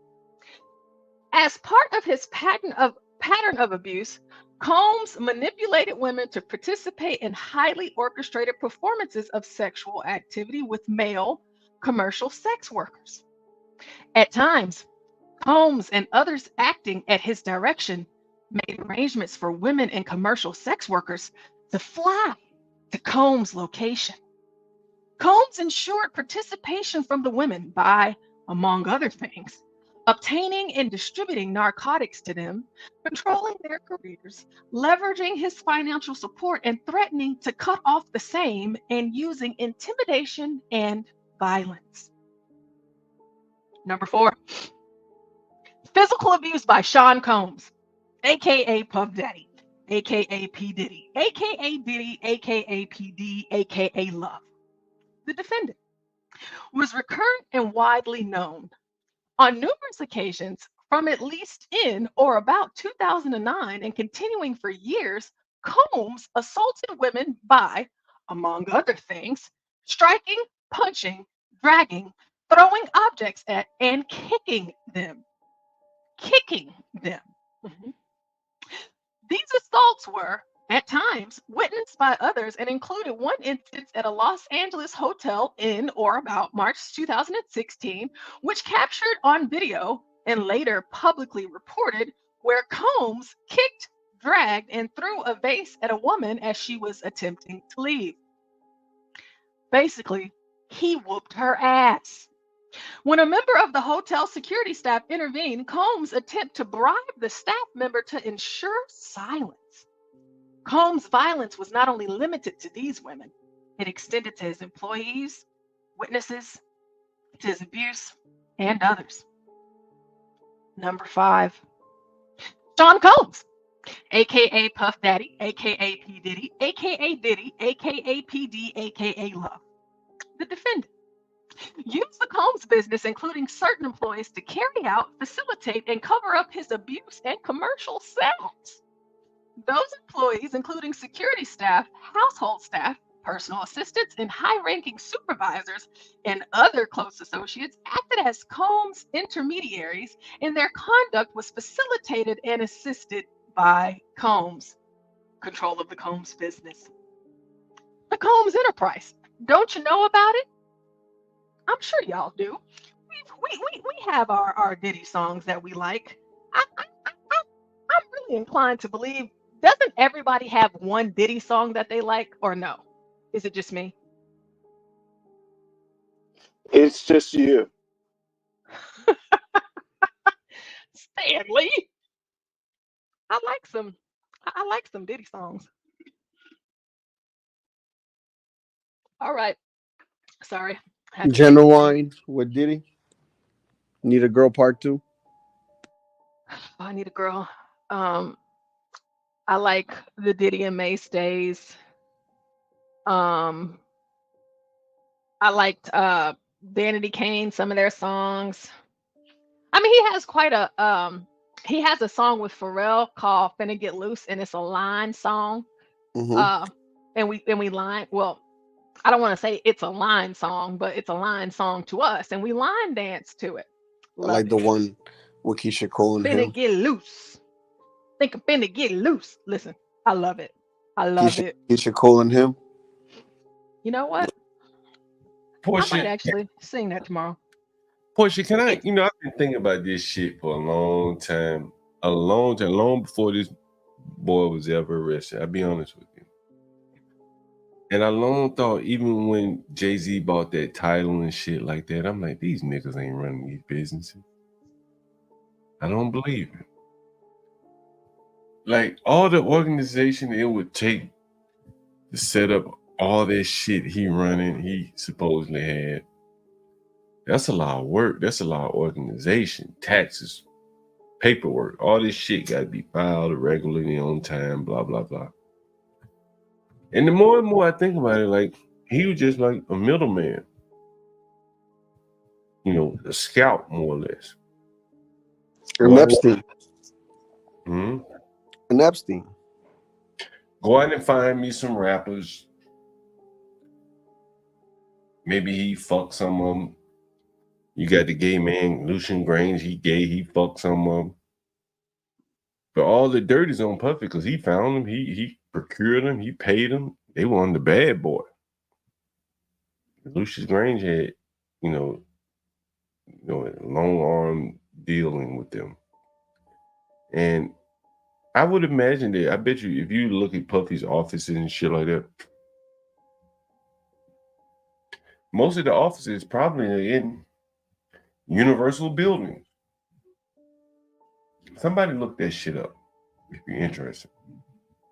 Look and see who the lawyers and all that shit for Puffy were. I bet they probably told him, hey, these gonna be your lawyers, this is gonna be everything that you're gonna do. And you know, we just tell you what to do. I don't believe he was running the business. I don't believe it. A man that's sexually depraved and undisciplined, ain't no way in the hell he ran a business that long. You know what? Just think about it. Like, a motherfucker on drugs, serious drugs. He flew a woman from back to Miami to go get some drugs. He on this shit that bad. And he run the business. Come on now, use your head. Yeah. Man, front, man. Like, you know, I ain't even gonna say the word front. Let's just say he wasn't running those businesses that he was in charge of. Other people were running them for him. Like, he was a true figurehead. He ain't no shit. And he had the discipline to do shit. I agree. So, I'm going to read the charges about sex trafficking, and then I'm going to go into the claims where things are going to get very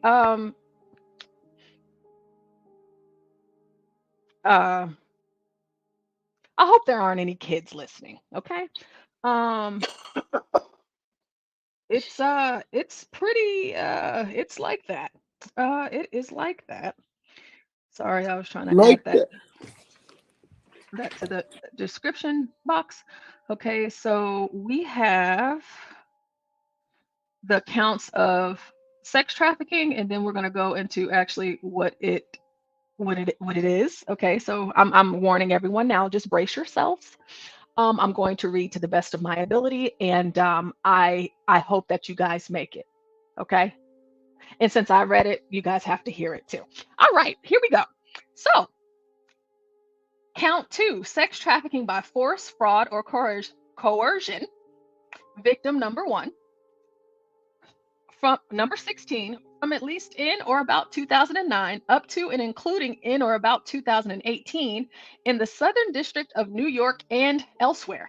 Sean Combs, aka Puff Daddy, aka P. Diddy, aka Diddy, aka PD, aka Love, the defendant in and affecting interstate and foreign commerce knowingly recruited, enticed, harbored, transported, provided, obtained, advertised, maintained, patronized, and solicited by any means a person knowing and in reckless disregard of the fact that means of force, threats of force, fraud, and coercion as described in Title 18 United States Code, Section 1591, in any combination of such means would be used to cause the person to engage in commercial sex act and attempted, aided, and abetted, and willfully cause the same, to wit, Combs recruited, enticed, harbored, transported, and maintained a person and attempted, aided, and abetted, and willfully caused victim 1 to engage in commercial sex acts, knowing and in reckless disregard of the fact that victim 1 was engaging in commercial sex acts as a result of force, fraud, and coercion. I would like to let you all know that is the longest sentence I have ever read in my life. In my life. Ever. From at least in or about 2009 up to and including in or about 2024. Wow. Ah, Jesus Christ. You know, you would have thought, and that just, this first sentence right here gives so much credence to what John just said. You would have thought that because he was on the radar last year, that he would have stopped. In 2024, you would have thought that this fool would have stopped. But he's still been going in September now, y'all. No self-control. Like John just said. Let's keep going. In the Southern District of New York and elsewhere, Sean Combs, a.k.a. Puff Daddy, a.k.a. P. Diddy, a.k.a. Diddy, a.k.a. PD, a.k.a. Love, the defendant, knowingly transported an individual in interstate and foreign commerce with intent that the individual engage in prostitution and attempted, aided, and abetted, and willfully caused the same, to wit, Combs transported, aided, and abetted, and willfully caused the transportation of female victims and commercial sex workers in interstate and foreign commerce on multiple occasions with the intent that they engage in prostitution. Whew, that, again, is the second longest sentence I have ever read in my life. So that's where we're going to keep our focus, and we are going to get into the real deal. And the one thing that I like about the real deal is that it comes with a warning. It comes with a warning, folks. It comes with a warning. So not any kind of warning, people. A trigger warning. So I'm going to read it because it's necessary. This document contains highly graphic information of a sexual nature, including sexual assault. Additionally, there are graphic images of the aftermath of a shooting, redacted images of sexual intercourse, redacted images of minors, sex workers, and prostitutes, details of sex trafficking, and the illegal distribution of guns and drugs. Trigger warning. Hey, Portia, can I interrupt you for a second? Please. As I'm reading this trigger warning, a lot of this stuff was provided by the first guy, Little Rod Jones. The shooting videos, the shooting images, I should say, were provided by him. Hey, can you scroll back up for 1 second, Portia? Right below the third line below the trigger warning, you see the lady that I mentioned, who's a good buddy of mine. You see that? Ethiopia Hoptamarian. Miss Hoptamarian. See that? Uh-huh. Yeah. Remember I talked about her in a couple streams. Yeah. I was good friends with her brother. He's Ethiopian. He's my first roommate from college. Oh, really? You know, yeah. I've mentioned it several times. He was my first. His name is Robel Hoptamarian. When I went off to college, hell, I didn't know what the fuck an Ethiopian was. Other than I'd adopt. You know, you could adopt one, right? And so it still didn't sink in with me because he looked black, but his name was Robel Hoptamarian. And yeah, I can show you some messages that I have from him in my phone, but I won't do that. But his sister got on with LaFace Records, like at 18. You know, matter of fact, Google her, Portia. You'll see that she got on with LaFace Records at about I want to say 14 years old. And her father is a veterinarian, amazingly enough. At Tuskegee, he was a veterinarian. He should be old now. Yeah. That's her, Ethiopian Hoptamarian. If you Google her brother, you will see that I ain't lying. she has a brother named Robel up in there. If she has a Wikipedia, you probably pull up her family. And, you know, her father was a veterinarian, an instructor at Tuskegee University. I think they lived in Atlanta, and that's how she got on with LaFace at 14 years old. I'm not mistaken. Yeah, that's what it says. It says at the age of 14, she began interning at LaFace Records. Right. And see if you can find her family. Yeah, I'm looking right now. Picture the nigga. Let me see. You know what's crazy? The nigga won't talk to me about this shit no more. Like, I mean, we were real good friends, you know. But hey, you know, shit. Motherfucker want to talk about everything I do wrong. So, sister fucked up, bro. What can you do? What can I do? I ain't do it. Let me see if I got a picture.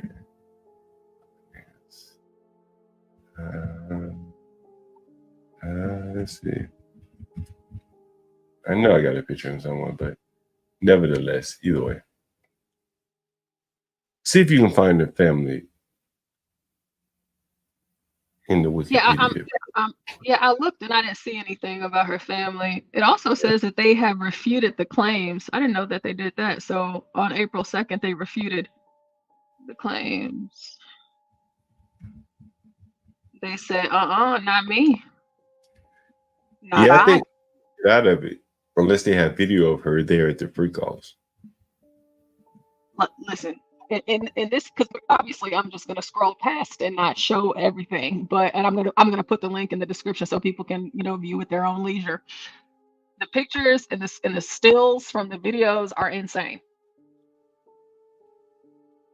So, and she said, oh, well, here it says that she's going to testify against Diddy. It says that she has the knowledge and she directly funded his lifestyle, Diddy's lifestyle. No, you know what that basis of that is? Oh shit, Portia. Let me share my screen with you. Motherfuckers be thinking I be lying. I swear I be digging, like, because I hate to say some shit that be so. Let me share my screen. Can you see that? Yeah, give me 1 second. I gotta switch screens. Take your time. I gotta go back to the screen.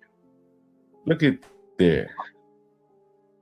Okay. Motown president Ethiopia Hop Tamarian is carving a path for a new era of musicians and executives. And I'm just gonna get to the meat of the matter. I don't like to fuck around. I was born in Berkeley, California, but grew up in the South, Tuskegee, Alabama. What did I just say to you guys? I tell you, I know these people. I went to Tuskegee, man. Let me see if she mentions her brother. She doesn't mention her brother in this article. But, you know, that's her. You know, I've known her brother since I was 15 years old. Interesting. Go ahead, Portia. Sorry about that. And he just doesn't talk to you anymore? Well, when I first mentioned that shit to the group of guys that I went to college with, they kind of, you know, let's just say excommunicated me, you know. Oh, because you asked the question, because you dared to ask a question, huh? I mentioned it. I said, damn, man, I hate to see your sister involved in this bullshit, you know. And they accused me of being all negative and shit. Hey, man, it's in the news. Right. I'm expressing those. I hate to see your sister involved in this, right? You know, I didn't cheer her on and no shit like that. You know, hope she go to jail, right? I just said that. That was merely all I said. And but I sent it to the group. You know, it may have been like I think it was like an article where it mentioned his sister. I was like, damn, I didn't know your sister was involved in this shit. You know, and so I said, I hate to hear your sister being dragged into this shit because they're Ethiopian. And her father did not want her to be involved in this music shit. He's a veterinarian, right? But she wanted to be in music, so she hooked up with LaFace, and now look where she is. You know, I would imagine in the Ethiopian realm of her family and shit, she's probably a disgrace. You know, involved. Oh yeah, for sure. Even being involved in rap music, they don't even look kindly on this shit. You know. Yeah, I'm sure they don't want nothing to do with her. Okay, nothing. Mm-hmm. What is this? Especially not now with this going on. Yep, nope, not at all. Let's see. Give me 1 second to pull that back up. Let's see.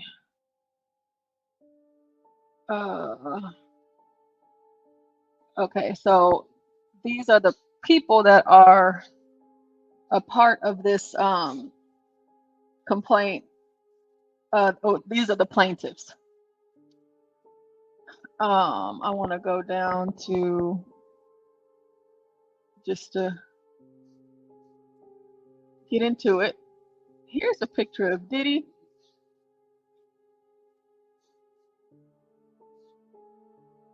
Hold on, wait. Defendant. His son is involved in this too? Huh. Okay, let's just start right here. Okay, the parties. Rodney Jones is an American artist and music producer. Mr. Jones resides in the states of New York and California. Defendant Sean Combs is a rapper and record executive popularly known by his stage names. Mr. Combs came to fame in the early 90s with his record label Bad Boy Records. He rose to prominence in the music and entertainment industry over the decades and is regularly referred to as a hip-hop mogul. Mr. Combs resides at, oh, well, I guess we know where he lives now. So, defendant Justin Dior Combs is the son of Mr. Combs and Misa Halton. Justin Combs was born on December 30th, 93. Combs is a producer and actor. He's appeared on TV series like Catfish, Wild and Out, and Hip Hop Squares. Defendant Justin Combs resides at, oh, I guess we have his address as well. We have Charles Grange. There's Ethiopia. There's Christina Karam. There's. Can you go back up to that Christina lady? Can you zoom in a little?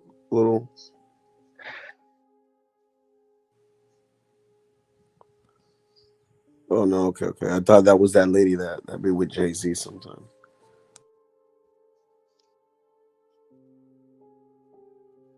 So these are all of the people who were pressing charges against him. Okay. And this lady that I just zoomed in on, she's the chief of staff to Diddy. Motown Records is a part of this as well.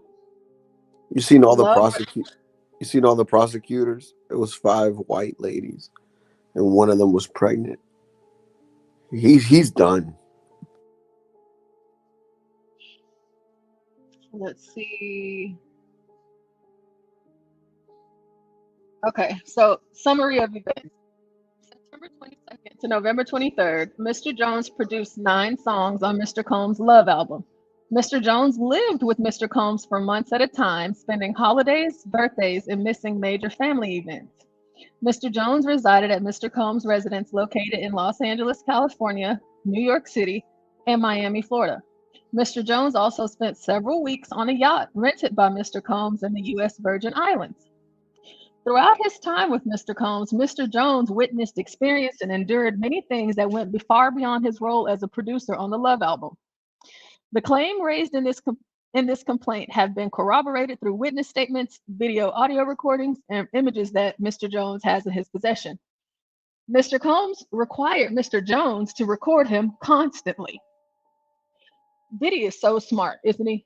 Record me. Please, record me. I don't expect this to come out later, but record me though. Anyways, on several occasions, Mr. Combs took Mr. Jones' cell phone and began recording himself. And you know what? I'm just going to take your phone, Portia, and I'm just going to record myself, and I'm going to let you walk up out of here and do whatever you want to do with those Gotta take videos. it there, and we won't stop. Jesus Christ. As a result, Mr. Jones has Niggers, secured niggers, kill niggers, shoot niggers, eat niggers. hundreds of Jesus, who's that? I don't know. I think they're out of here. Because I'm looking at one screen. I'm not looking at the StreamYard screen. Okay, I just came back to the StreamYard screen. Jordan says this whole thing is a setup on the black man. They just want to take Diddy down because everything he was doing for the black community, and he held the black vote hostage back in 2020. Sean John, no Diddy. As a result, Mr. Jones has secured hundreds of hours of footage and audio recordings of Mr. Combs, his staff, and his guest engaging in serious illegal activity. Mr. Jones has secured irrefutable evidence of the acquisition, use, and distribution of ecstasy, cocaine, GHB, ketamine, marijuana, and mushrooms, the displaying and distribution of unregistered illegal firearms, Mr. Combs providing laced alcoholic beverages to minors and sex workers at his homes in California, New York, the U.S. Virgin Islands, and Florida. Mr. Combs' chief of staff, Christina, or KK, instructing her staff to retrieve drugs so she can provide it to Mr. Combs for his consumption. Christian Combs, his son, drugging and sexually assaulting a woman. Mr. Combs detailing how he planned to leverage his relationship with Bishop T.D. Jakes to soften the impact on his public image of Cassie Ventura's lawsuit.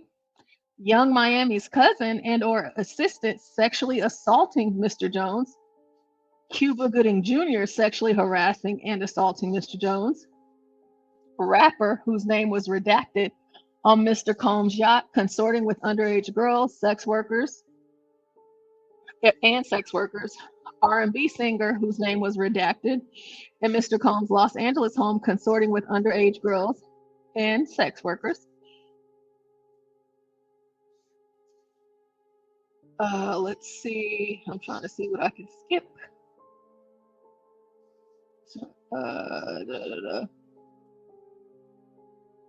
Oh, so down here for where it was, the names were redacted. It says, number 3 is a Philadelphia rapper who dated Nicki Minaj. So I guess that's Meek Mill. Uh-oh, Meek Mill. And then number 4 said he is a Grammy award-winning R&B singer who had trouble with law enforcement after assaulting a Bajan billionaire. I don't know who that is. Usher. That's Chris Brown. Chris Brown right there. Oh, that's Chris Brown? Yeah, she's Bayesian. Oh, that's so right. Who? Chris Brown. Chris Brown, yeah. Oh, Lord. Okay, that's about the shooting. Somebody got killed. Let's see. I think Rihanna said something about his manhood. And that's why he did that.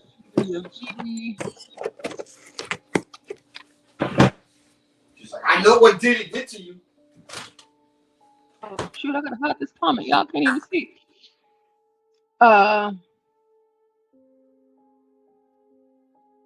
Let me see in the back.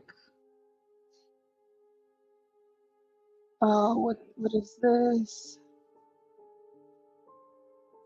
Okay, let me share this. John posted this in the back. Give me 1 second.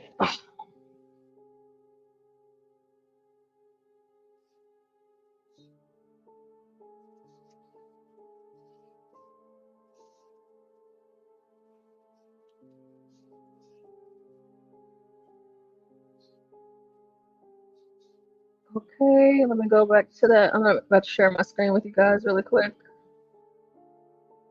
It's only 33 seconds. So that was you scrambling in Miami a night of partying. I don't really remember what I was saying. You know what I'm saying? Would you like a reminder? Yeah, sure. Play some. Hey, yo, listen, yo, I love it all. I love it all, man. I like when you like this, Daddy. Where you put my bag? Daddy, I like when you scrambling and scraping for shit. That was you. Scrambling. What? You said, I like when you do it like that, Daddy. When you scrambling and scraping for shit. Hey, man. Miami, a night of party, and I don't really remember what I was saying. I'm gonna play that again just in case y'all didn't hear it because ooh wee. Let's go. You know what I'm saying? Would you like a reminder? Yeah, sure. Play some. Hey, yo, listen, yo, I love it all. I love it all, man. I like when you like this, Daddy. Where you put my bag? Daddy, I like when you scrambling and scraping for shit. That was you. Scrambling. What? You said, I like when you do it like that, Daddy. When you scrambling and scraping for shit. Hey, man. Miami, a night of party, and I don't. That's nuts. Any comments? I think a lot of them knew, Porsche. You know, a lot of these people were at these parties. There's no way they didn't know. You know, they probably scrambling right now, wondering if their name is going to be released. Yeah, I mean, they're not saying like their names full out. Well, some names are said full out, but then at the same time, they give you descriptors to where you can go ahead and say, oh, okay, I know who that is. I wonder what it looks like right now for them, like, lawyering up. Well, kind of like, go ahead. I was about to say, like, all of these celebrities that are involved in this, and then even TD Jakes. Like in the YSL trial, a lot of these people are going to have to testify. And that's going to put a lot of pressure on Puffy or the people to just get rid of him, to be honest with you. Yeah, because they don't want to go down too. Right, like, how many people going to be testifying to this shit? Famous people. That's why I think Rich Homie Quan got popped. So I think he just overdosed. He didn't want to testify. He was going to ruin his entire career if he did. Being a snitch. So he was already broke, complaining about no money, so he just cashed out. And like, can you imagine all these rappers like me have to get up and testify? Yeah, Puffy raped me. Like, he's not gonna do that. It's just, I don't know. I think the pressure's on him to really solve the problem for everybody else by getting rid of himself. You're saying Rich Homie Quan? Yeah, like Rich Homie Quan, he was gonna have to testify coming up soon in the YSL case. I didn't know that. Yeah, they just started mentioning his name, like him and Birdman and other people. And shortly thereafter, like within 2 days, he was gone. And I could see Puffy going that route too. There's no way, having all those people in there testifying, the pressure to just get rid of him would be just too great. Oh, I see what you're saying. So I might as well end it all before I face the music for this. But I saw the and John, you might have been the one that played that, or maybe I saw it somewhere else, where his attorney said that he's not running or hiding because he turned himself in. Like he's the one who showed up. Like someone is saying that he brought his plane to Teterboro, which is in New Jersey, as if he was about to leave the country, and that's why they arrested him earlier than expected. I think someone also said that maybe it was Latino said something about somebody left the country. Russell Simmons. He said somebody else. I can't remember the name, but I don't know if Latino is still. Oh, he's not up here anymore. But yeah, Latino. He said somebody left the country that's affiliated, and he went I guess he went to Bali. Oh yeah, that was Russell Simmons. I think Puffy was probably too addicted to the lifestyle to leave. You know? Oh no. I'm saying like this guy Latino said that guy just left the country like as in like today. Oh really? Oh wow, shit. Yeah. Damn. They're going to Bali. They're going there for a good reason. Probably only one good reason. Wow. Yeah. I don't think Puffy will ever walk the streets again. I think he's done. At 54, whatever, he'll never ever come outside and walk the streets again. You think so? Yeah, I think that. Like I said, either he's gonna be forced to, end it all for himself, because they can leverage his children. Like his children. I think one of them is facing a criminal charge, right? Yeah, like 2 of his sons are charged alongside with him. Justin and that other one, the dark skinned one, Christian. Like, Justin. Would he be willing to get rid of himself to save his children? Probably so. You think so? Probably, maybe. Like he don't want to go to prison himself. I can imagine. He's kind of lazy. He never really done anything. Like he's lived in the lap of luxury, having done nothing. To go to prison for the rest of your life, that's hard. That's real hard mentally to prepare for. I don't think he could do it. I personally do not think he could do it. Mentally, I don't think he could. I think he may cash out and just kill himself. I'm sure you're right. I just don't understand why he didn't run. I don't understand why R. Kelly didn't run. I don't understand why none of them didn't get up out of here. Russell Simmons ain't coming back. Well, one of the interesting things they said about Puffy and like trying to get him bail, well, they promised not to allow any women around him, any unapproved women. Mm-hmm. Which made me think like he may have a sex addiction. Yo, he got an addiction, all right. You remember I told you about R. Kelly, his first trial, what the lawyer said after the trial, after he was convicted the second time. His first lawyer spoke out and they said, when R. Kelly was on trial with us, we gave him like saltpeter type shit, like something to minimize his sexual appetite. Because he was that, like he had a sexual addiction. He was always thinking about sex all the time. And so to put him on trial while he's out here just sleeping with women and likely to get himself in trouble, they had medicine to keep him basically like neuter him or spay him for a bit. But in the second trial, they didn't do that. And so during that second trial, he was messing with girls. I can't remember if he was or not. I don't know if he was out on bail or what.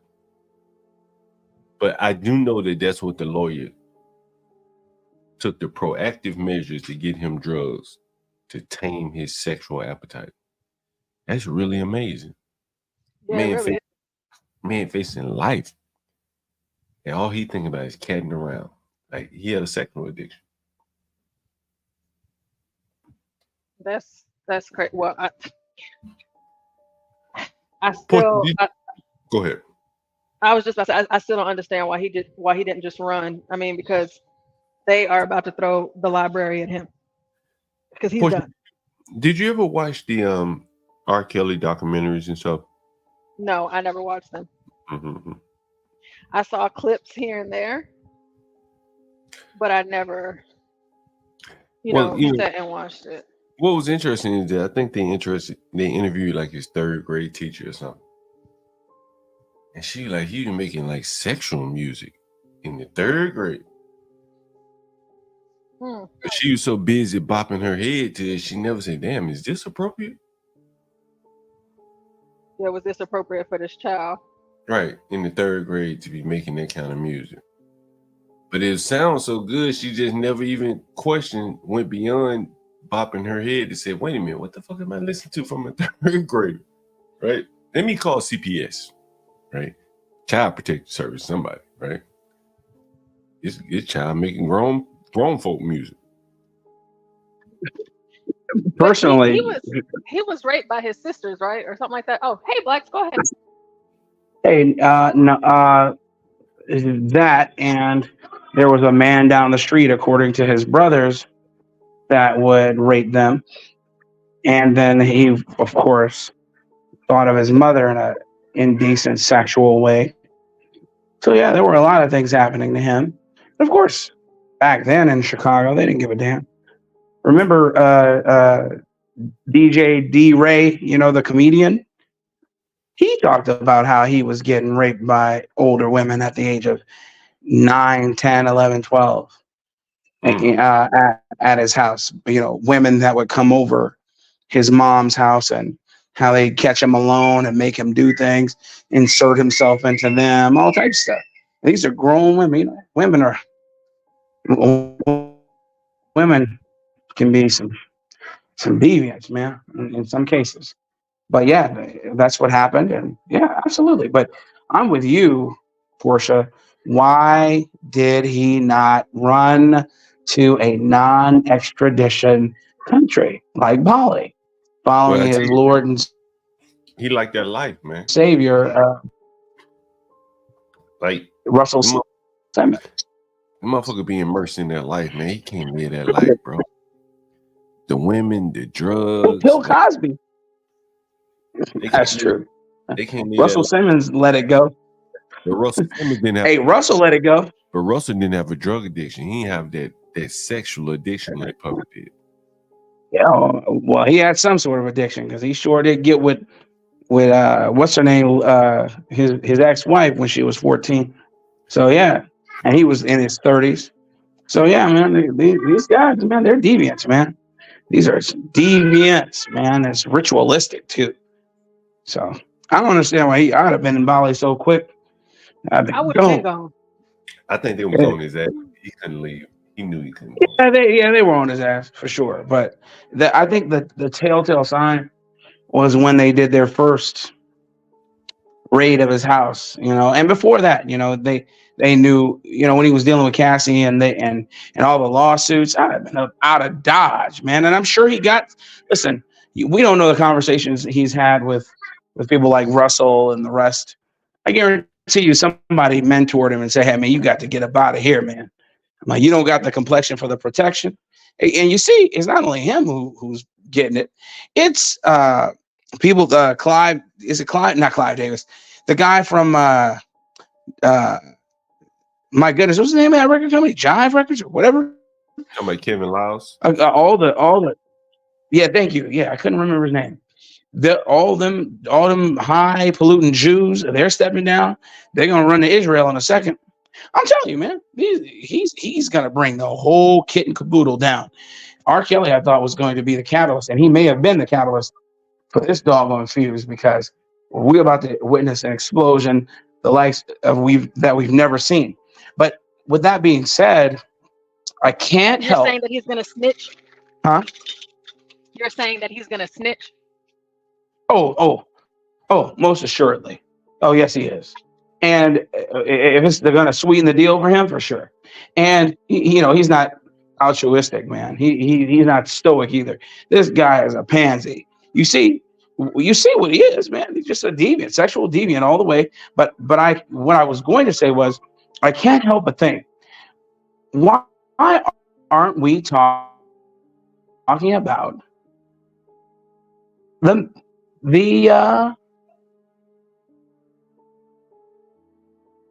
manifest? The manifest, the pedo line. Cut out. Could you repeat that? Because you cut out. My bad. I said I can't help but think, why are we not talking about the manifest to Pedo Island? You know what? That's true. I kind of forgot about it until you just. Yeah, that I rest my case. Right? I could have sworn that had some bigger names on it than Puffy. Okay, Sean Diddy Combs. He's small potatoes in comparison to that. that had billionaires and heads of state on there. Okay, and they have all the records. Where they were talking about it. They were supposed to be unsealed. We're supposed to have all that information. And here we go. They say, you know, we'll throw you a bone. Here's Puffy. Puffy, you got to go. Sorry. And add some other guys too. Your sons and the other and the whole lot of you who've been being debaucherous in this music industry. Jay-Z's next. You think so? Oh yeah. Oh yeah. Oh yeah. His name is being mentioned too readily in these circles, and it may not be immediate. I don't think it's going to be immediate. But Jay-Z's been lessening his star for a reason. You know what I mean? He's been lessening his the limelight. Yeah. Like the cockroach he is. Now, I'm not saying I want him to go down. I don't want any, you know, but if he did it, I want him to go down. But the point that I'm making is yeah, these guys are on the chopping block for sure. They don't care about these guys. If you look at Jay-Z's business model, you can almost perfectly overlay it with Puffy's. That's a fact. Clothing line, big ass record company, more or less probably run through some big distribution company like UMG or Warner. Bailed out of that title deal where he should have been broken. But Jack Dorsey, who clearly the CIA, the government was running Twitter, bailed Jay-Z out. It's not a stretch, you know. And that table grape wine, Ace of Spades, which is a table grape $60 bottle of wine that they inflated to $300 a bottle. Right, like And it's terrible. Like he hasn't created a factory, or like Clooney, you know, or what. I don't know what in George Clooney. So someone may correct me and say George Clooney doesn't have a factory. But no, George Clooney. Go ahead. I'm sorry. Clooney really has a brand. He really built that Casamigos or whatever. Puffy, he did. Slap I Puffy's. didn't know Casamigos was Clooney's. Yeah, I think. Yeah, if I'm not mistaken, right? And then he sold it to LVMH for $1 billion. Right, he really built that company. Whereas LVMH or whoever the company is went to Puffy and said, "Hey, we'll slap your label on here and give you 10%, 10%, whatever, but we own everything." Anything, and in the payoff business, you can pay off people through books or through a licensing deal or something like that. And I suspect that Puffy and Jay-Z, they both probably written books. They both have liquor deals. They both had clothing deals. I think those were more or less kind of like, like payoffs or something, like they kind of own those guys. So what's his name did that too. Dan Aykroyd. He made his own vodka and sold it to LVMH. Also, the guy who played Deadpool, what is his name? Ryan Reynolds. He made his own vodka as well. And his cut was $54 million out of the sale. All these guys slapped their names on labels. They weren't the masterminds behind any of this.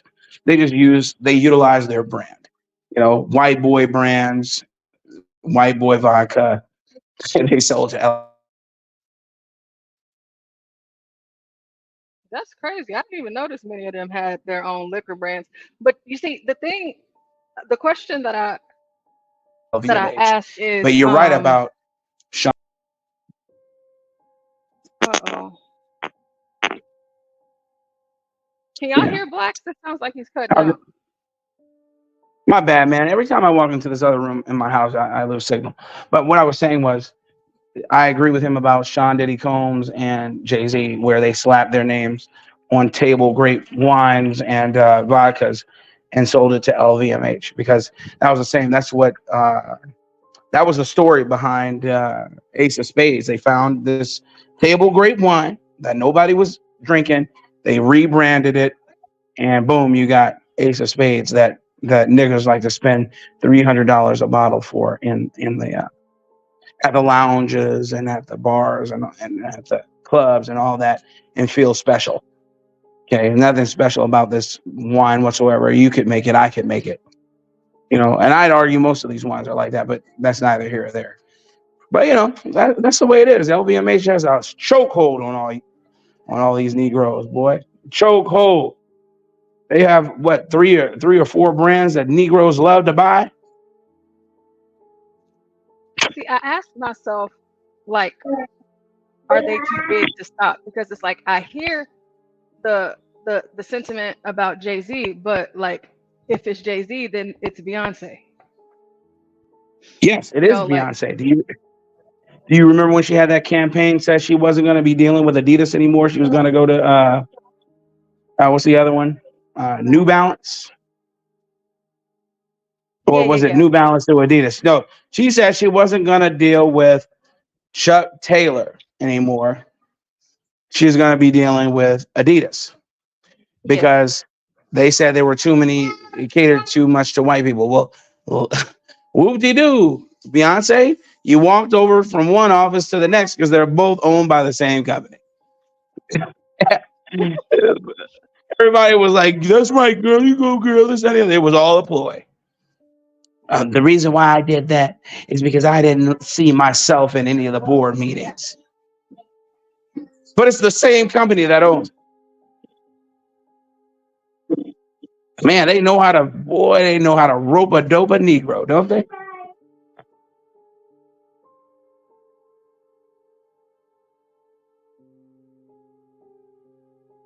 No, they really do. And that's just what's crazy because like if Jay-Z does get pulled into this, it's just like, I mean, who else? But I would like to kind of keep my focus on what you mentioned because like with Epstein, however you say his name, it's so much more to his case and we still don't know. Like I didn't watch all the documentaries about him because I felt like I didn't know enough. But I find it interesting that the white guy, they say he's dead. I don't know. But he, you know, everything seems to be anybody that was fooling with him, they all good. But R. Kelly went down, Cosby went down, now Diddy about to go down, and every other black man. Because like when you're talking about the likes of like a Chris Brown, you're talking about Meek Mill, Jay-Z, you know, all these other black people that are big in the industry. I mean, you're gonna take them all out. Well, you know, Chris Brown, that whole situation with him and what's that lady's name? What's that singer's name? I can't. Yeah, Rihanna, Riri, or whatever they call it. They did their that whole situation because she supposedly gave him a venereal disease. And you know, as much as that matters, because it doesn't to us, these guys they live in some real they live and dwell in some real precarious situations, man. They love it. They thrive in it. Well, they don't thrive. They don't thrive in it. Let me rephrase. They live in it to get what they want. And then now they got them by the balls because they're doing things that they never thought that they would have to do, but were willing to do if it meant they got to keep that lifestyle of luxury. That just seems so crazy to me. It's just like, you know, like whenever the whole saying, selling your soul to the devil. It's just like, y'all don't have any boundaries. There's literally nothing that y'all won't do. Yeah. And y'all have children as well. And then like with Diddy, because whenever I played this video yesterday of them walking into the courthouse, and I think it was John talking about what they wore to court, his sons. But it's just like you would think children should change you. You know?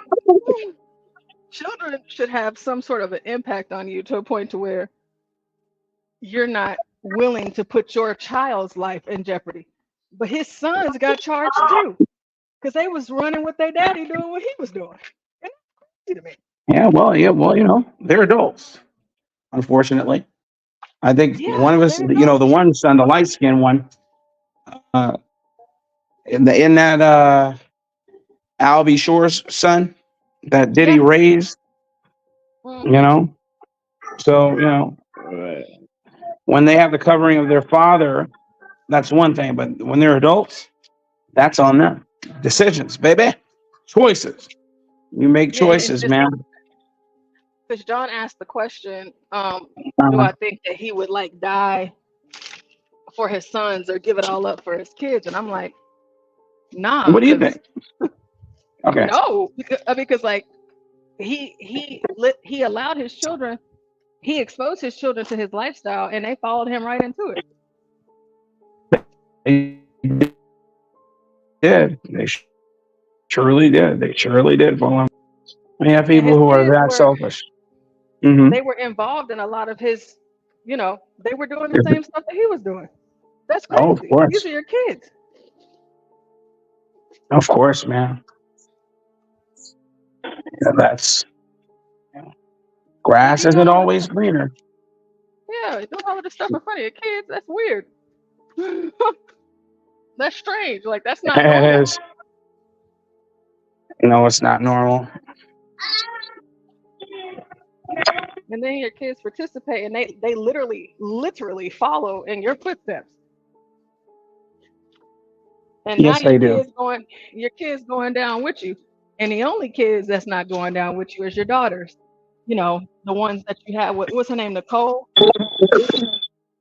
Yeah, the one that mysteriously died. Yeah, the one that mysteriously died. But then Gary told us a couple of days ago about another girl that he was with, and she died too, mysteriously in a car accident. So There's just too many coincidences. That's all. You know, I'm not gonna sit here and try and inference anything, but throw that in the garbage can. Throw that in the garbage. I'm not gonna sit here and inference and try and impugn anything, but I'll just say there are too many coincidences with these people's lives. But it also could be due to you know, proximity. We see almost every aspect. Every aspect is televised. So who knows? but then too, I have to, you know, again, going back to what you said about the list, like the island. I mean, is it whenever you say, why aren't we talking about that? Like, why aren't we?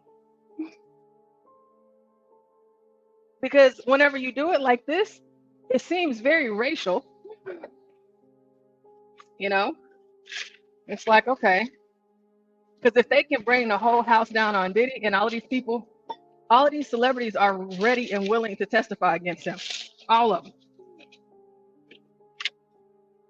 So basically their business is out in the streets, but we still don't know anything about that manifest with the names of the people who were on his island, and they have it, but they're just not telling us. And I want to know.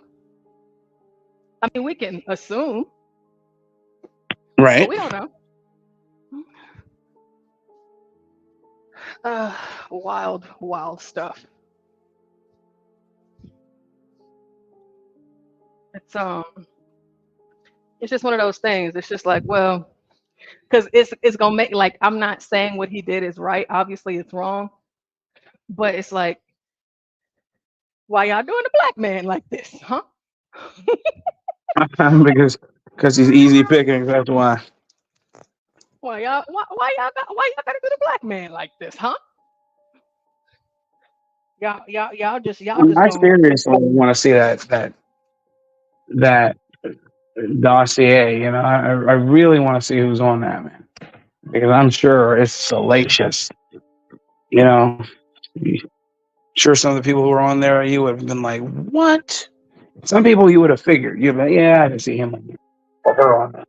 But some of the people you're gonna be like, oh my goodness, I had no idea. Oh yeah, I can only imagine.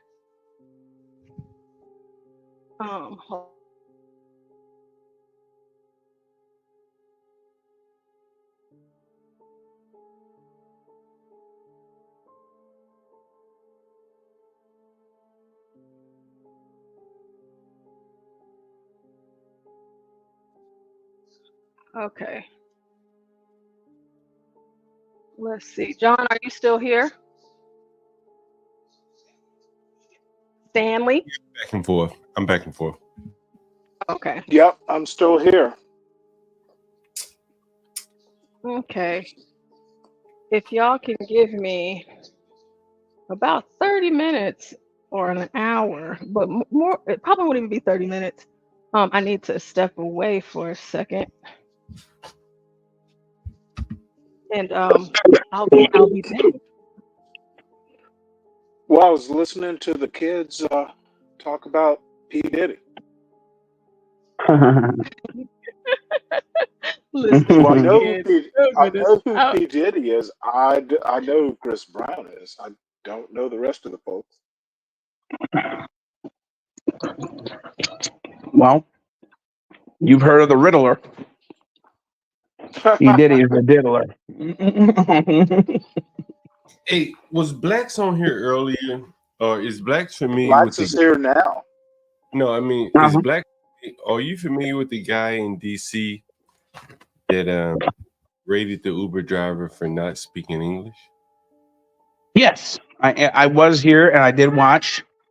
I did comment. Absolutely, yes, sir. Oh yeah, I wasn't sure if you saw it, and I was curious. I didn't get to hear your comments. Sure. You know, his restaurant is shut down now. I don't know if you know that. Yeah. You know, yeah. The reporters that was showing up, and I'm not sure if I caught them, but there was a lady in a blue dress. There was a lady in a blue dress, and she had his buddy outside. Can I come in and buy a cup of coffee? There are reports that you're shut down. And at that point, he knew she had him. And so he said, nah, it's just friends and family. So in other words, they're shut down. They can't sell anything. And Blacks, honestly, I don't think the guy knows how deep he's in. Like, Uber has banned this guy. This ain't just some protest in front of your business type shit.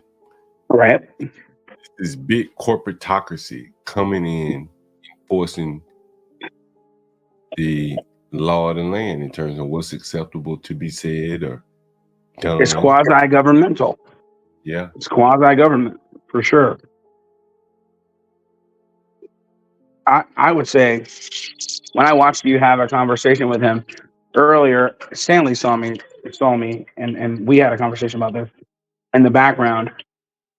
When you asked him about illegal aliens and them taking over, in my estimation, he seemed a little hostile. But then I went back and I listened. He didn't seem hostile. He seemed more, well, I don't know, standoffish and pushy. And you just said something that really was telling. You said you don't think he realizes how much trouble he's in. In the neighborhood, yeah. In the neighborhood that he's in, Black, he can't be honest. Yeah. That moment of frustration was as honest as he can ever be. Agreed. But he's in a neighborhood where he has to toe the line on political, cohesion, and he can't diverge from that. In this one instance, he diverged, and now his entire business is in line, at jeopardy. And he says to me, I remember him saying to me, he said, I've had Hispanic people that come in, and they my friends, and they know our problem. I said, bro, I wanted to say to him, bro, you're not fighting the Hispanics. You're not. Yeah. And they shut your ass down overnight, right? Overnight, bro. Within a couple of days, Yeah. And then he said something that was telling to me that I don't think anybody really caught. And let me ask you if you caught this. He said that he bought the building, right? He said he owns that building. I'm not very sure. Did he say? Hopefully he'll come on, because he said he saw the place on Craigslist. Mm-hmm. And he said he rented first, he leased it to prove that he could do it. Mm-hmm. Yeah, you're right. And then he haggled for $1.5 million, but the building is now worth $4 million. Right, But he said something that right? threw me. He said something that threw me off when he said you can buy the business for $4.4 million, but not the building. So that threw me off. Yeah. He comes on, we have to clarify. Maybe I'll go back and we'll clarify with him, you know. Well, he said the business was for sale. I heard that. But I could have sworn I heard him say something like he bought the building for $1.5 million. He brokered that deal himself. Right. And now it's worth but it was really worth $4 million. But in either case, even if it's just worth $1.5 million, taxes on that thing are ridiculous. So how is he paying the taxes? That's what I'm trying. He's not tax exempt unless he's a veteran owner, and I don't believe they give tax exemption in DC for veterans. And I don't believe he's a veteran. I could be wrong. I think he said he had like 30. I think he had like 3 units upstairs, right? But still, that doesn't pay the taxes on a $4 million DC. Well, they $4 million be with a grain of salt. They may be what it's worth, but not what it's appraised, not what it's taxed at, right? Agreed, but I agree that I know it was appraised at that by the bank, and I know that of course tax assessor comes in a little lower than what the bank appraised it at. But but even if the appraisal is $4 million, the tax assessor will come in maybe half that, $2 million. All right, it's worth $2 million. How is he paying the taxes on that? You know what I mean? And his business is shut down. Okay, which leads me to believe there's credence to the fact that he was selling weed illicitly, because perhaps that could cover the taxes. But it's still, you know what I mean? I just couldn't square what he was saying. You know what I'm saying? Because I'm listening to it. I'm not, I don't own too many properties or anything, but I just know taxes, and you got to pay those taxes, man. If you got a property that's worth $4 million, I don't know, man. Those taxes, man, they're ridiculous. Yeah, I don't think DC's taxes are like as high as like some of the surrounding areas. Okay, cool. Definitely not like New York or anything like that. Okay, cool. I'm down for being wrong, man. I'm down for learning. I don't know it all, but I just man. Yeah. I just saw a touchdown pass by Aaron Rodgers. Oh man, that shit is amazing. Aaron Rodgers is. Yeah, I'll just say this: the Green Bay Packers were stupid for losing him. That's all I gotta say. I think the Jordan Love guy is kind of good though. I'm not saying he's bad, but I'm just saying Aaron Rodgers is better. Yeah, no, that's true. And they shouldn't have let him go. They should have paid him what he wanted.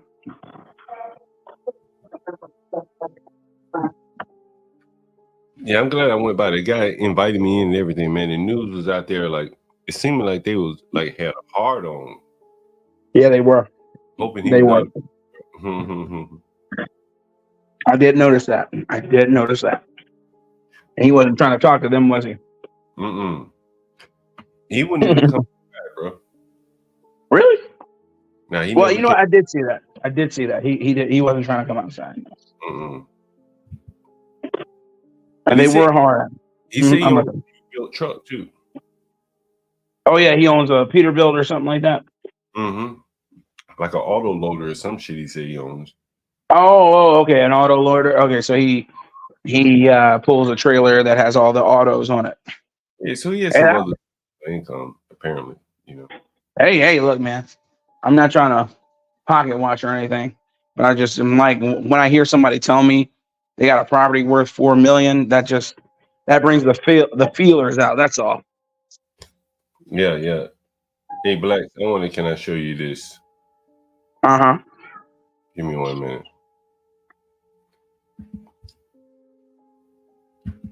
Oh shit, this may be the wrong throw. Damn, you know what? They may not even let you share this shit on StreamYard. Okay. Wow. So I had the Amazon game going, and I tried to share this shit. Just touchdown pass. Well, not a touchdown pass, but like a pass thrown by Aaron Rodgers. Actually, it was a touchdown. Okay. Man, threw that ball where no one else could catch it, bro. I mean, in such a tight window, bro. Amazing. Just very good at his craft, man. You gotta pay people who are good at their craft. And to the white John Galt, the reason why I don't wait for the interview is because inquiring minds want to know.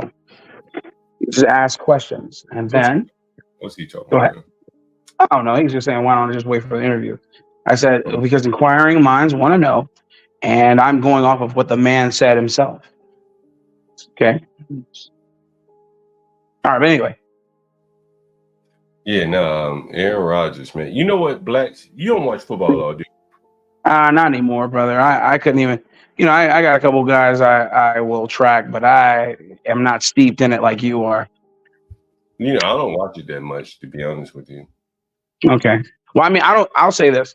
I don't know it enough to be making a wager or even to knowing who's all the quarterbacks for each team. I know a couple. Yeah, go ahead.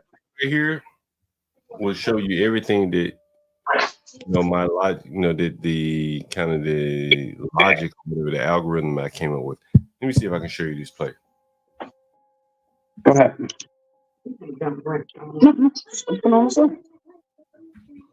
You see that? Did you see that? Wait, play it one more time. Play it one more time. I'm gonna let it keep playing. I'm gonna let you see the replay. Okay. Let me see if you see the replay. Let's see. And he went to the Jets, which is insane. Anyway, okay. I need to stop it.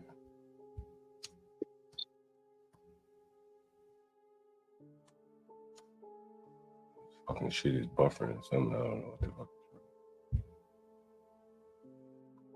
Oh shit. Okay, I got it. Like, hold on, give me a second. Okay. My lighter's fucked up. Oh, my lighters are fucked up. What the fuck? Anyway, oh shit. Me.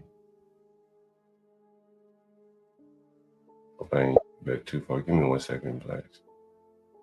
Shit is buffering, whatever the fuck it's doing.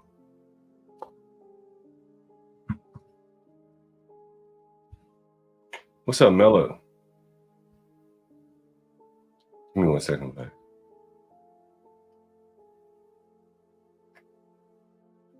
I guess I went back too far. Shit.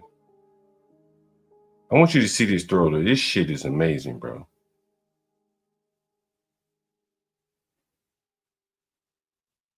It's coming. Give me a minute.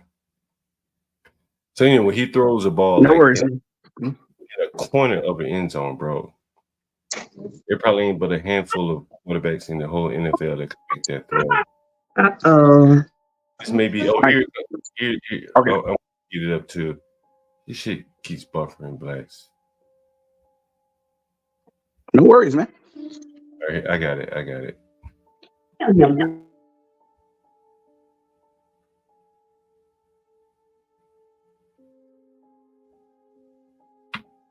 All right, here comes the replay. I'm waiting on it here.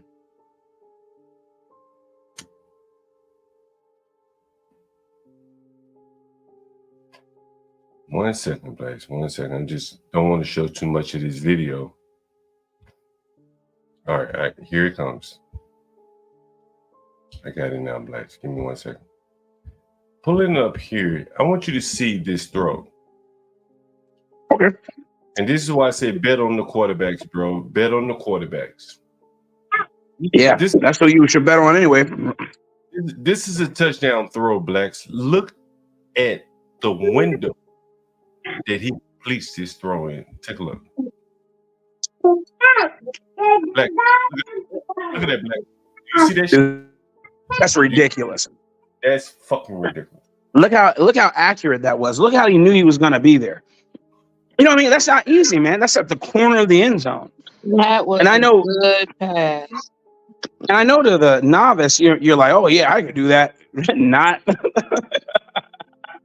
know what I mean? That's beautiful. That was a beautiful pass. Black, that shows you his expertise. and what the Green Bay Packers gave up. Blacks, you know how many It was quarterbacks? so accurate. Blacks, you know how many quarterbacks? Like technically, he's well covered. He's well covered. That's as good a coverage as you're gonna get in the NFL. When that guy from the Patriots walks to the sideline, his coach is gonna pat him on the back and say, "Job well done, son." He sure will. That's as good as it gets right there. But Aaron Rodgers was just a little bit better. Yep, and he put it on him in coverage like that. That's right, in coverage. Like, man, like this is what. Where is the Universal Jones? This is why I say on quarterbacks, right? Where the Universal Jones, we need him in the audience. This is why I said, oh yeah, this throw right here. There are only a handful of people in the whole NFL that can make this throw. In the whole world, man.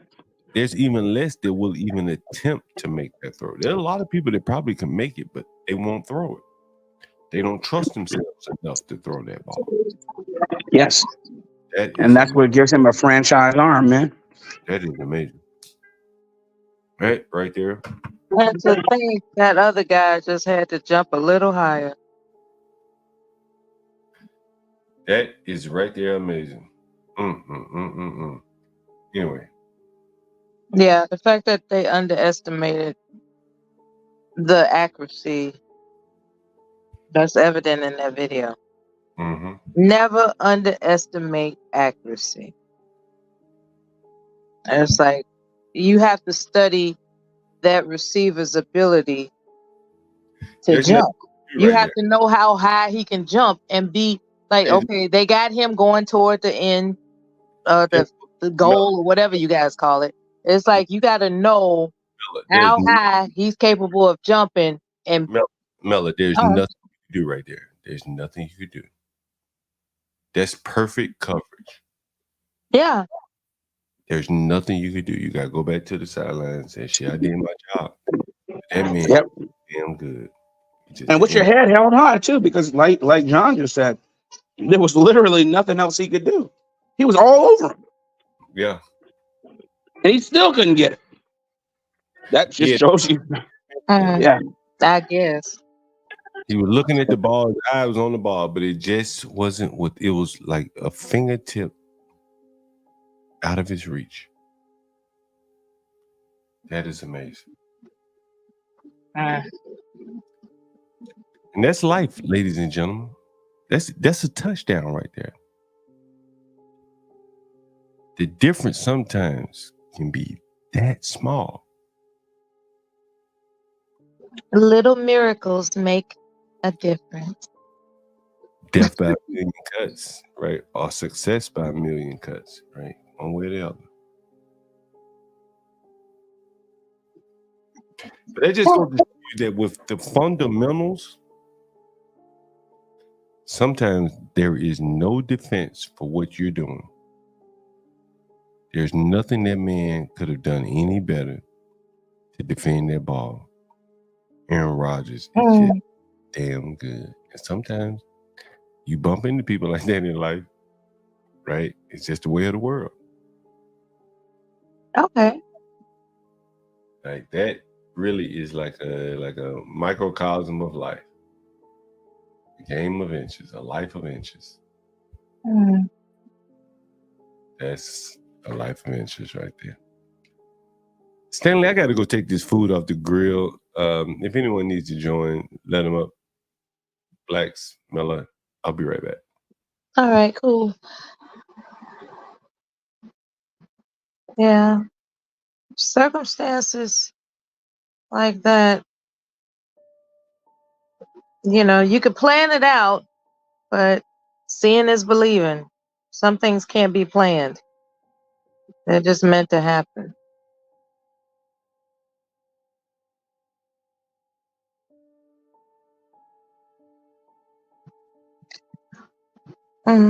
John didn't say what he had on the grill, but I'm sure it's all right. Stanley, are we good? Is Stanley here? I'm trying to ask whether or not he's a sports fan. So either Stanley's not talking to me intentionally, or he's not a sports fan and figured he could step away and take care of some personals, and we'll come back. Who else am I speaking with on the panel? I'm Mella. Let me see who's up here.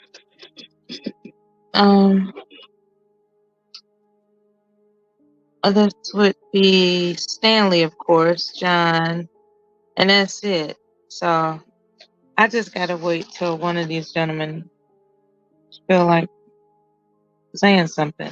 In the meantime, I had a question for John, ladies and gentlemen, since he's the guru of being an urban landlord. I actually was wondering if he could allow me to ask him a few questions regarding Americans with disabilities. And hopefully it won't be too long before he comes back and tell me whether or not he feels like answering those, types of inquiries.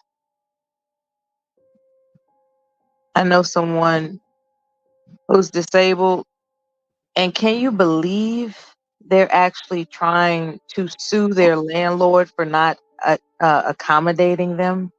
And I'm like, you got a lot of damn nerve to invoke ADA when that wasn't the condition upon which you signed the lease. So I was just wondering if John had experienced any distasteful claims from from tenants, I should say, that have disabilities. Do you find that tenants with disabilities try to get over just because they're disabled? They just find a way to weasel themselves out of financial obligations that they've had for holding a lease. So Yo, you know what's so interesting, Mel? Oh, there you are. Let me go on mute. Go ahead, baby. What I find the disabled tenants taking advantage of most is the dog shit. Was it service dogs? They have a service dog. Yeah, so they oftentimes will take advantage of that shit. Where you can't charge them for the service dog. So I do see a lot of that. But not necessarily. So the landlord is I guess, so from what I was told, the landlord is suing them for money due, or however that's described legally, and they're claiming that they don't owe them anything. And I don't know who has a case, because the Americans with Disability Act is a very powerful thing to invoke. It's really, it's real. It's up there. It's up there. Yeah, I don't know anything about it, but I can imagine. Yeah, it's up there. It's like once they start, mentioning those titles under the Americans with Disabilities Act, it's like, oh shit, you might as well just write the whole thing off. Once you bring in the government, the American disabilities, whatever, all this in government, really, they have rules and they slow things down, and so you never want that as a landlord. If someone's not paying you, you want them out as fast as possible. Yeah. So his idea is to make a letter that there's a plan to what's the word he said, vacate. Yeah, there's a plan to vacate before the first of the next month, right? And adios, basically. You know what I'm saying? It's like he's gonna get it what do you call it when you get letters verified? They're gonna get it. all that. Notarized. Yeah, he's gonna get it notarized, and he's gonna send it registered mail, so somebody got to sign for it. And as far as he's concerned, he's cut ties with them. But the landlord is just, month after month after month. It's like, look, you owe us this. And he's claiming, I don't owe you anything. So it's all been verbal. And the way he's going to cut it off is by a declaration of vacating, the next month. Like, I vacated, period. And here's certification. And that's the end of the story. And, he's under the impression that the landlord can't chase him down, for this debt. And I'm thinking that under the Americans with Disabilities Act, he might have a point. He has protected income. He's getting paid disability money. And you can't really touch that. You can't, just what do they call it when they infringe upon your paychecks and whatever? Anyway, those terms where next thing you know, somebody's getting deductions from their payments of income. Apparently he's under a protected class where that can't happen. Oh yeah. I know what you're talking about. Yeah. Mm-hmm. So they could say all that, I'm gonna sue you, rah ha ha stuff all they want to, but they can't touch his money, So his plan is basically, I would rather declare that I vacated than them invoking an eviction, right? And I guess what I'm asking you, so I could go back and tell him, because I'm not an expert in this, and I really don't feel like researching it because he's not that long of a friend, But so since I'm on the panel, whatever, and you have expertise in this regard, is it possible for a landlord to predate an eviction? Like, it's like, just because you claiming you vacated the premises, by the 1st of next month, that doesn't mean this was my assumption. I thought it was possible that landlords could say, just retroactively, we considered you evicted prior to the date that you proposed you vacated. Is that a thing? I don't think so, Mella. I really don't think so. All that kind of stuff has to come from a judge, So then there's court fees and stuff like that, because that's what he doesn't want to do. He doesn't want to go to court for anything. It's like, just tell me what you think I owe you, and I'll tell you no. That's all he cares about. You just need to pay them to move out then. That'll be the simplest measure. Just, hey, move out. I give you some money to move out. And then once they move out, you do that. Rent them an Airbnb. I'll rent them one. No, I think he's got somewhere to go. It's just he was just dissatisfied with the unit. He went into detail that I won't explain, but it did sound kind of unlivable. You know what I'm saying? Whether he did it to himself or not, it's like if it was unlivable, why did you move in there? So did you make it unlivable?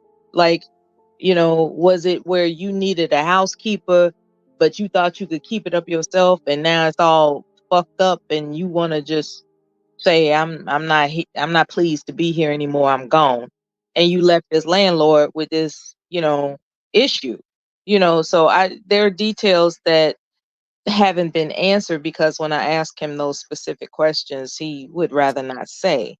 He just would make it seem that the unit was, what was the word he used?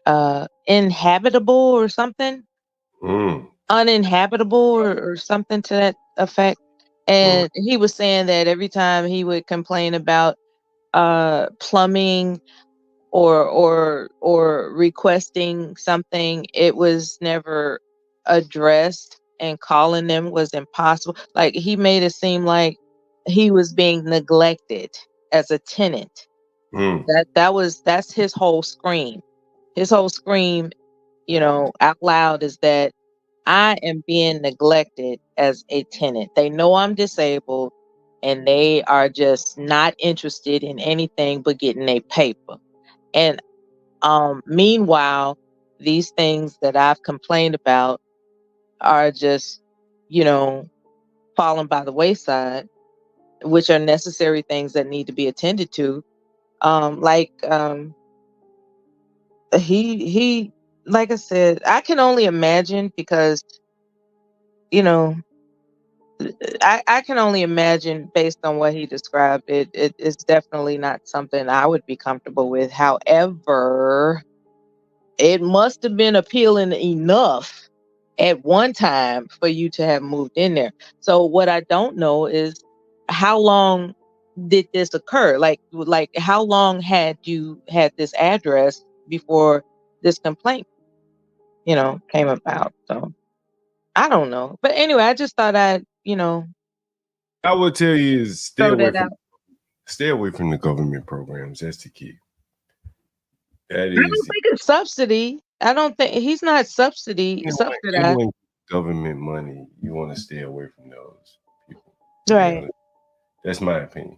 That's my opinion. We're 5.5 hours in. What you cooking? Oh, I had some goat. Oh. All right. And sometimes halal. Sometimes you'll see me drinking and smoking, but yet we steady push on, and even right now it's like I'm so high right now, y'all. And what you smoking? But we steadily push on, and Stanley, what you smoking, Stanley? That was the devil's weed. But anyway, so we're 5.5 hours in, and I guess I'll jump into some topics that until Portia gets back, something to make get you guys stirred up a little bit. Again, I tell you, I'm so high right now, y'all. I'm about I watched an energetic gospel video recently. That revved me back up. I was sleepy too, but it was nostalgic and energizing. It's a gospel video titled Jesus Can Work It Out. And there are different versions of it, but this is the one that has I guess you could say, it's not black and white, but it's kind of like mustard and gray, grainy, because it's from long, long ago. And that woman, her name is Denise. That woman,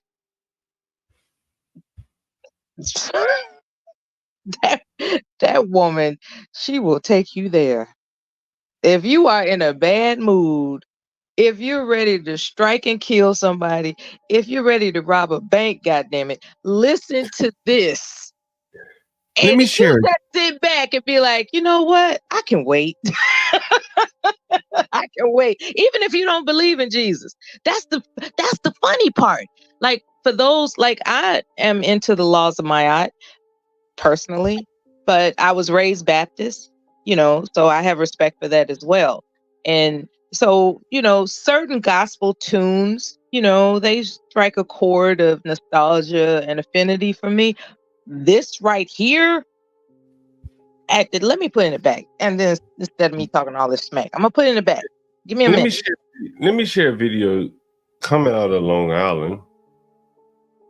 You may find this interesting to see. Again, coming out of Long Island, New York.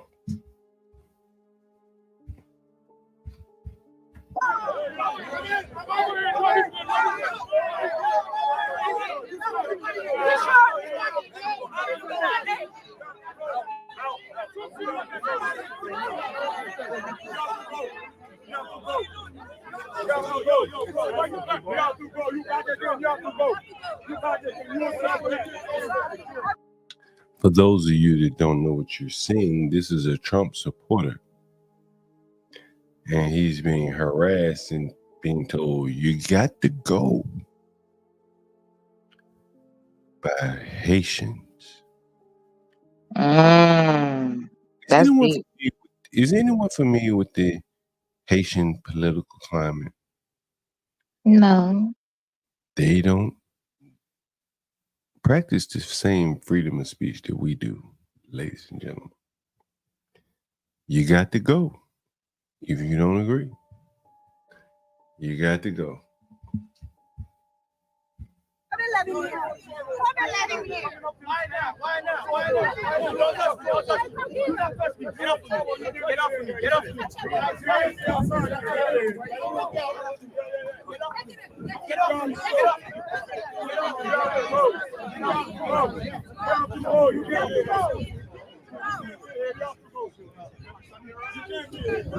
You have to go. You can't be here.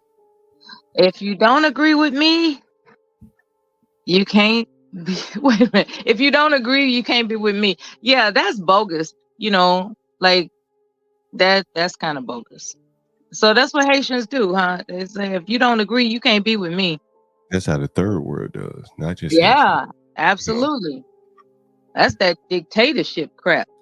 People that will have coups if they don't get their way.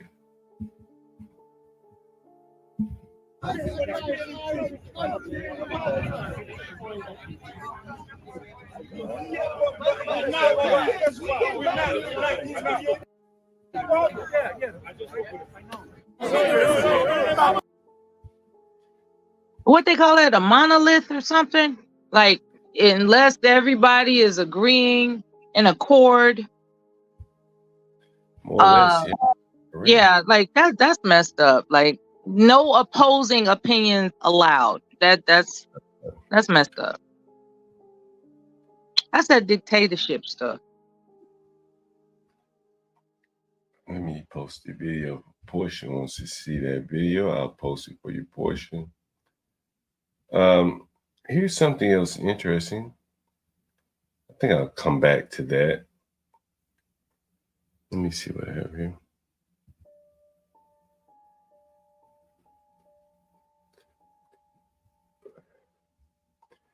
There's so much I want to show here. Let me see. What do I want to share?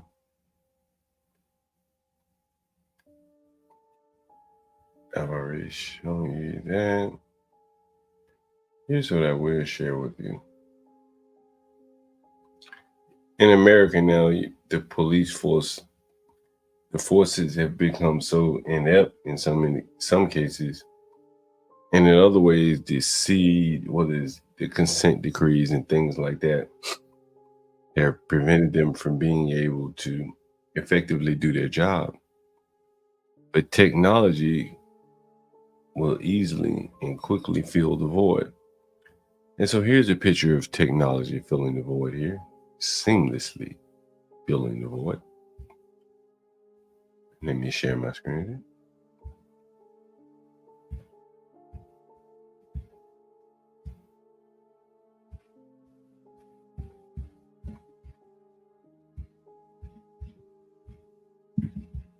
Taking a closer look at a dramatic East Lubbock standoff where multiple shots were fired and one person was injured. 39-year-old Felix De La Rosa was wanted for a parole violation. Did y'all see that shit? If you missed it, I'm going to rewind it. Fired and one person was injured. You got it? Nigga tried to throw a sheet over a robot coming to get his ass. 39-year-old Felix De La Rosa was wanted for a parole violation. That's why officers tracked him to the hotel. But when he fired shots, they called in the Lubbock County SWAT team. At one point, we saw and heard him fire at a bomb squad robot. Take a listen. It sprayed tear gas into De La Rosa's hotel room.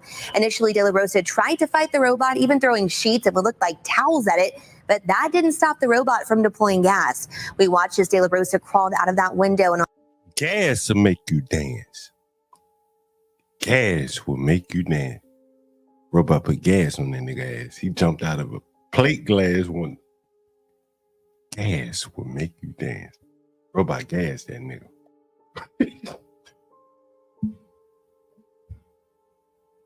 Gas will make you dance.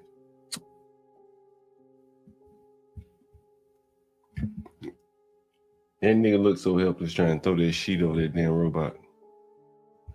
Onto the ground where the robot pinned him until officers took him. Robot ran it. That's why I hadn't seen this video. I ain't know the robot ran that nigga ass over.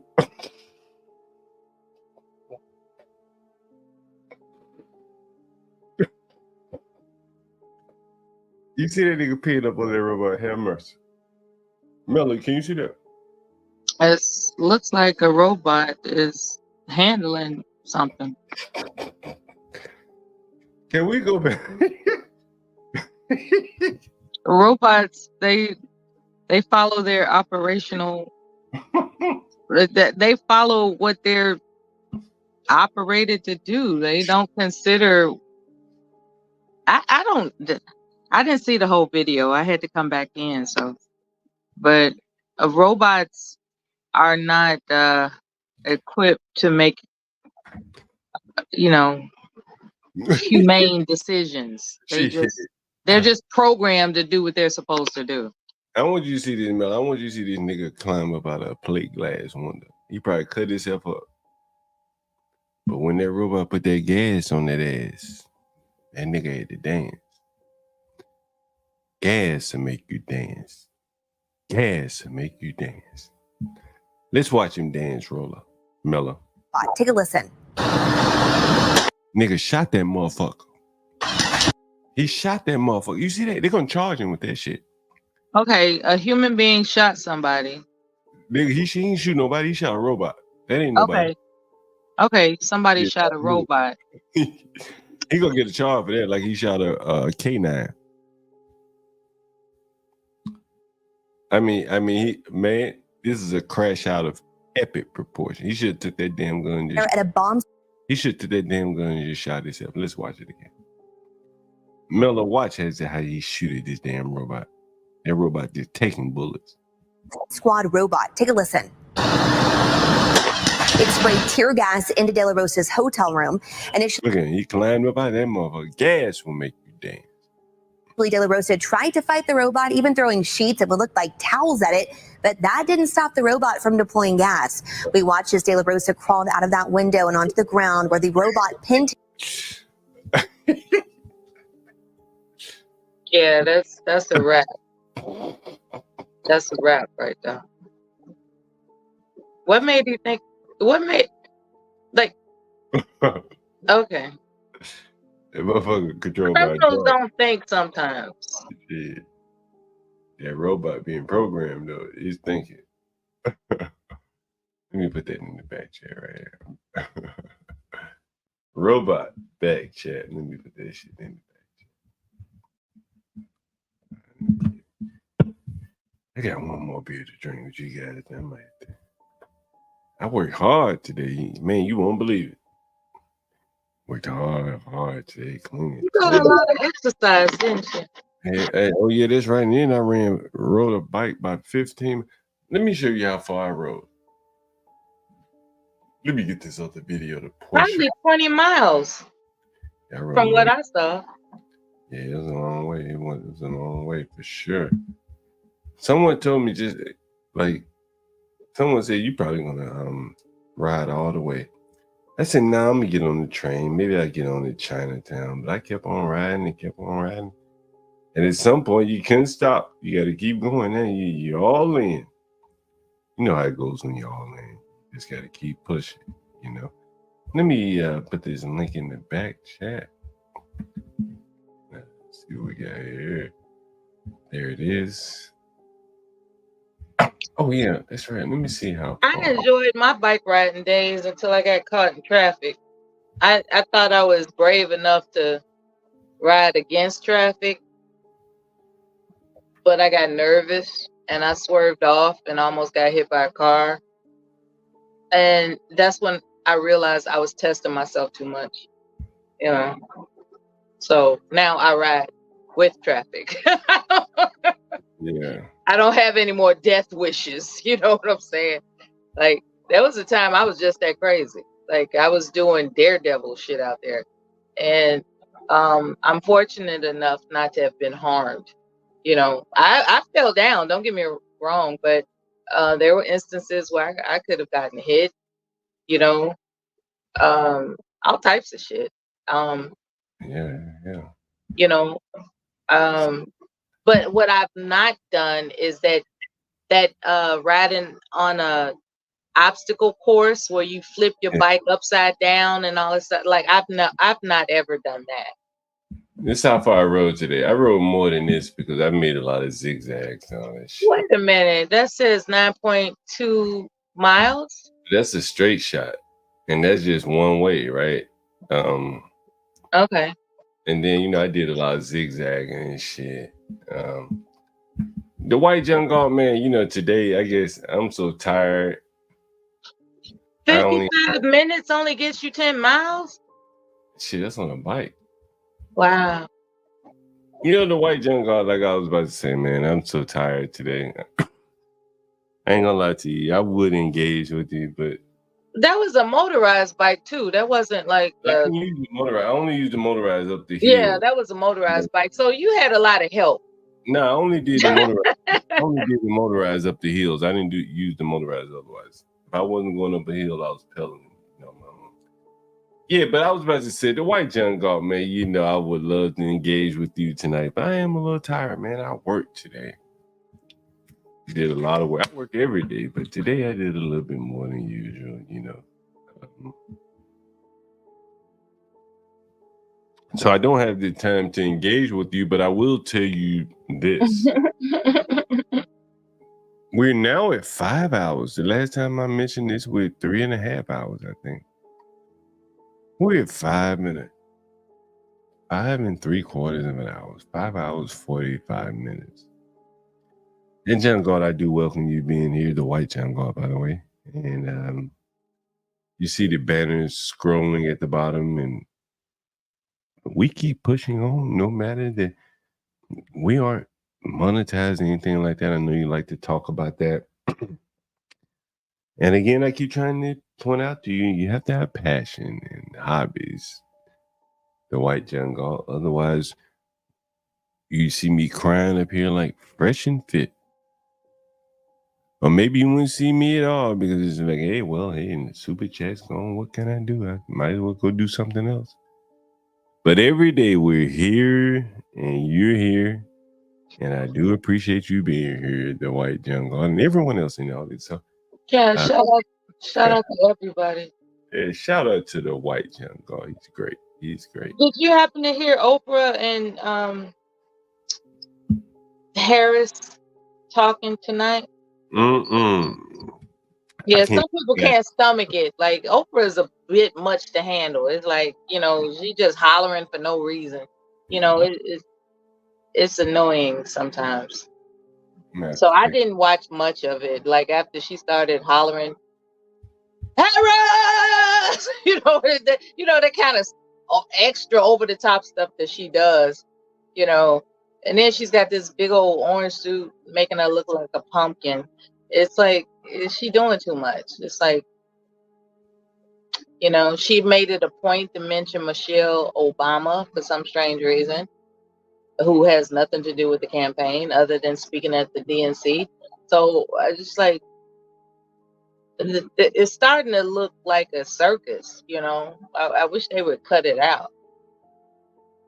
Yeah. Show more dignity when, you know, demonstrating that you're qualified for public service. Like, you got all these celebrities that are overdoing it. And don't get me wrong, that woman has her place, you know, in terms of promoting something. But, you know, you got to understand that this is a different arena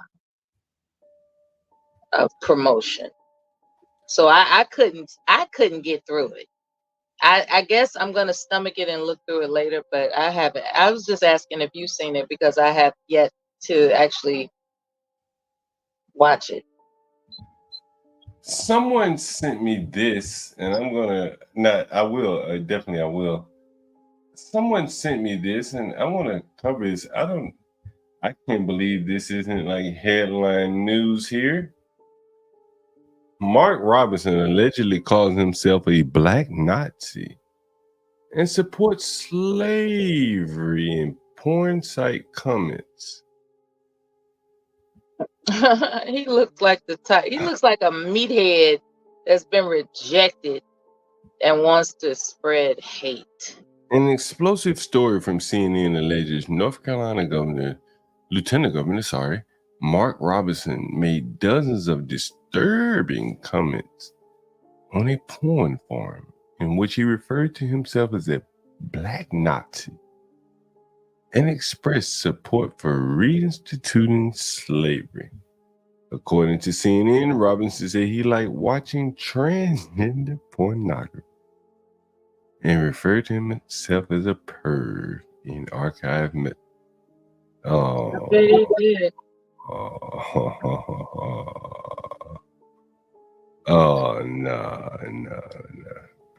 He's just somebody that just can't accept that he's a rejectable fat meathead loser. This is amazing.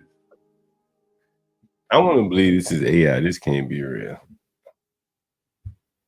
This can't be real. You know, this guy was talking about running for. This can't be real. Anyway, he looks like the kind of guy that would be real sweet to you on the first couple of dates and then just come out of a bag on you with this bullshit. Let me zoom in on him just to make sure you can see him. You get a better. You know, I watch porn and I believe in slavery, right? You know, he just looked like the type. So there he is right there, the Lieutenant Governor of North Carolina. There you go. Amazing. Let me look at the comments for a minute. Let me see. Haven't been here in 2 years. There's a decent amount of immigrants working at the airport now. Stank D, what airport are you referring to? Where have you been the last 2 years, Stank D? The white young Galt, you know, hey man, I tell you today, man, I'm so tired. You probably can hear it in my voice. So I can't engage you the way I would like to. So I'll give you this round. You won this round, the white young Galt. I'm about. Why is he calling you John Tavius? I don't know. I'll let him do that. Whatever. Oh man, young Galt. You know, one of the things that I think that if I can impress upon young men and women, I guess, is you gotta have thick skin. Every day you come on here and I engage you, and if you probably went to other chats, they'd be ready to ban you. But here you are every day, day in and day out. And I highlight your comments. I respond to yours probably more than anyone else's because I like people that rib me, that antagonize me. So let me get this straight. If somebody was throwing a bunch of compliments towards you in the chat room, like, "Oh, John, you're the greatest. I can't believe this channel is so exceptional," you would ignore that and focus on the white John Galt. That's what you're saying? Both. No, I put, if I see someone say, "Hey, I like the channel," I put that on the banner. But I do pay particular attention to I ain't gonna say the trolls, but to the criticism. I do pay very particular because you ever heard of Kaizen, Mella? You ever heard of Kaizen? No. Let me see if anyone in the chat ever heard of Kaizen? I learned about it, I think, in business school or something like that. Let's see, Kaizen. Let's see, Kaizen. I'm gonna teach you people something today. Maybe I can teach you something. Every day is a learnable moment here. And so what we're gonna learn today is about Kaizen. John Galt, this is why I always come back to you over the people that would be so willingly to pat me on the back Kaizen is a Japanese business philosophy that focuses on continuous improvement across an organization. I can't improve by people patting me on the back, John Galt. I need the haters. Because within their hate, there's some, some tenets of truth that I probably need to focus on. That's why I read my reviews. I listen to the people that stay in my houses. Because all of them ain't trying to get a free ride in my houses. Some of them are being legitimate, being honest. So the critique doesn't bother me. The white John, keep it up. You make this show better because I promise you I pay close attention to what you say. Anyway, Mella, what's up? Stanley, are you here? He's high. He said that at least twice. He's high. Keep pushing on. So he's here, but kind of not. Anyway, guys. Go ahead. Yeah, I actually have a T-shirt that says "My haters are my motivators," and there's something to be said about motivation.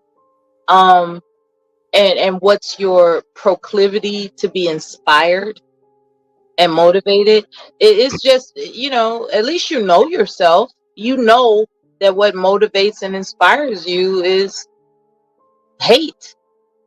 Nah, at least you know that about yourself. That doesn't motivate me. Hate doesn't motivate me.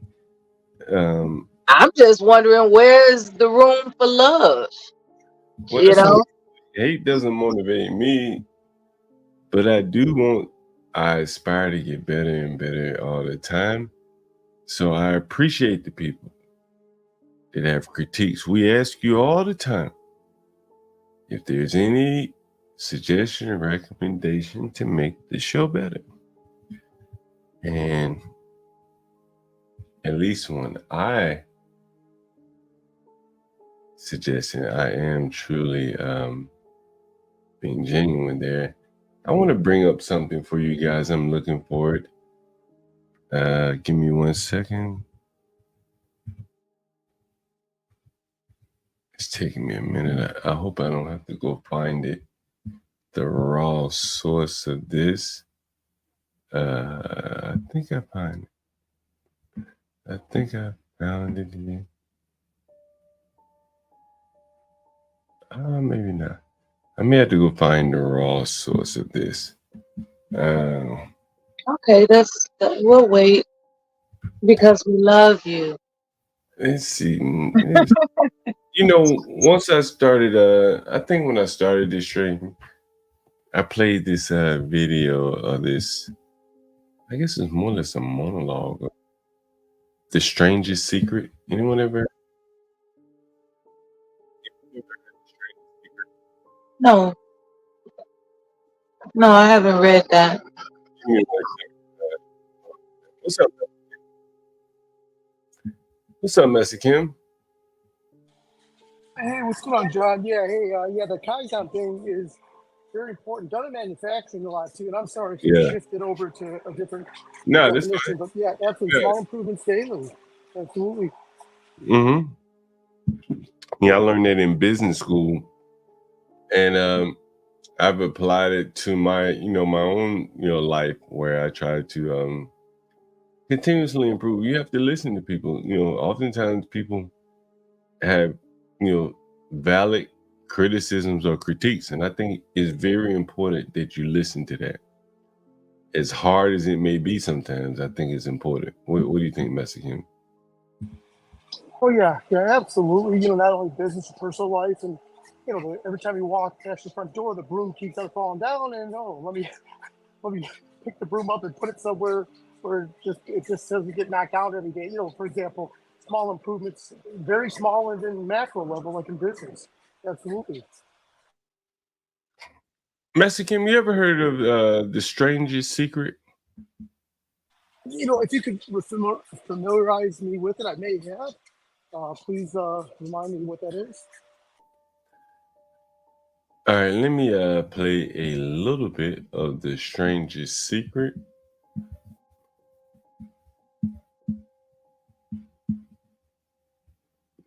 Give me 1 second. 1 second. I have a lot of tabs open a lot of times. Realization of a worthy ideal. Oh, If a man is I'm sorry, I don't like this version. I'm going to get a better version. Let me see. I'm going to get this version. Let's see if I can find it. I think I like this version better. The Strangest Secret. Someone introduced me to this, and I want to get your feedback on this. Master Kim, let's see. Mella, let me know if you're able to hear this. society is not cowardice, it is conformity. Oh, hold on. And there you have stands Loud and clear. Yes. between what these men intend to hold as one to be pretty exclusive, and it's about this that I want to talk with you. We live today in a golden age. This is an era that man has looked forward, dreamed of, and worked toward for thousands of years. But since it's here, we pretty well take it for granted. A land of abundant opportunity for everyone. But do you know what happens?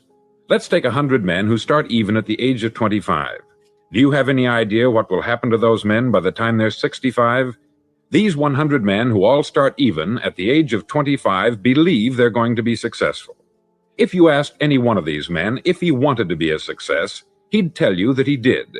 And you'd notice that he was eager toward life, that there was a certain sparkle to his eye, an erectness to his carriage, and life seemed like a pretty interesting adventure to him.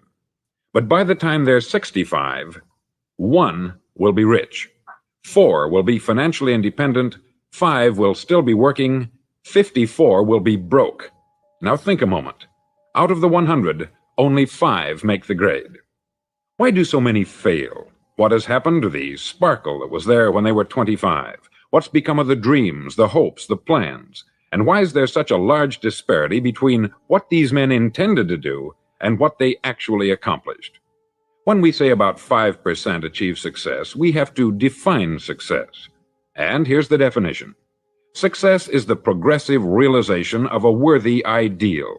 If a man is working toward a predetermined goal and knows where he's going, that man is a success. If he's not doing that, he's a failure. Success is the progressive realization of a worthy ideal. Rollo May, the distinguished psychiatrist, wrote a wonderful book called Man's Search for Himself. And in this book he says, the opposite of courage in our society is not cowardice, it is conformity. And there you have the trouble today. It's conformity. People acting like everyone else, without knowing why, without knowing where they're going. Now think of it. In America right now, there are over 14 million people 65 years of age and over, and about 13 million. I'm going to pause right there for a minute, Master Kim. I do think that is a large part of the problem is the conformity. People just going along because someone else told them to do that, or their friends, or their mother or father told them to do that. I think you have to blaze your own path. You know, the road less traveled. What do you think about that, Master Kim?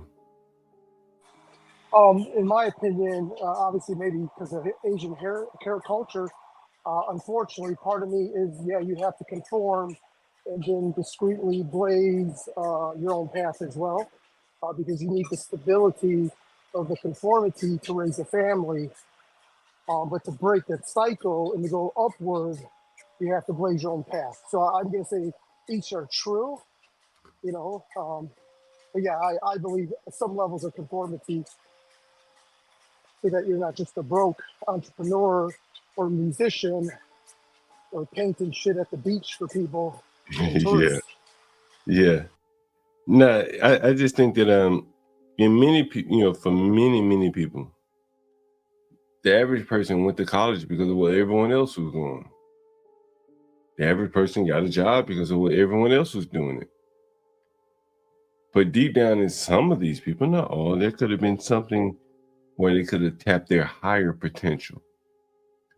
But that conformity limited them, if that makes sense. You know, the pressure to conform limits people, in my opinion. John, do you mind if I add a comment? And I'm on the Sure. treadmill, please forgive me, the fans and everything. No problem. So let's say that the new goal isn't to be wealthy, because that moon just keeps on getting dimmer and dimmer further away. And I'm not trying to be a hater. So Yeah. now all of us just want to touch middle class, upper middle class. And then once we can claw our teeth into it, then maybe do that stretch goal of becoming wealthy and becoming John Galt.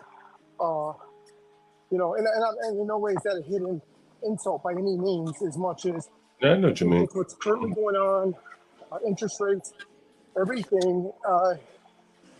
You know, but you're right. That's why the numbers are so slim, right?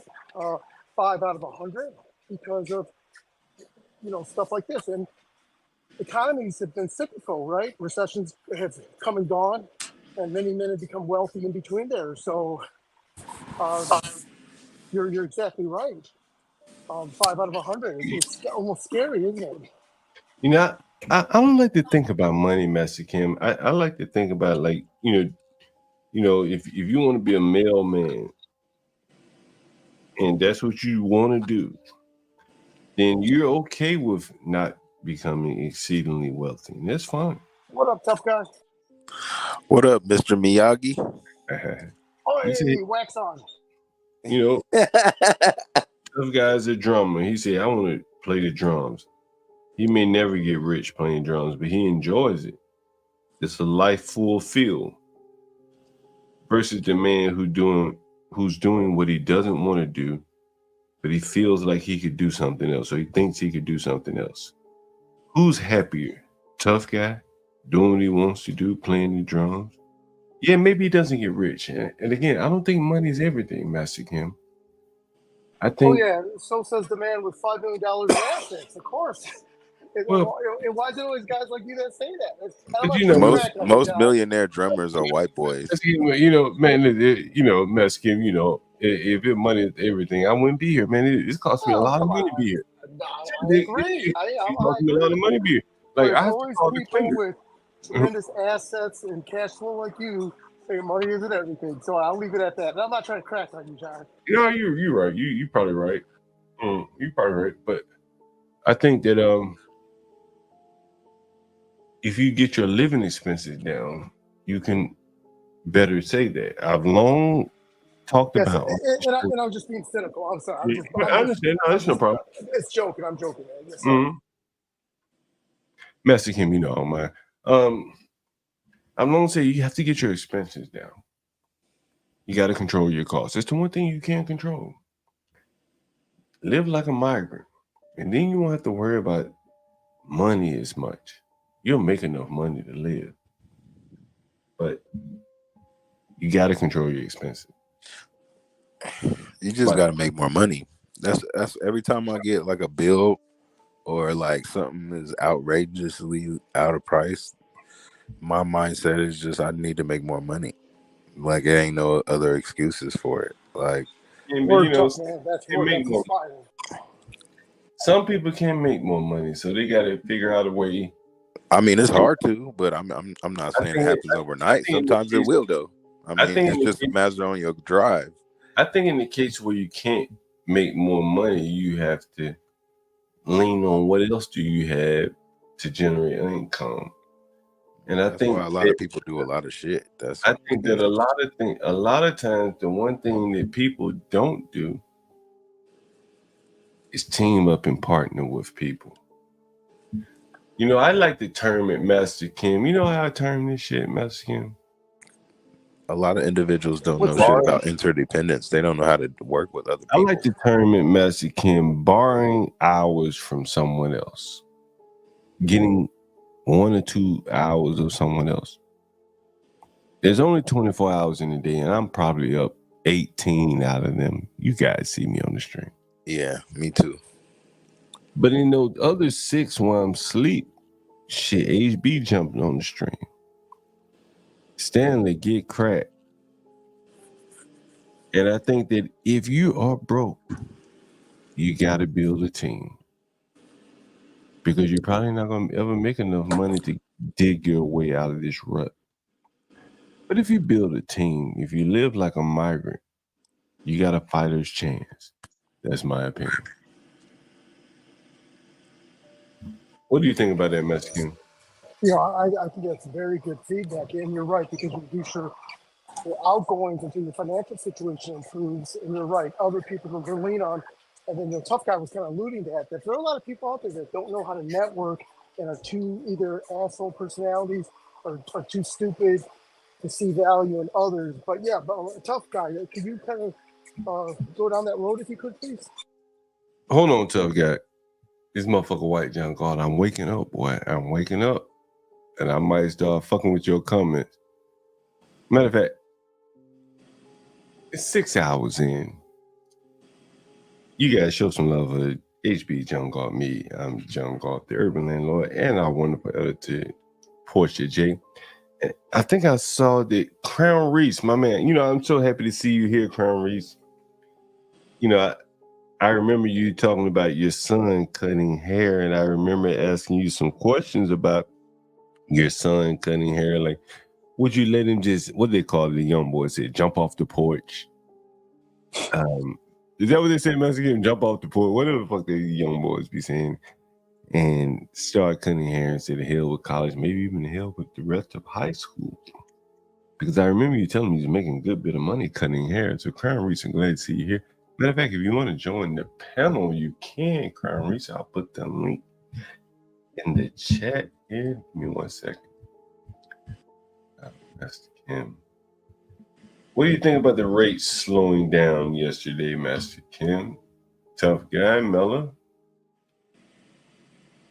What? Say what? Oh, I thought you asked me a question. Yeah, your rates coming down as of yesterday. Is that right? What rates? Okay, on the Master Kim says Yeah, no. okay. So, and again, I hate to keep on saying white boy math, but when the rates move that aggregate fractional 0.5%, that's white boy math. I need to move 1.5 points. I'm sorry.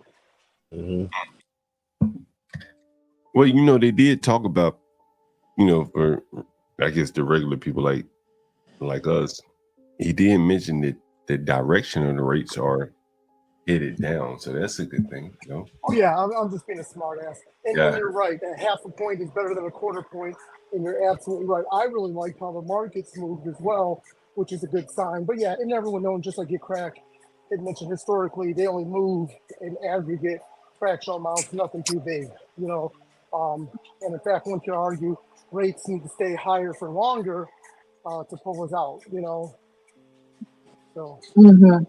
In the market. Yep. Okay.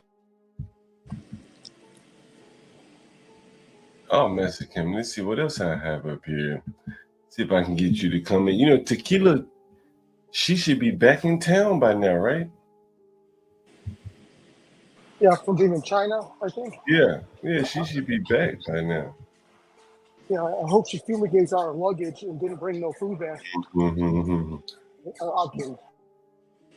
You never know, Master Kim. You never know. Oh man, what was I about to tell you, Master Kim? That was a great interview with that guy today at that shop. I mean, that was crazy how you were right there. And see, I told you he didn't need that business. He's got other stuff cracking. It's interesting how the media was really there to like almost put the nail in the coffin for the guy. Did you see that interview, tough guy? What interview? There was a guy who told a migrant delivery driver to learn English.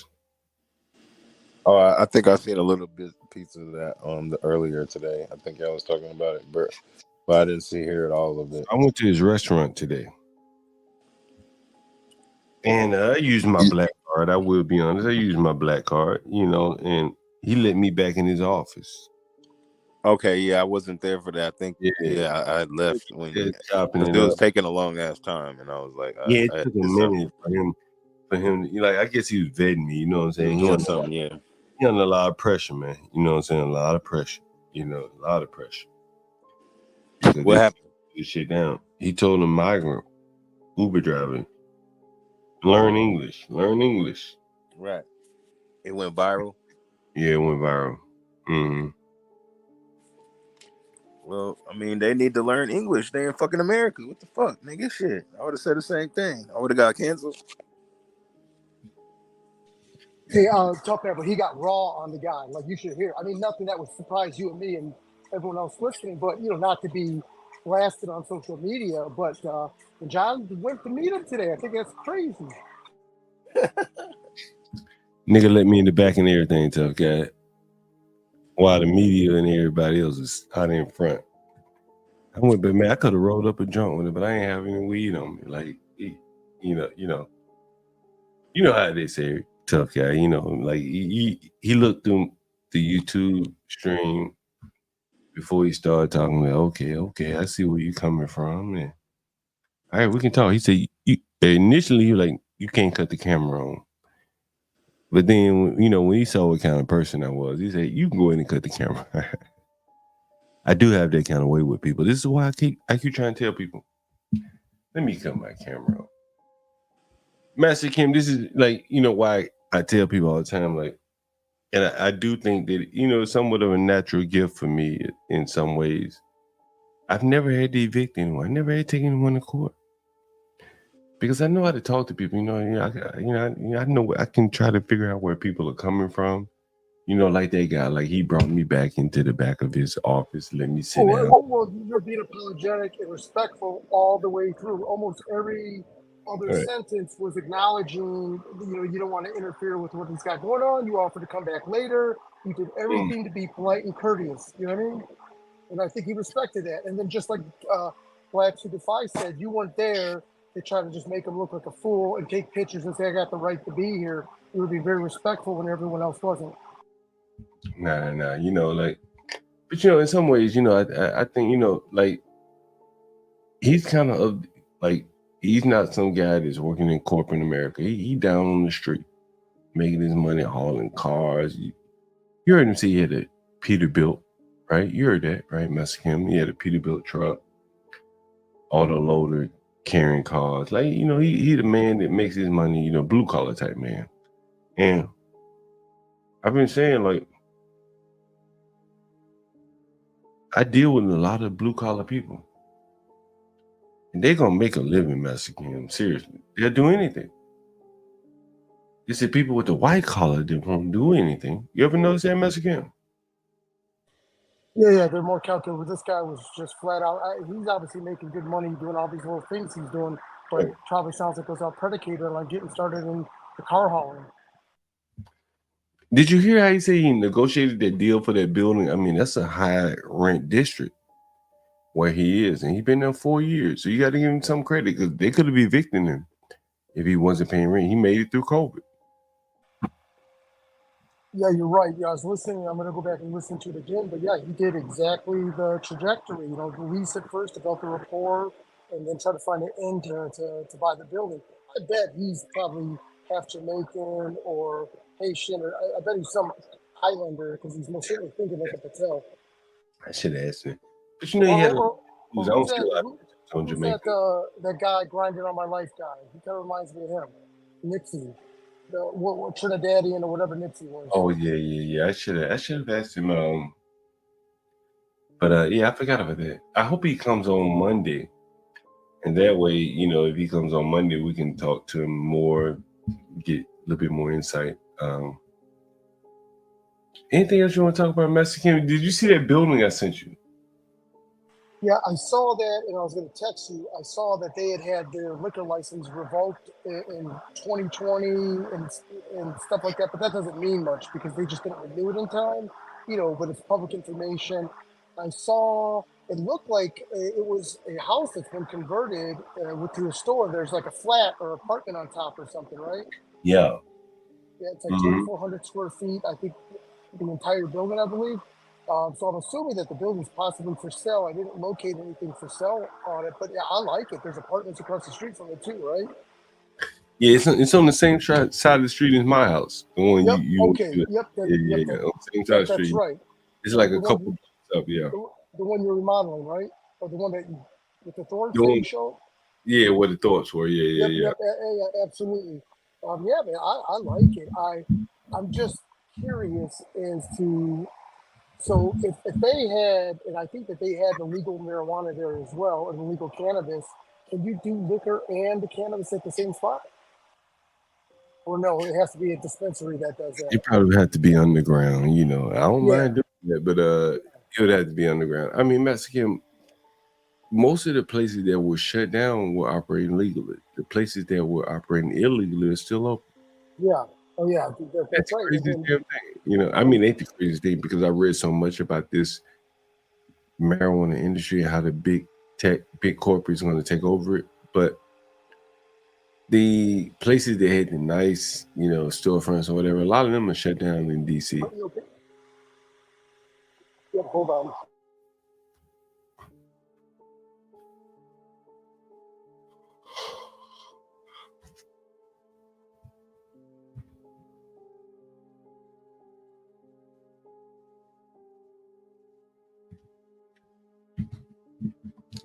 White John God, I'm waking up now. You keep typing in these comments. I'm going to get to some of So them. John, I don't think the white John Galt is white. I think a white person wouldn't be, investing that much energy on you. I think it's someone that you discussed before, and I don't think that they're white.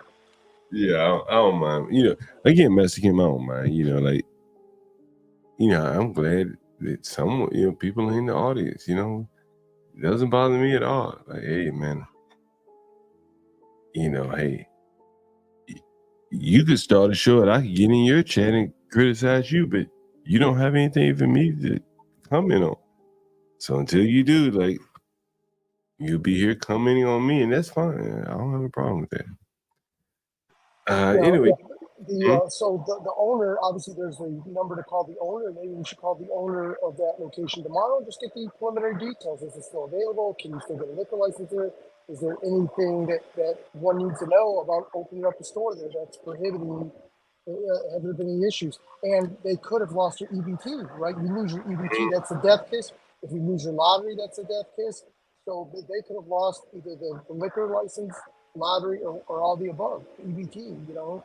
But yeah, I like it because all the houses are full. It's in a good area because it's not hood. It's not necessarily, Hey, wait a minute, Mexican. You said all the houses are full. You talking about there's some apartments up above, right? Yeah. Oh yeah, yes. So it looked like that's all. There's the business downstairs and upstairs looks like it's an apartment, a livable space.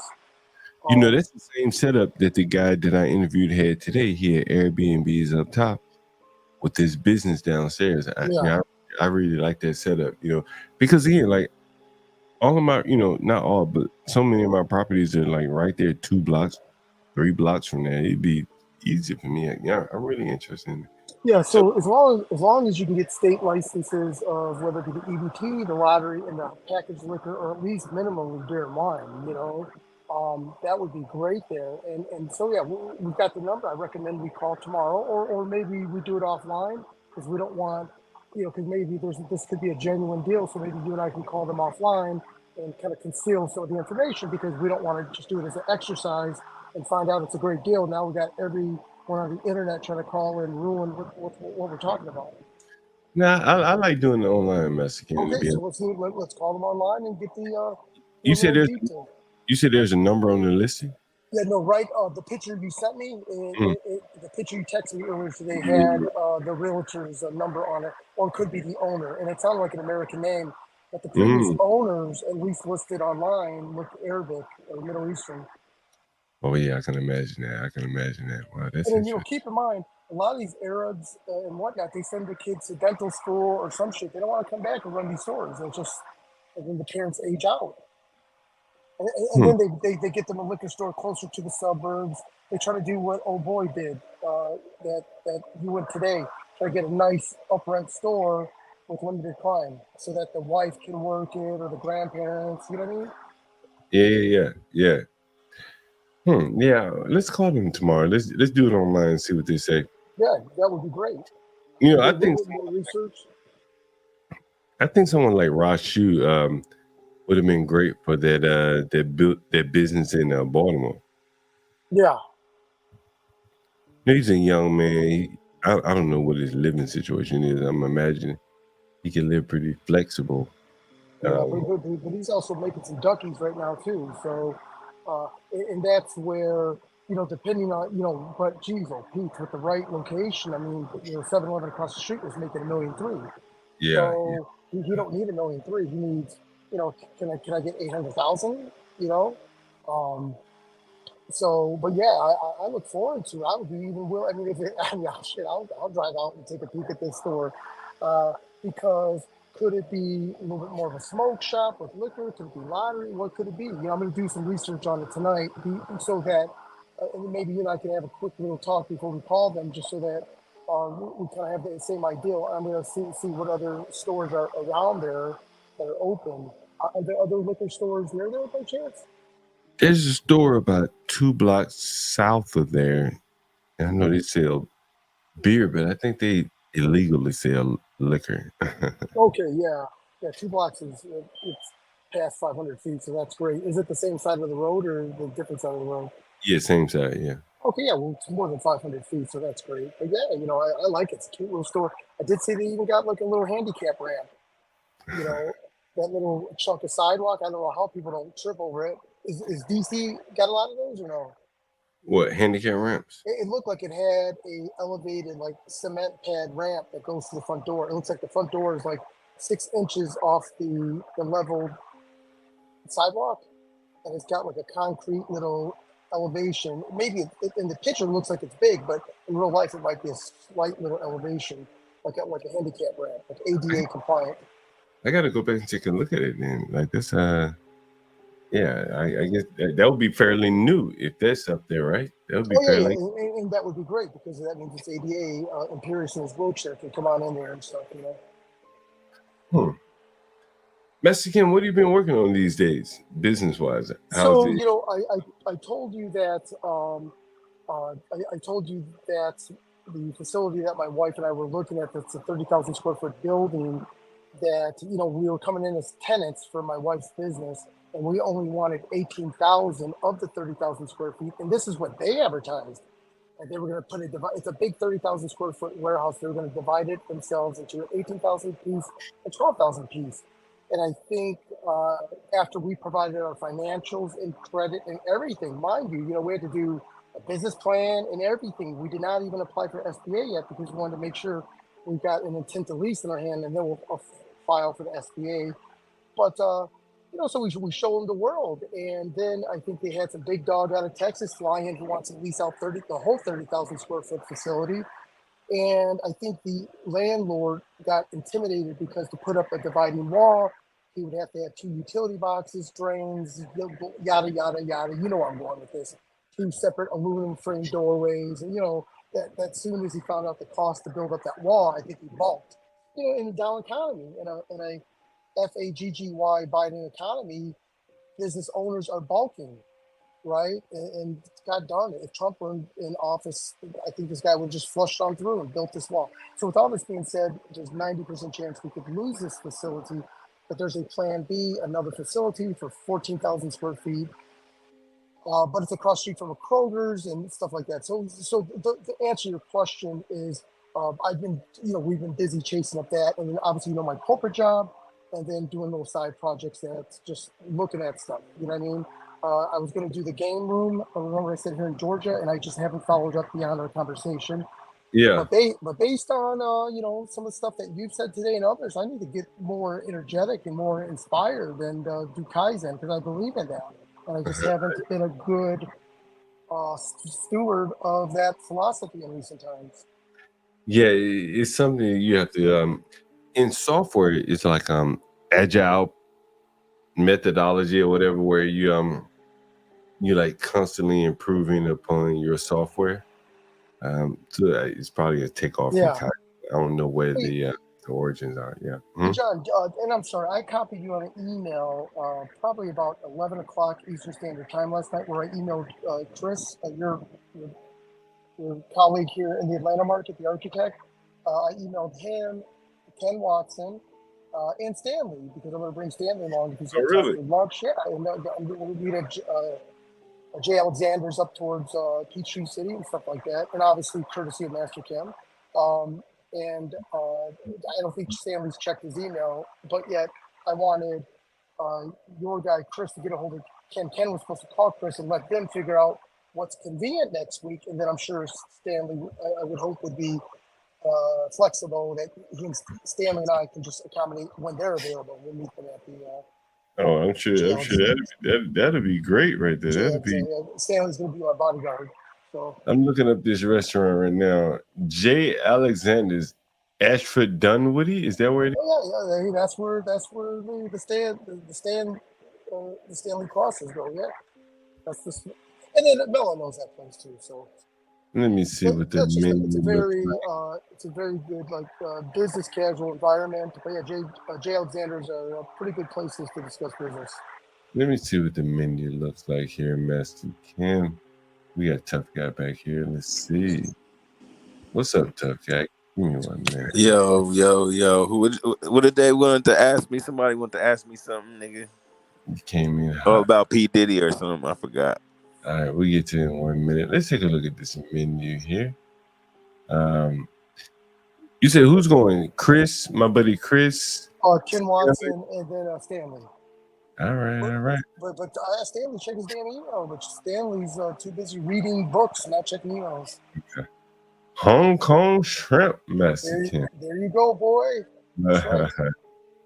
Thai Kai chicken salad. I like that. Hey, who the fuck is the white John Galt? Who's that nigga? Well, for one, I don't think he's white because he's jocking John, or he's hating up on John like 24/7. So. Oh, you got a what do they call one of them motherfuckers? Like New York prices. Like a fan, a groupie. I don't know if that's what it is, but I appreciate him being in the audience. That's for sure. These like New York prices here, Master Kim. Well, no, keep in mind this is no Buckhead prices, but it's J. Alexander's is good food. It's not like that Hyde Steakhouse, which is more higher end, but this is business casual. You know what I mean? Yeah, very nice. Very nice. Now, if I gotta I'll eat some shit off of there. That shit look good, nigga. Shit. Now, if I gotta go to my car and dig up my ashtray and bring that in, I like to eat, nigga. Shit. I don't know about y'all, but I like to eat, nigga. But I'm skinny as a motherfucker, though. You've been to I don't know how I'm skinny as a motherfucker, but I be eating, nigga. You just gonna talk over everybody, Tough Guy. Yeah, nigga. Nigga, come on, man. Master Kim ain't talk about nothing anyway. That's right, not the doubt. I'm here. We're all here to learn the game. Come on, keep it going, Tough Guy. No, I'm just talking shit, man. No, I'm messing with you. No, that nigga John, when he start talking, he like a bulldozer. That nigga like a train coming. I like cede the floor to you. Let you get it all out. What do you want to talk about? But yeah, man, shit. So what y'all want to ask me, man? Y'all got any questions for? You got more questions for me, Master Kim? Break it down with P. Diddy. You always got some questions for me, man. No, it's P. Diddy because it's the hottest topic right now. Let's get your Okay, insight. so what questions specifically would you have? Well, John, could you ask him some questions because I've just been listening and don't know the music industry and the right questions to ask. Well, what's your thoughts on this whole P. Diddy thing? My thoughts are this: if he go to jail, it's gonna be a lot of niggas going to jail. A lot of niggas going to jail, man. That shit been happening since the beginning of the time, man. So it goes from paying for pussy to you think it goes from nigga. Are you gonna let me talk, nigga? Wait. I just fuck with you. Now go ahead. What was you saying? Do you think he lost control of the women or the money? No, I think he had. That's the whole thing. Is he had a lot of control over everything. But that's the thing is, after all those years, a woman will take you down, man. Because they know everything about you, and she know how to spin the narrative because of the shit she went through with him. Yeah, she might have went through some shit with him, but she was around him, for a long time. Like a lot of the shit that she was a part of, there's no excuse for that. And then for her to just try to get the money, that wasn't like anything that she was trying to go after him criminally. And so now that the feds have all this information. It's just like they in this black man business, but ain't nobody say nothing about Hugh Hefner, and Hugh Hefner died before, you know, all this shit. But like, what would Hugh Hefner be looked at? Because he was definitely fucking with some 16-year-old bitches at the Playboy Mansion. Let's be honest. Let's be honest. You know, and this white man get away with all that shit. But when it come to R. Kelly, and when it come to, you know, because this is the whole thing, it's always the talk about Elvis Presley marrying a 13-year-old. It's always the talk about how white men get away with this shit. And, you know, that Epstein dude, they say he died, but he was rich as a motherfucker. We don't know if he really did. You know what I'm saying? And the way this shit going with P. Diddy, they just always doing this shit to black men, and they always trying to make us look bad. And it's like, that's what I'm saying. It's worse parties than what P. Diddy had going on with these white people, nigga. They be like literally having damn what is them trailer trucks full of damn you know, women and children and shit. And they be loading them motherfuckers off and doing weird shit, man. They be on some, like, when you got that type of money, I talked about that shit the other day, man. We ain't nothing. So, you know, P. Diddy, he had the you know, the syndrome of being rich. You know what I'm saying? So he got to do whatever the fuck he wanted to do for a long time. But I mean, there's an old saying, you still a nigga. You know what I mean? They took away Kanye's money because he's still a nigga. P. Diddy got billions of dollars, he's still a nigga. That's why Jay-Z, he plays it right. He got a married, and he don't be on the gram or on the internet like that. Y'all don't see that nigga like that. He just be doing shit behind the scenes, and he probably got way more deeper connections than P. Diddy. And I'm telling you right now, they ain't never gonna come after Jay-Z because he married. The nigga smart. Let me respond. Let me respond to this comment here. This channel never appears on my live tab. That was the smartest thing Jay-Z ever did, was marry Beyonce. Do you have a setting enabled for that, or is it just shadow banning? I have no idea. Can anyone else comment on that?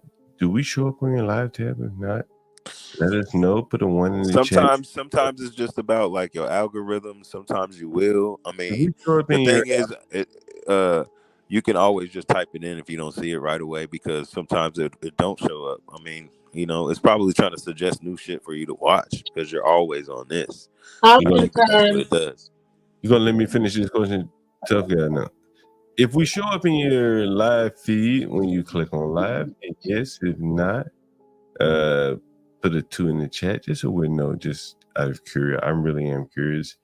Yeah, I am a software guy by profession there, so these type of things pique my curiosity. All right, you guys jump in. What were you about to say? Well, I don't understand why they think that you are defending somebody's bullshit when you only be speaking. I'm only speaking facts. It's not about P. Diddy, because this is the thing. If they take him down, there's going to be a lot of people to get taken down, because now they got all this leeway, and this has started with the president. If they can put this nigga in jail and try to indict this nigga, he's the former president, nigga, we ain't nobody. They really about to start putting the hammer down on this motherfucking. Y'all think this free this and free that, nigga. Shit is changing around here. Y'all seeing the immigrants, y'all talking about that shit 24/7. Y'all starting to see what's going on around this bitch. If niggas don't fucking wake up, and the whole thing is, what I be laughing about niggas is, man, they be so hard trying to kill other niggas and all that, but nigga, when it come to like actually coming together to fuck the police up or be on some militant shit, niggas is scared. The police come and they just freeze up, but you'll go kill another nigga real quick though. Crazy, man. So this shit is just deep all the way through, and it ain't really about P. Diddy, man. This is about men's and their rights too, man, because I mean, they basically making this thing. So all y'all niggas out there that be paying for hookers and wanting to fly bitches out and, you know, want to meet a bitch on the gram and all that shit, she got leeway to say whatever on your ass. And they basically finding ways to get niggas money without even marrying your ass anymore. Nigga, you don't even got to be married to a bitch. They gonna try to get your money, nigga. It used to be marriage and a kid. Now bitches are just taking over, man, in a different way, man. That's why this game is mental, man. Y'all gotta be mentally sharp because, man, at the end of the day, man, they playing it. The game is rigged. Bitches got it on easy right now. You know, men got it way harder, and we got to really start navigating shit, especially right now because it's just the end of an era, man. You know, shit is just different, man. You know. And you got to understand how shit is, man. But the game don't change, man. You know, the game don't change. The game is always going to remain the same. You know, it's going to be lames out there, you know, no matter what the laws are and how people feel and shit like that. You see naturally what happens biologically, you know, how we were built. You know what I mean? You know, people play all this gay shit and all that, but you got here on earth by your parents, by a man and a woman. So all this gay shit makes no sense. And, you know, they try to justify, you know, the gay shit like, oh, you can, you know, adopt some kids, or they'll try to, you know, justify all these different elements of, well, you can do it this way or you can do it that way. And, you know, they're trying to like discard facts and essentially just take away what's real and try to give you a fantasy, and they selling motherfuckers a dream and motherfuckers is buying it.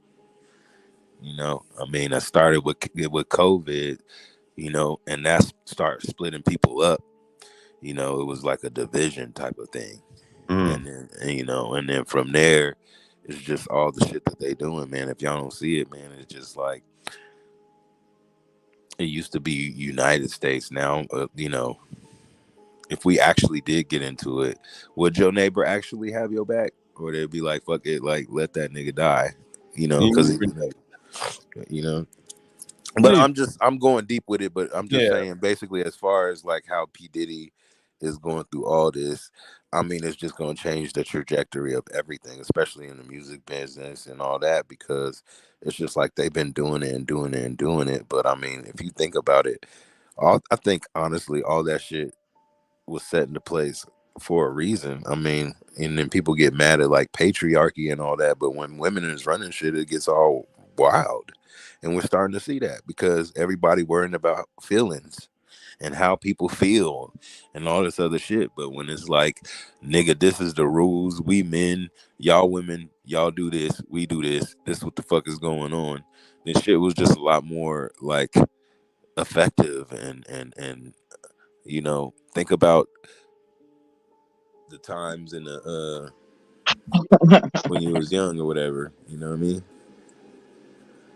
All Is that right? Is that right? What happened on this shit? Say that one more time, tough guy. What is you doing, nigga? I'm listening to you. Yeah, but what the fuck is all this shit? What do you mean? What's all this shit?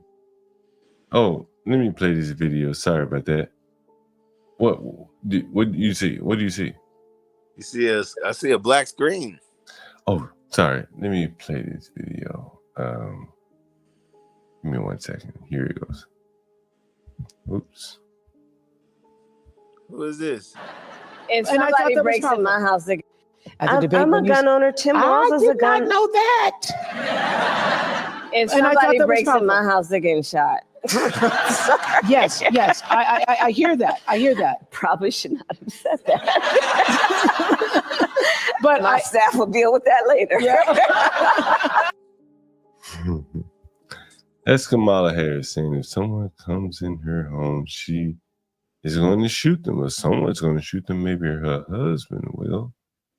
You never know. You never know. She got Secret Service. She just performing for Oprah. You know, she doesn't have to worry about security whatsoever. Portia, you mind coming up? I am almost like tapped out over here. And I am interested in hearing this breaking news here. I'm gonna drink one more beer with you guys and hopefully crack or Portia or Stanley. Someone will come. I'm sure someone will come up here. He's like, oh my God. Give me 1 second here. Uh-oh. Sean Combs is on that watch. Well, you know, they probably did that. They probably did that. They trying to Epstein that nigga, man. That's what I'm saying. He know too much. This nigga had the key to the city. Man, this bitch done open. This is what I'm saying. Like, women will ruin your whole shit, man. You know what I'm saying? She was with him for 10 years. All this shit is uncalled for. She knows she should be ashamed. And Wait a minute. What? So yes. Him abusing her is off the table as far as you're concerned. Nigga, I mean, this is the whole thing. He was supposed to get away with abusing people, is what you're saying. He was supposed to get away with it because he's a man, a black man. He's supposed to get away with it, right? I just said she should be ashamed of herself because she was with him for a very long time and trying to put this man out here like that. You know, the whole thing is she wanted the money because that's what she got. Man, and it opened a can of worms. And it opened a can of worms. And this is the whole thing is it happens in entertainment, and women be wanting. Women always suck up to the boss. Women always trying to, like, I mean, come on, man, stop it. Get going with that, man. No, you know what she knew what she was getting into when she was doing this. What? Okay. I want you to educate her on what she's a grown adult. I'm tired of everybody making excuses for women. She should have known he was a sadistic y'all want equal monster, rights. Y'all right? want to be treated as such. Then you should know better. You should know fucking better. She should have known that black men are sadistic. Is that what you're saying? No, knew what she was getting into when she got in the industry. He's sadistic. She was number 6 when she came out. He signed her to 10 albums. Like, nigga, don't nobody get signed to 10 albums, nigga. Like, because that guy's sadistic, right? There's no such thing as a fair. She wanted to be in the industry that bad. These bitches sell they soul every day. What the fuck is you talking about? But it is somebody. No, I just don't hear no accountability. You just want to make her a victim, nigga. Shut up. You about to make me mad. You already mad. You're a black man. No, it ain't got shit to do with me being a black man. It's just irritating and annoying to hear you. Oh, but what about this and what about that? And you sound just like any typical black woman. I can tell your ass is black. You just don't know how to shut the fuck up. And you sound like the failure of black men. No, I just know. You sound like I know you better than you know yourself, nigga. Not actually, you don't. Yeah, I do. It's your arrogance that has continued to represent failure amongst our people. You're an arrogant, ignorant fool. You could say whatever you want, but I'm a productive member of society. Good luck with that. Yeah, well, I'm doing very well. I live in San Diego, California. Where do you live? Until they catch up with you. Whatever. When they do, whatever. It That's is what I thought. Whatever. Because you know you wrong. And when they do, just know that I always kept it 100. You can be had, brother. Exactly. Anybody it's just can. A matter what the fuck is you talking about? It's just a matter of time. Yeah. What you mean? You can be had too. On accident. Come find me. Ain't nobody exempt. Don't try to act like you better than me, because you not. We all filthy rags. So don't give me that shit. No, I do laundry. I do laundry. I actually do.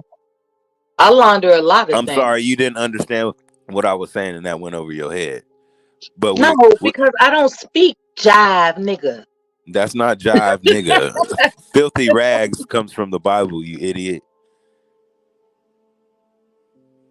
Just like your itching ears, dummy. Whatever, man. I'm not even about to talk to your illiterate ass because you don't read books, obviously. I've heard your contempt for women the moment you spoke. You're pathetic. No, you sound like a dumbass bitch. That's what you sound like. And there it is, contempt for women. No, you sound dumb as hell. No, I do not. Actually, I get along with many women. There are a lot of women that actually fuck with Okay, bring them on. Send them the link. Dang, I don't gotta. You know what I don't gotta do? Prove Is prove what you're shit to saying. you. I don't gotta prove a motherfucker. Otherwise, you're a liar. I don't gotta lie. You're a liar. Hey, John, have I ever lied on this stream? Now this coward ass bastard is calling for backup. That's the punk ass shit that black men do. You just asked for proof, bitch. What the fuck is you talking about? You just asked me for proof, bitch. You knew what kind of proof I was asking you for. Bitch, you just asked me for proof, I said call one of them. Bitch. I'm on here more than you even know. And these motherfuckers know me and you don't. Call one of the women you get along with. And what did your punk ass do? You referred to John for backup with your bitch ass. Fuck you, nigga. I guess she's saying something, but I ain't trying to hear you though. Cause it ain't making no sense. Sound dumb as a motherfucker. Anyway, it's dumbass bitches like this that be like, oh, I wanted to fuck him and then he raped me.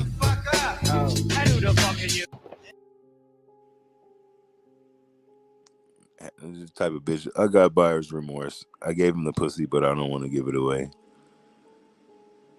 I didn't want to give it away, but I did.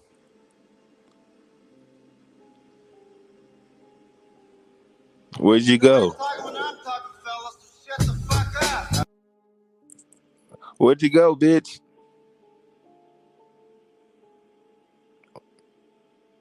I guess. John, he called you for backup.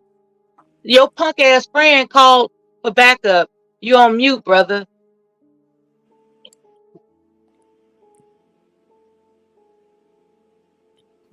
He obviously don't want to talk to you.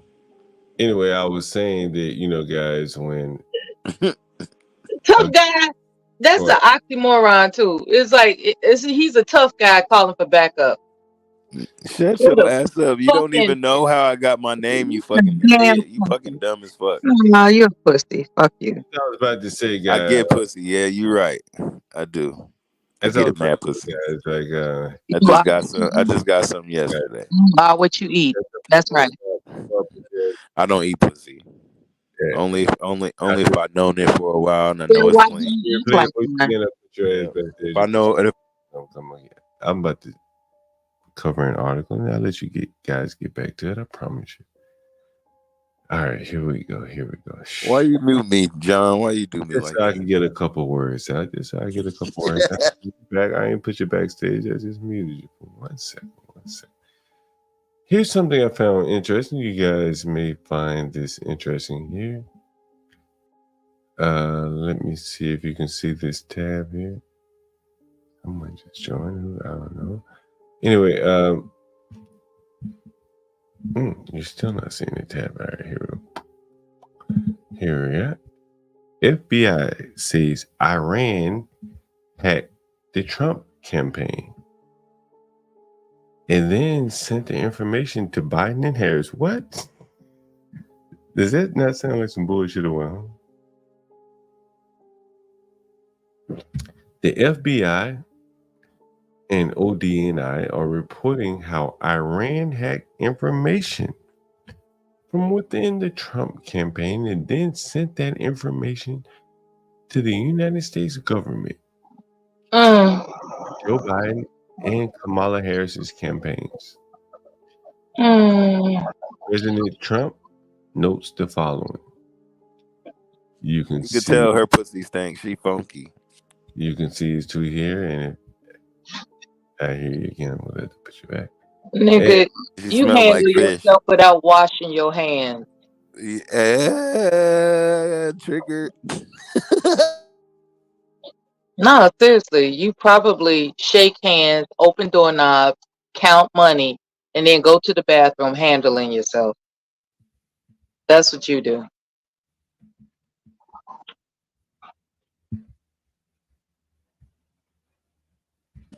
Triggered. And she obviously didn't brush her teeth either because her breath stank. Is that right?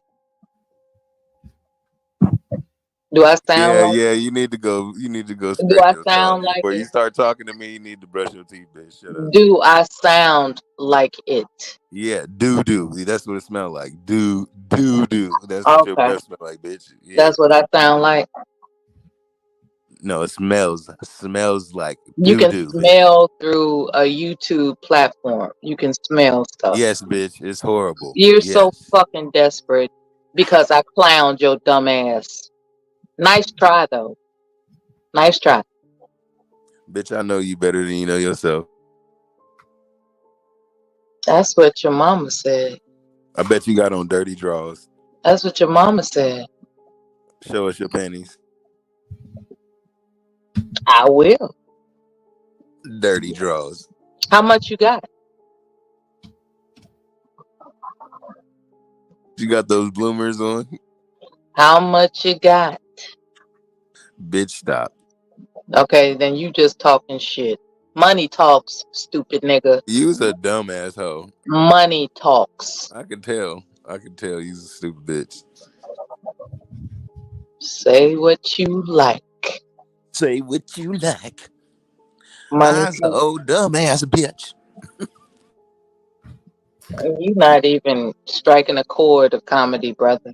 You just sound pathetic. I don't In give a fuck response what to you me think. clowning your I'm laughing pussy at myself, ass. nigga. I don't give a fuck, nigga. You just sound like somebody that got their feelings hurt. That's all. No, I don't. Yeah, you do. You don't run nothing around here, bitch. You ain't stopping them. Put him back, man. What's up, Nas? What's up, HB? They never punch themselves out, man. They never punch themselves out. Need to get a room. God damn. I know. Backstage. Yeah, I wish they could talk to each other backstage. That would be hot. Right? Y'all need Could be to just another exchange StreamYard numbers, feature. man. Right. There could be another StreamYard feature, backstage chats. The green room. The green room. Ella Haynes said she liked that beaver, man. Yo, I fucking worked today, man. Oh my god, like fucking work, bro. Fucking work today, You got some stories today? Man, not really, man. You know, everything was clean. You know, just a lot of shit. I rode a bike, man. Like shit, 25 miles. Easy. God damn. Let me see if the electric bike? Yeah, I ain't cut that motherfucking electric bike on though, so I'm just riding. Only time I cut it on when I'm going up hills, right? Oh yeah, that's smart. So I'm just trying. I work out. It's my exercise. So let me show you how far I rode today, right? Let's see. See if there's a map here, and I rode more than this, but this is the straight shot. One way of how far I went today. Let's see. Now this is by a car. I need it by a bike. Let's see where. Let me see it. I don't know if you can see this. 9 miles one way. You see that? 9 miles one way. And it was at least 18 miles. I had to go both ways. Plus, I was zigzagging all around. I met up with the guy that threw that Hispanic out of his restaurant. Yeah, I was trying to watch some of that. I'm gonna have to rewatch that. But yeah, we gotta. I think we might gotta do like another. So what was he saying? I couldn't really hear him too well. He said he owned a Peterbilt, man. I told him to come on the trucking channel, bro. He said he owned a Peterbilt? Yeah. Auto loader or some shit. You know what I mean? Yeah, I know you like that Peterbilt. Yeah, damn. Now I see why he was talking so crazy. He got a Peterbilt. Yeah, he got a Peterbilt, man. Like, real talk, man. Like, he wasn't stupid. Like, it was another surprise, to be honest with you. Like the other day. To be honest with you, he surprised me. To be honest with you, you know what I'm saying? Like, I knew that, like, he wasn't just acting like that with all his customers because of the neighborhood and like, it'd have been done. You know what I'm saying? Like, Right. if he had been acting like that with all of his cousins, but he snapped. You know, some people like, hey, I think Blacksmith said, well, he does that with every cousin. I'm like, nah, not in that area, bro. It'd have been over from him, 6 months or whatever he did it the first time. Yeah. All it takes is like one bad review when you in a high place like that. Or mistreat him. Yeah. Or mistreat a migrant, bro, it's over. All game over, And so, what's so crazy? But man, that shit was crazy, bro. Like, if you really sat back and looked and saw what was going on, you understand, HB? Mm-hmm. The media was showing up and they were like, damn, we thought you were closed. Are you closed? Can I come in and buy a cup of coffee? I just want to prove that you closed. They wanted him closed, bro. You know what I mean? Damn. Like, the media were there, the streaming media, like, are you closed? And so one lady, you may see her in the blue dress, and she was pressing the dude. And, he had a little help, man. I will give him credit. Or, I will give the people credit that came there to, like, support him. Like friends, I guess. It was his girlfriend, whatever. Just to sit there with him, all day he's sitting there. He's not getting into business, bro. He closed down. I think they sent the health department in there after him because the media kept taking pictures of his health department sticker. And so the lady in the blue dress was pressing the dude, and she knew what questions to answer. So she says, can I go in and buy a cup of coffee? And it was at that point that I knew that he was shut down. You understand? Because if he can't sell her a cup of coffee, he closed. And that's when she was alluding to, she's reading reports that the health department shut him down. So they went hard at him, man. You know what I mean? But he was talking about his deal that how he got the building. Mm-hmm. Mm-hmm. In Northwest. He saw it on Craigslist, bro. And and bro, I'm telling you, when I tell you the neighborhood, bro, like that building probably worth, he said 4.2. I think it's a little high, but it's at least worth probably $3 million. Easily, bro. Like, So what is his plans next? What is he about to do now? So he said he got the place at 1.1 on a 5-year, like, like with some Scott Linton type shit. You know what I mean? Like commercial loan. So he feel like from an equity standpoint, he winning. And I want to say he owned, that's for the real estate aspect. Right. So if that is the case, he winning. He up 3, at least $2.5 million. So it's not a downside per se, although they may have taken away, something that he wanted to do, but he always finds something else to do if he's forced to sell. You know what I mean? Right. I mean, he's selling coffee. It ain't like, Well, that's the other interesting thing is that so he has at least 2 or 3 Airbnbs upstairs. So he could get rid of the business and just keep the Airbnb, sell the business to somebody else. Yeah, he could probably sublet or whatever the business downstairs to someone else. Yeah, he could easily do that and do the Airbnb upstairs. Yeah, he has some avenues. When you have assets, you always got some kind of play unless you just product, And I don't think he's that far down in the hole. So it's an interesting story. He bumped into the immigration ferry. Yeah, I wonder what they said was the reasoning why they shut him down, though. Man, bro, what's interesting is like almost any restaurant can be shut down off a code violation. It's just a matter of when your number's up. If they want to come do you like that, and if you get out of line politically or whatever, they can shut you down. It's very easy to find something. Damn. Yeah, so they got him.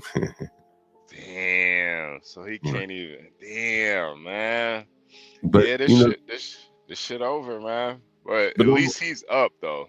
Yeah, on the other side of that, he has other streams of income, which is very important, which is a life lesson to this. Is that like they may, take one or diminish one, but at least he has other streams of income. And I would honestly say to you, man, he didn't seem like stressed about it. Period. Nah. You know what I mean? Like he went over here crying, like, man, they done shut my restaurant down, man. I done spent my lifelong dream to build this. It wasn't like that. I would say his buddy was probably a little bit more hostile than him. You know, his buddy was a little bit more hostile, yeah. Was he like that? He was kind of like tagging along or something. I think it was just his friend, you know, like, you know, just coming to support, you know. Yeah. And, he trying to protect them. I get that. Yeah. And, you know, dude had, you know, both of them had a lot of tattoos. You know, I don't think they mind me saying that. But yeah, they both of them had a lot of tattoos. So, you know, they weren't like what'd you say, like a cornball type guy. They weren't like that. You know what I'm saying? No. The way he was barking at him, Nigga might got a criminal record, you know, might be done fuck somebody. Because the way he went at that dude, he wasn't no soft nigga, you know what I mean? Like, and you know, he was iced out too, you know what I'm saying? Nice watch, you know, I just happened to notice, you know, I ain't really in the jury, but I did happen to know that damn watch was shining, boy. You know what I mean? The watch was nice, boy, made me want to get me one. John, don't do that, man. Got it all nicked up and shit. Be cutting grass and cleaning the house and fucking pissed y'all be done. Fell over my watch. The bust down rolly. Get the bust down rolly. Oh, HB, I tell you this, bro. I don't know if you saw this. I was riding downtown today, bro. And I tell you, DC, man, it's so liberal, bro. Oh my God, man. Like, it's amazing. HB is so amazing, bro. Like, this shit is 99% liberal. You hear me, HB? Like, you know, you think about like New York is what? 70% liberal, whatever on the presidential. Like, 99%, bro. Give or take, right? HB. So I'm riding downtown. I see all these black and white women in line, mostly black. So I pull up on the bike. I said, oh, what the fuck is going on there? They said Supreme Court Justice Ketanji is here. All these women in line. At the library, man, lying around the block. I rode around like, damn, this is fucking time. She don't even know what a woman is. You should have asked him what's a woman. Yeah. You don't know what a woman is, man. What's up, dog? What's going on, brother? How you doing? She HB, what up, player? She got a book signing. Yeah, What up? Bro, like, You back in Chicago or you in Texas? bro, You need a pen?